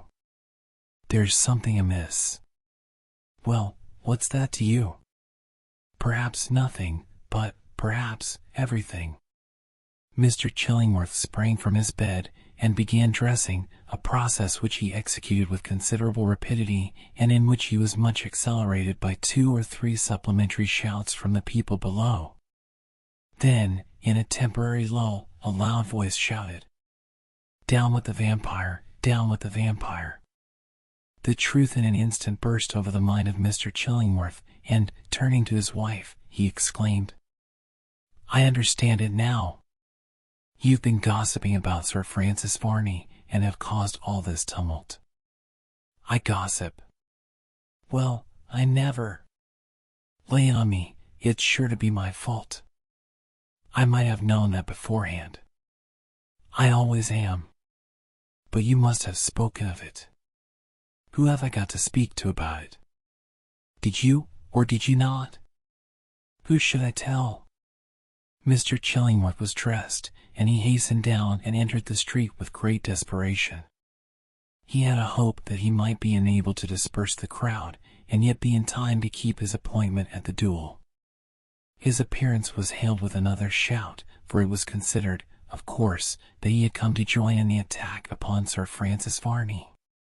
He found assembled a much more considerable mob than he had imagined, and to his alarm he found many armed with all sorts of weapons of offense. "Hurrah!" cried a great lumpy-looking fellow, who seemed half mad with the prospect of a disturbance. "Hurrah! Here's the doctor, he'll tell us all about it as we go along. Come on." "For heaven's sake," said Mr. Chillingworth, "stop! What are you about to do, all of you?" "Burn the vampire! Burn the vampire!" Hold! This is folly. Let me implore you all to return to your homes, or you will get into serious trouble on this subject." This was a piece of advice not at all likely to be adopted, and when the mob found that Mr. Chillingworth was not disposed to encourage and countenance it in its violence, it gave another loud shout of defiance, and moved off through the long straggling streets of the town in a direction towards Sir Francis Varney's house. It is true that what were called the authorities of the town had become alarmed, and were stirring, but they found themselves in such a frightful minority that it became out of the question for them to interfere with any effect to stop the lawless proceedings of the rioters, so that the infuriated populace had it all their own way, and in a straggling, disorderly-looking kind of procession they moved off, vowing vengeance as they went against Varney the Vampire. Hopeless as Mr. Chillingworth thought it was to interfere with any degree of effect in the proceedings of the mob, he still could not reconcile it to himself to be absent from a scene which he now felt certain had been produced by his own imprudence, so he went on with the crowd, endeavoring, as he did so, by every argument that could be suggested to him to induce them to abstain from the acts of violence they contemplated. He had a hope, too, that when they reached Sir Francis Varney's, finding him not within, as probably would be the case, as by that time he would have started to meet Henry Bannerworth on the ground, to fight the duel, he might induce the mob to return and forego their meditated violence. And thus was it that, urged on by a multitude of persons, the unhappy surgeon was expiating, both in mind and person, the serious mistakes he had committed in trusting a secret to his wife. Let it not be supposed that we for one moment wish to lay down a general principle as regards the confiding secrets to ladies, because from the beginning of the world it has become notorious how well they keep them, and with what admirable discretion, tact, and forethought this fairest portion of humanity conduct themselves. We know how few Mrs. Chillingworths there are in the world, and have but to regret that our friend the doctor should, in his matrimonial adventure, have met with such a specimen.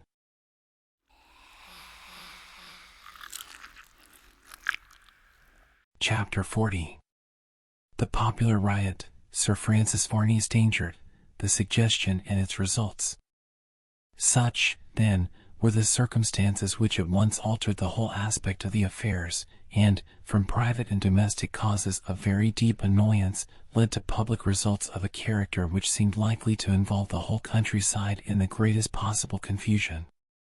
But while we blame Mr. Chillingworth for being so indiscreet as to communicate the secret of such a person as Varney the Vampire to his wife, we trust in a short time to be enabled to show that he made as much reparation as it was possible to make for the mischief he had unintentionally committed. And now as he struggled onward, apparently onward, first and foremost among the rioters, he was really doing all in his power to quell that tumult which superstition and dread had raised. Human nature truly delights in the marvelous, and in proportion as a knowledge of the natural phenomena of nature is restricted, and unbridled imagination allowed to give the rein to fathomless conjecture, we shall find an eagerness likewise to believe the marvelous to be the truth. That dim and uncertain condition concerning vampires, originating probably as it had done in Germany, had spread itself slowly, but insidiously, throughout the whole of the civilized world. In no country and in no clime is there not something which bears a kind of family relationship to the veritable vampire of which Sir Francis Varney appeared to be so choice a specimen. The ghoul of Eastern nations is but the same being, altered to suit habits and localities, and the Sema of the Scandinavians is but the vampire of a more primitive race, and a personification of that morbid imagination which has once fancied the probability of the dead walking again among the living, with all the frightful insignia of corruption and the grave about them. Although not popular in England, still there had been tales told of such midnight visitants, so that Mrs. Chillingworth, when she had imparted the information which she had obtained, had already some rough material to work upon in the minds of her auditors, and therefore there was no great difficulty in very soon establishing the fact. Under such circumstances, ignorant people always do what they have heard has been done by someone else before them, and in an incredibly short space of time the propriety of catching Sir Francis Varney, depriving him of his vampire-like existence, and driving a stake through his body, became not at all a questionable proposition. Alas, poor Mr. Chillingworth! As well might he have attempted King Canute's task of stemming the waves of the ocean as that of attempting to stop the crowd from proceeding to Sir Francis Varney's house. His very presence was a sort of confirmation of the whole affair. In vain he gesticulated, in vain he begged and prayed that they would go back, and in vain he declared that full and ample justice should be done upon the vampire, provided popular clamor spared him, and he was left to more deliberate judgment. Those who were foremost in the throng paid no attention to these remonstrances, while those who were more distant heard them not, and, for all they knew, he might be urging the crowd on to violence, instead of deprecating it. Thus, then, this disorderly rabble soon reached the house of Sir Francis Varney and loudly demanded of his terrified servant where he was to be found. The knocking at the hall door was prodigious, and, with a laudable desire, doubtless, of saving time, the moment one was done amusing himself with the ponderous knocker, another seized it, so that until the door was flung open by some of the bewildered and terrified men, there was no cessation whatever of the furious demands for admittance. "Varney the Vampire! Varney the Vampire!" cried 100 voices. "Death to the vampire! Where is he? Bring him out! Varney the Vampire!" The servants were too terrified to speak for some moments, as they saw such a tumultuous assemblage seeking their master, while so singular a name was applied to him. At length, one more bold than the rest contrived to stammer out, "My good people, Sir Francis Varney is not at home. He took an early breakfast, and has been out nearly an hour."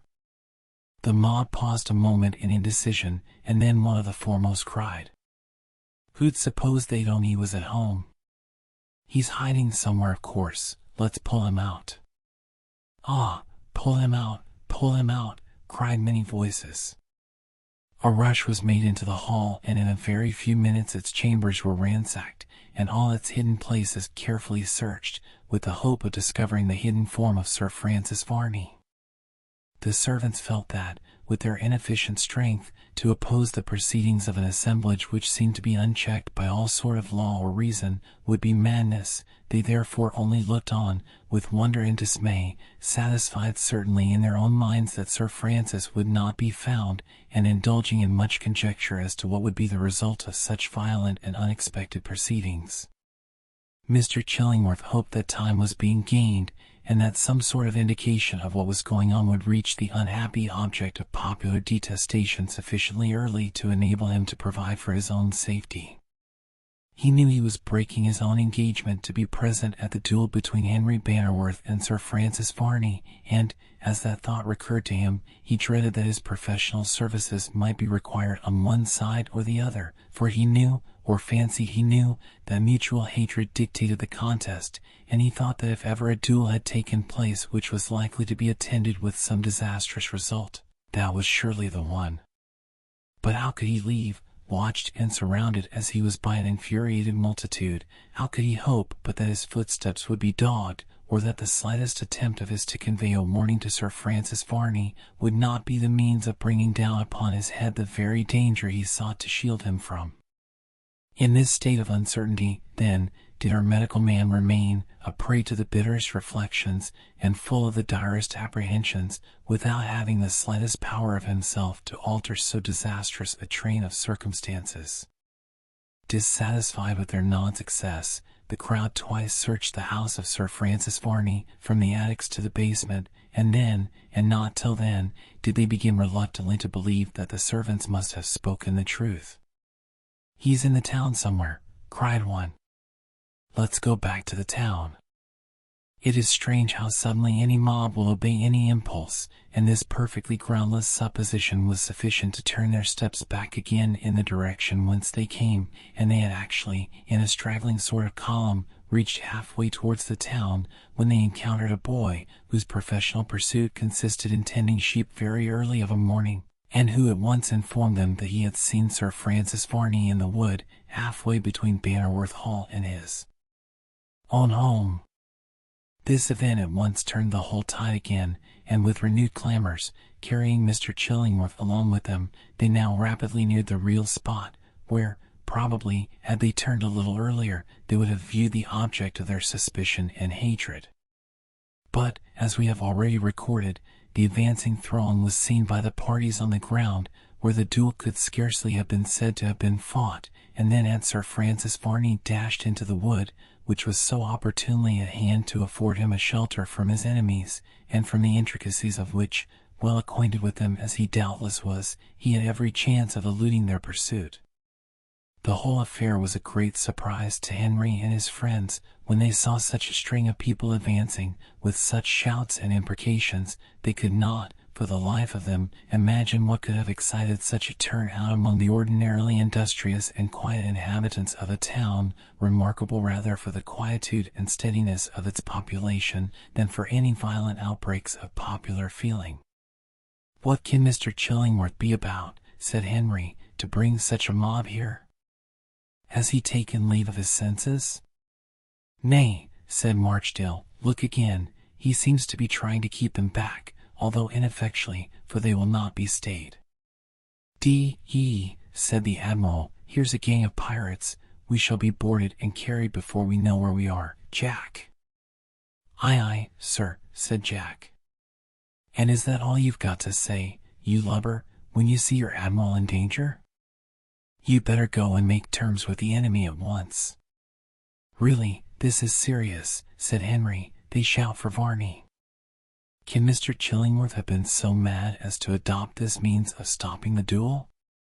"Impossible," said Marchdale. "If that had been his intention, he could have done so quietly, through the medium of the civil authorities."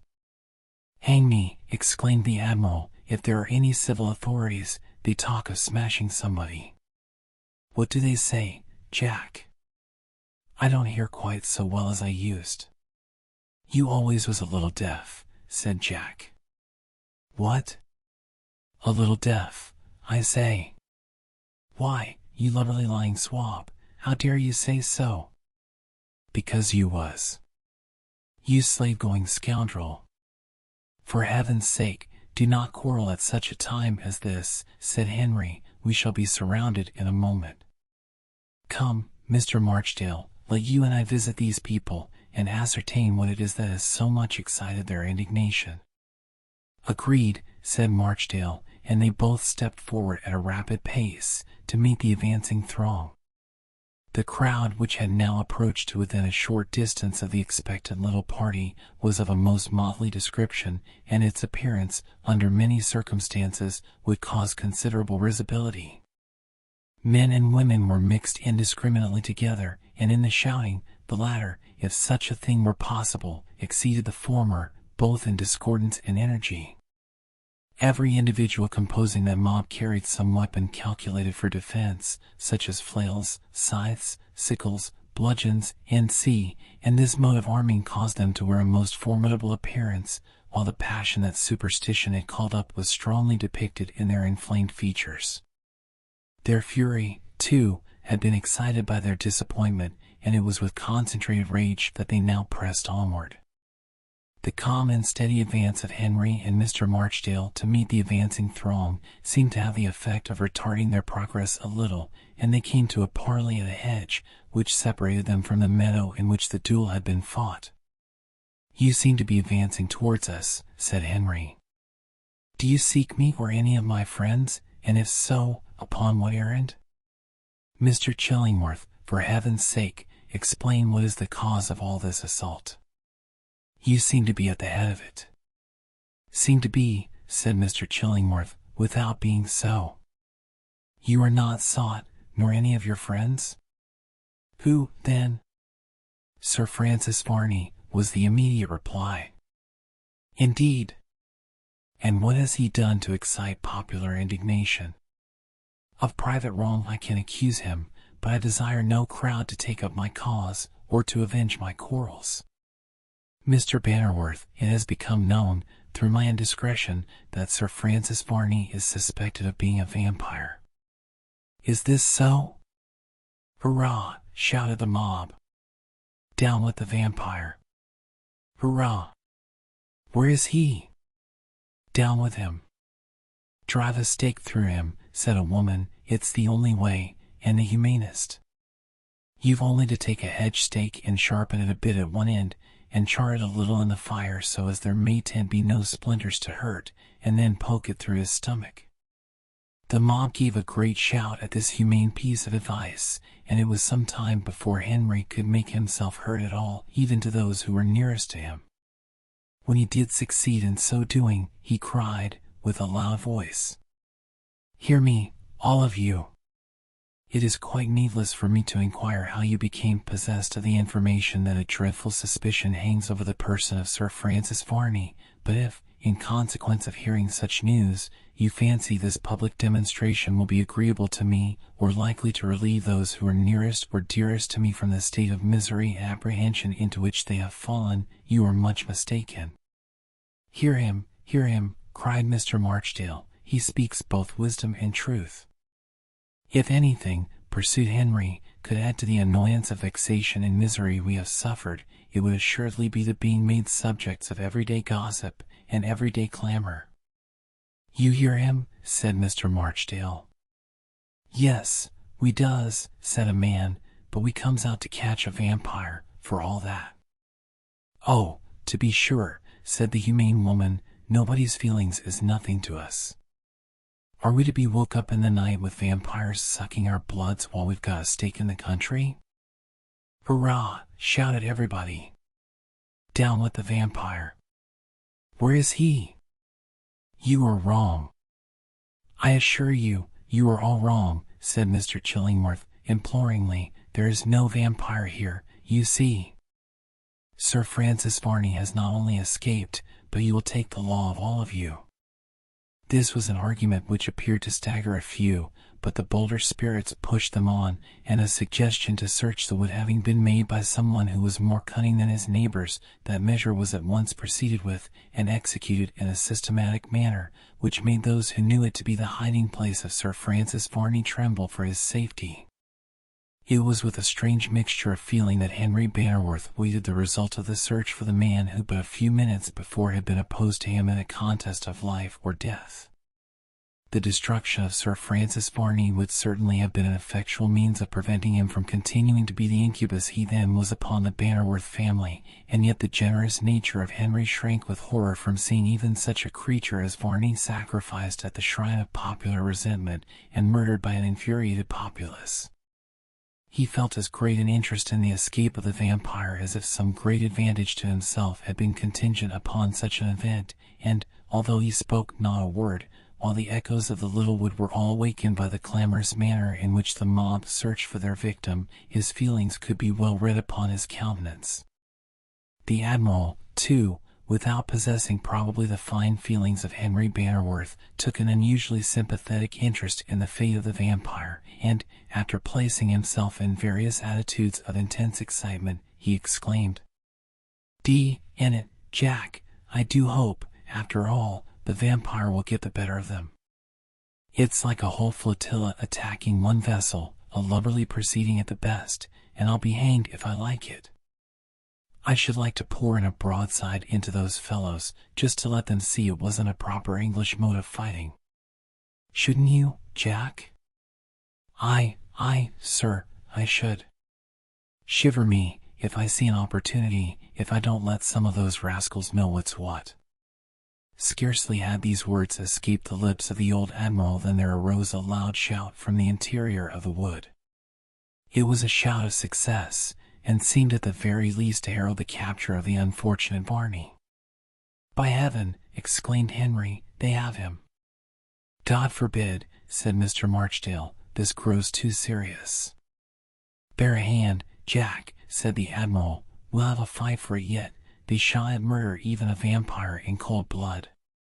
Load the pistols and send a flying shot or two among the rascals the moment they appear." "No, no," said Henry, "no more violence. At least there has been enough, there has been enough." Even as he spoke there came rushing from among the trees, at the corner of the wood, the figure of a man. There needed but one glance to assure them who it was. Sir Francis Varney had been seen, and was flying before those implacable foes who had sought his life. He had divested himself of his huge cloak, as well as of his low-slouched hat, and, with a speed which nothing but the most absolute desperation could have enabled him to exert, he rushed onward, beating down before him every obstacle, and bounding over the meadows at a rate that, if he could have continued it for any length of time, would have set pursuit at defiance. "Bravo!" shouted the Admiral, "a stern chase is a long chase, and I wish them joy of it. D.E. Jack, did you ever see anybody get along like that?" Aye, sir." "You never did, you scoundrel." "Yes, I did." "When and where?" "When you ran away off the Sound." The Admiral turned nearly blue with anger, but Jack looked perfectly imperturbable, as he added, "You know you ran away after the French frigates who wouldn't stay to fight you." "Oh, that indeed. There he goes, putting on every stitch of canvas, I'll be bound." "And there they come," said Jack, as he pointed to the corner of the wood, and some of the more active of the vampire's pursuers showed themselves. It would appear as if the vampire had been started from some hiding place in the interior of the wood, and had then thought it expedient altogether to leave that retreat, and make his way to some more secure one across the open country, where there would be more obstacles to his discovery than perseverance could overcome. Probably, then, among the brushwood and trees, for a few moments he had been again lost sight of, until those who were closest upon his track had emerged from among the dense foliage, and saw him scouring across the country at such headlong speed. These were but few, and in their extreme anxiety themselves to capture Varney, whose precipitate and terrified flight brought a firm conviction to their minds of his being a vampire, they did not stop to give much of a reinforcement, but plunged on like greyhounds in his track. "Jack," said the Admiral, "this won't do. Look at that great lubberly fellow with the queer smock frock." "Never saw such a figurehead in my life," said Jack. "Stop him." Aye, sir." The man was coming on at a prodigious rate, and Jack, with all the deliberation in the world, advanced to meet him, and when they got sufficiently close together that in a few moments they must encounter each other, Jack made himself into as small a bundle as possible, and presented his shoulder to the advancing countryman in such a way that he flew off at a tangent as if he had run against a brick wall, and after rolling head over heels for some distance, safely deposited himself in a ditch, where he disappeared completely for a few moments from all human observation. "Don't say I hit you," said Jack. "Curse here, what did you run against me for?" "Serve as you right. Lubbers as don't know how to steer, in course runs agin things." "Bravo," said the Admiral, "there's another of them." The pursuers of Varney the Vampire, however, now came too thick and fast to be so easily disposed of, and as soon as his figure could be seen coursing over the meadows, and springing over road and ditch with an agility almost frightful to look upon, the whole rabble rout was in pursuit of him. By this time, the man who had fallen into the ditch had succeeded in making his appearance in the visible world again, and as he crawled up the bank, looking a thing of mire and mud, Jack walked up to him with all the carelessness in the world, and said to him, "Any luck, old chap?" "Oh, murder," said the man. "What do you mean? Who are you? Where am I? What's the matter?" "Old Muster Fowler, the fat crowner, was set upon me now." "Have you caught anything?" said Jack. "Caught anything?" "Yes, you've been in for eels, haven't you?" D.N. "Well, it is odd to me, as some people can't go a-fishing without getting out of temper." "Have it your own way, I won't interfere with you," and away Jack walked. The man cleared the mud out of his eyes, as well as he could, and looked after him with a powerful suspicion that in Jack he saw the very cause of his mortal mishap, but, somehow or other, his immersion in the not over-limpid stream had wonderfully cooled his courage, and casting one despairing look upon his begrimed apparel, and another at the last of the stragglers who were pursuing Sir Francis Varney across the fields, he thought it prudent to get home as fast he could, and get rid of the disagreeable results of an adventure which had turned out for him anything but auspicious or pleasant. Mr. Chillingworth, as though by a sort of impulse to be present in case Sir Francis Varney should really be run down, and with a hope of saving him from personal violence, had followed the foremost of the rioters in the wood, found it now quite impossible for him to carry on such a chase as that which was being undertaken across the fields after Sir Francis Varney. His person was unfortunately but ill qualified for the continuance of such a pursuit, and, although with the greatest reluctance, he at last felt himself compelled to give it up. In making his way through the intricacies of the wood, he had been seriously incommoded by the thick undergrowth, and he had accidentally encountered several miry pools, with which he had involuntarily made a closer acquaintance than was at all conducive either to his personal appearance or comfort. The doctor's temper, though, generally speaking, one of the most even, was at last affected by his mishaps, and he could not restrain from an execration upon his want of prudence in letting his wife have a knowledge of a secret that was not his own, and the producing an unlooked-for circumstance, the termination of which might be of a most disastrous nature. Tired, therefore, and nearly exhausted by the exertions he had already taken, he emerged now alone from the wood, and near the spot where stood Henry Bannerworth and his friends in consultation. The jaded look of the surgeon was quite sufficient indication of the trouble and turmoil he had gone through, and some expressions of sympathy for his condition were dropped by Henry, to whom he replied, "Nay, my young friend, I deserve it all. I have nothing but my own indiscretion to thank for all the turmoil and tumult that has arisen this morning. But to what possible cause can we attribute such an outrage? Reproach me as much as you will, I deserve it. A man may prate of his own secrets if he like, but he should be careful of those of other people. I trusted yours to another, and am properly punished." "Enough," said Henry, "we'll say no more of that, Mr. Chillingworth.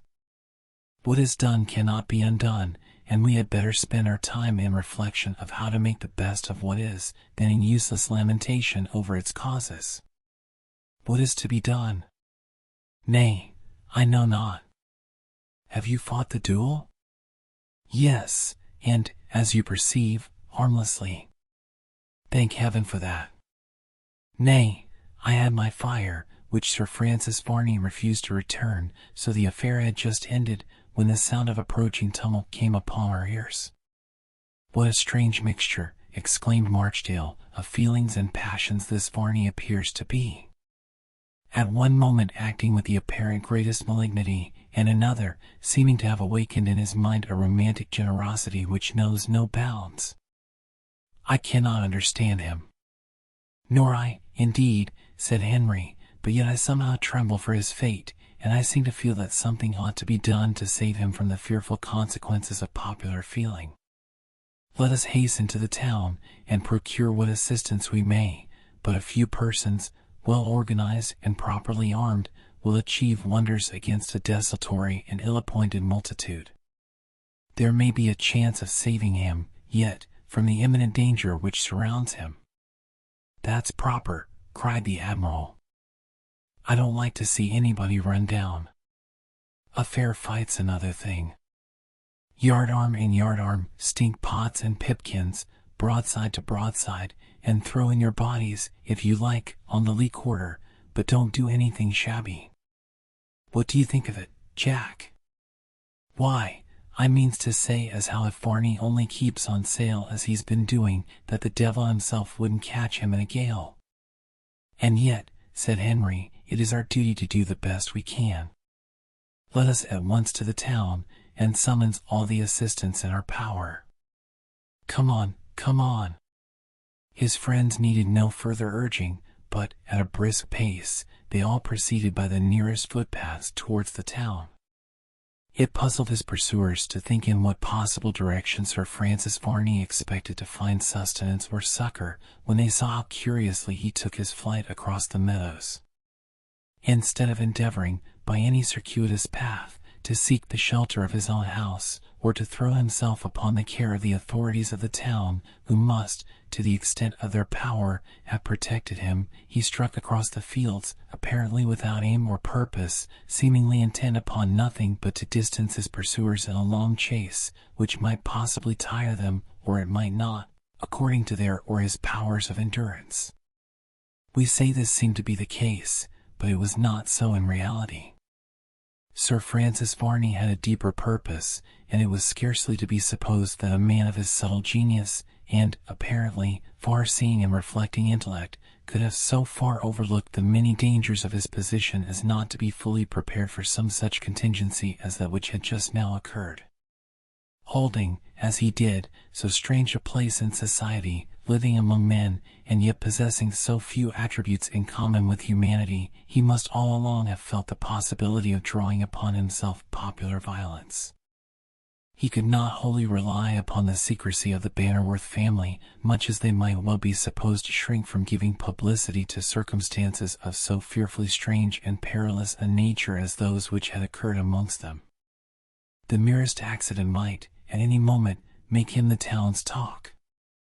The overhearing of a few chance words by some gossiping domestic, some ebullition of anger or annoyance by some member of the family, or a communication from some friend who had been treated with confidence, might, at any time, awaken around him some such a storm as that which now raged at his heels. Varney the Vampire must have calculated this. He must have felt the possibility of such a state of things, and, as a matter of course, politically provided himself with some place of refuge. After about 20 minutes of hard chasing across the fields, there could be no doubt of his intentions. He had such a place of refuge, and, strange a one as it might appear, he sped towards it in as direct a line as ever a well-sped arrow flew towards its mark.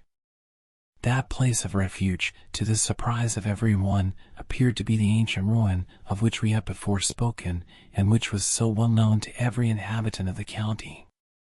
Truly, it seemed like some act of mere desperation for Sir Francis Varney to hope there to hide himself.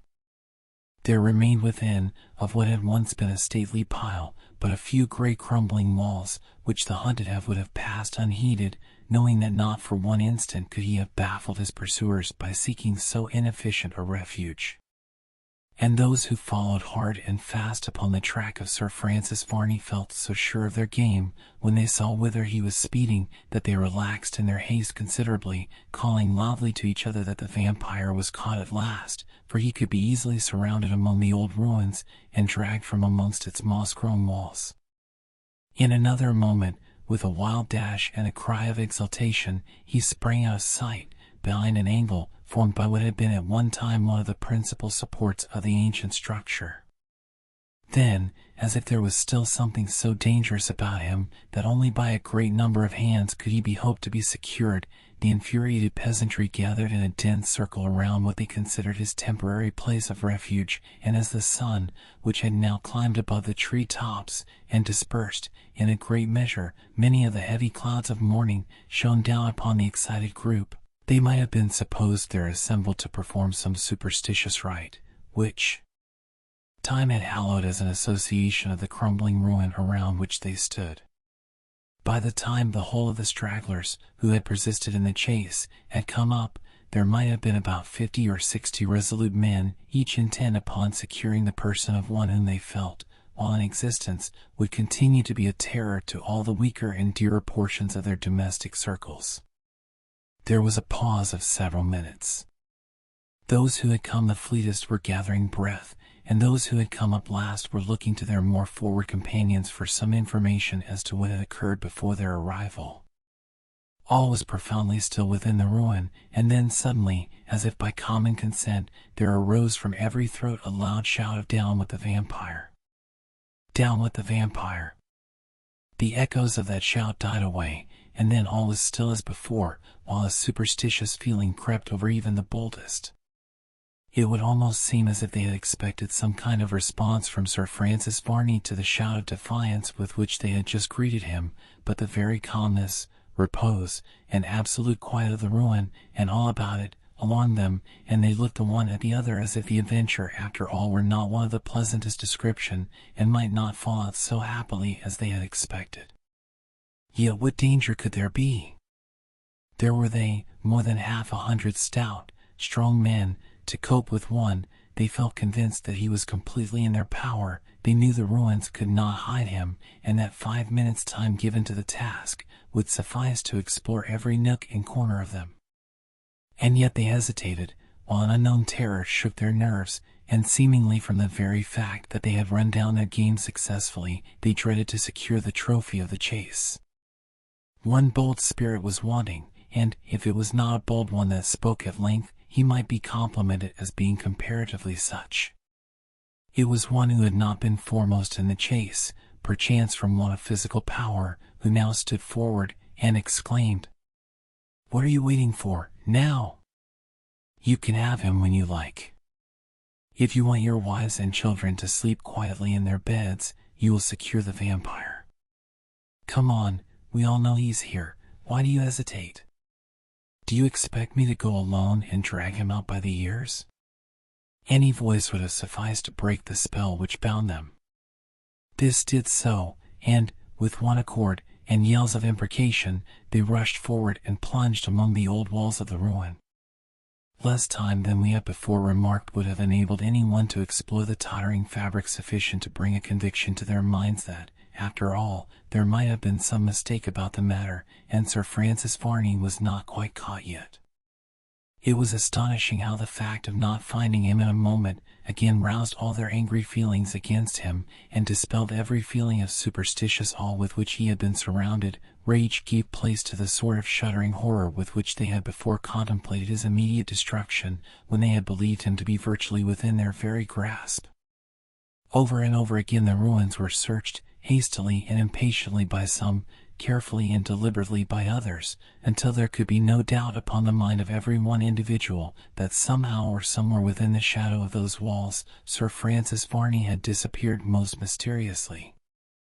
Then it would have been a strange sight for any indifferent spectator to have seen how they shrunk, one by one, out of the shadow of those ruins, each seeming to be afraid that the vampire, in some mysterious manner, would catch him if he happened to be the last within their somber influence, and, when they had all collected in the bright, open space, some little distance beyond, they looked at each other and at the ruins, with dubious expressions of countenance, each, no doubt, wishing that each would suggest something of a consolatory or practicable character. "What's to be done, now?" said one. "Oh, that's it," said another, sententiously. "I'll be hanged if I know." "He's given us the slip," remarked a third. "But he can't have given us the slip," said one man, who was particularly famous for a dogmatical spirit of argumentation. "How is it possible?" "He must be here, and I say he is here." "Find him, then," cried several at once. "Oh, that's nothing to do with the argument. He's here, whether we find him or not." One very cunning fellow laid his finger on his nose, and beckoned to a comrade to retire some paces, where he delivered himself of the following very oracular sentiment. "My good friend, you must know Sir Francis Varney is here or he isn't." "Agreed, agreed." "Well, if he isn't here it's no use troubling our heads any more about him, but otherwise it's quite another thing, and, upon the whole, I must say that I rather think he is." All looked at him, for it was evident he was big with some suggestion. After a pause, he resumed. "Now, my good friends, I propose that we all appear to give it up, and to go away, but that some one of us shall remain and hide among the ruins for some time, to watch, in case the vampire makes his appearance from some hole or corner that we haven't found out." "Oh, capital," said everybody. "Then you all agree to that?" "Yes, yes." "Very good, that's the only way to nick him. Now, we'll pretend to give it up. Let's all of us talk loud about going home." They did all talk loud about going home. They swore that it was not worth the trouble of catching him, that they gave it up as a bad job, that he might go to the deuce in any way he liked, for all they cared, and then they all walked off in a body, when the man who had made the suggestion suddenly cried, "Hello! Hello, stop! Stop! You know one of us is to wait?" "Oh, yes, yes, yes," said everybody, and still they moved on. "But really, you know, what's the use of this? Who's to wait?" That was, indeed, a knotty question, which induced a serious consultation, ending in their all, with one accord, pitching upon the author of the suggestion as by far the best person to hide in the ruins and catch the vampire. They then all set off at full speed, but the cunning fellow, who certainly had not the slightest idea of so practically carrying out his own suggestion, scampered off after them with a speed that soon brought him in the midst of the throng again, and so, with fear in their looks, and all the evidences of fatigue about them, they reached the town to spread fresh and more exaggerated accounts of the mysterious conduct of Varney the Vampire.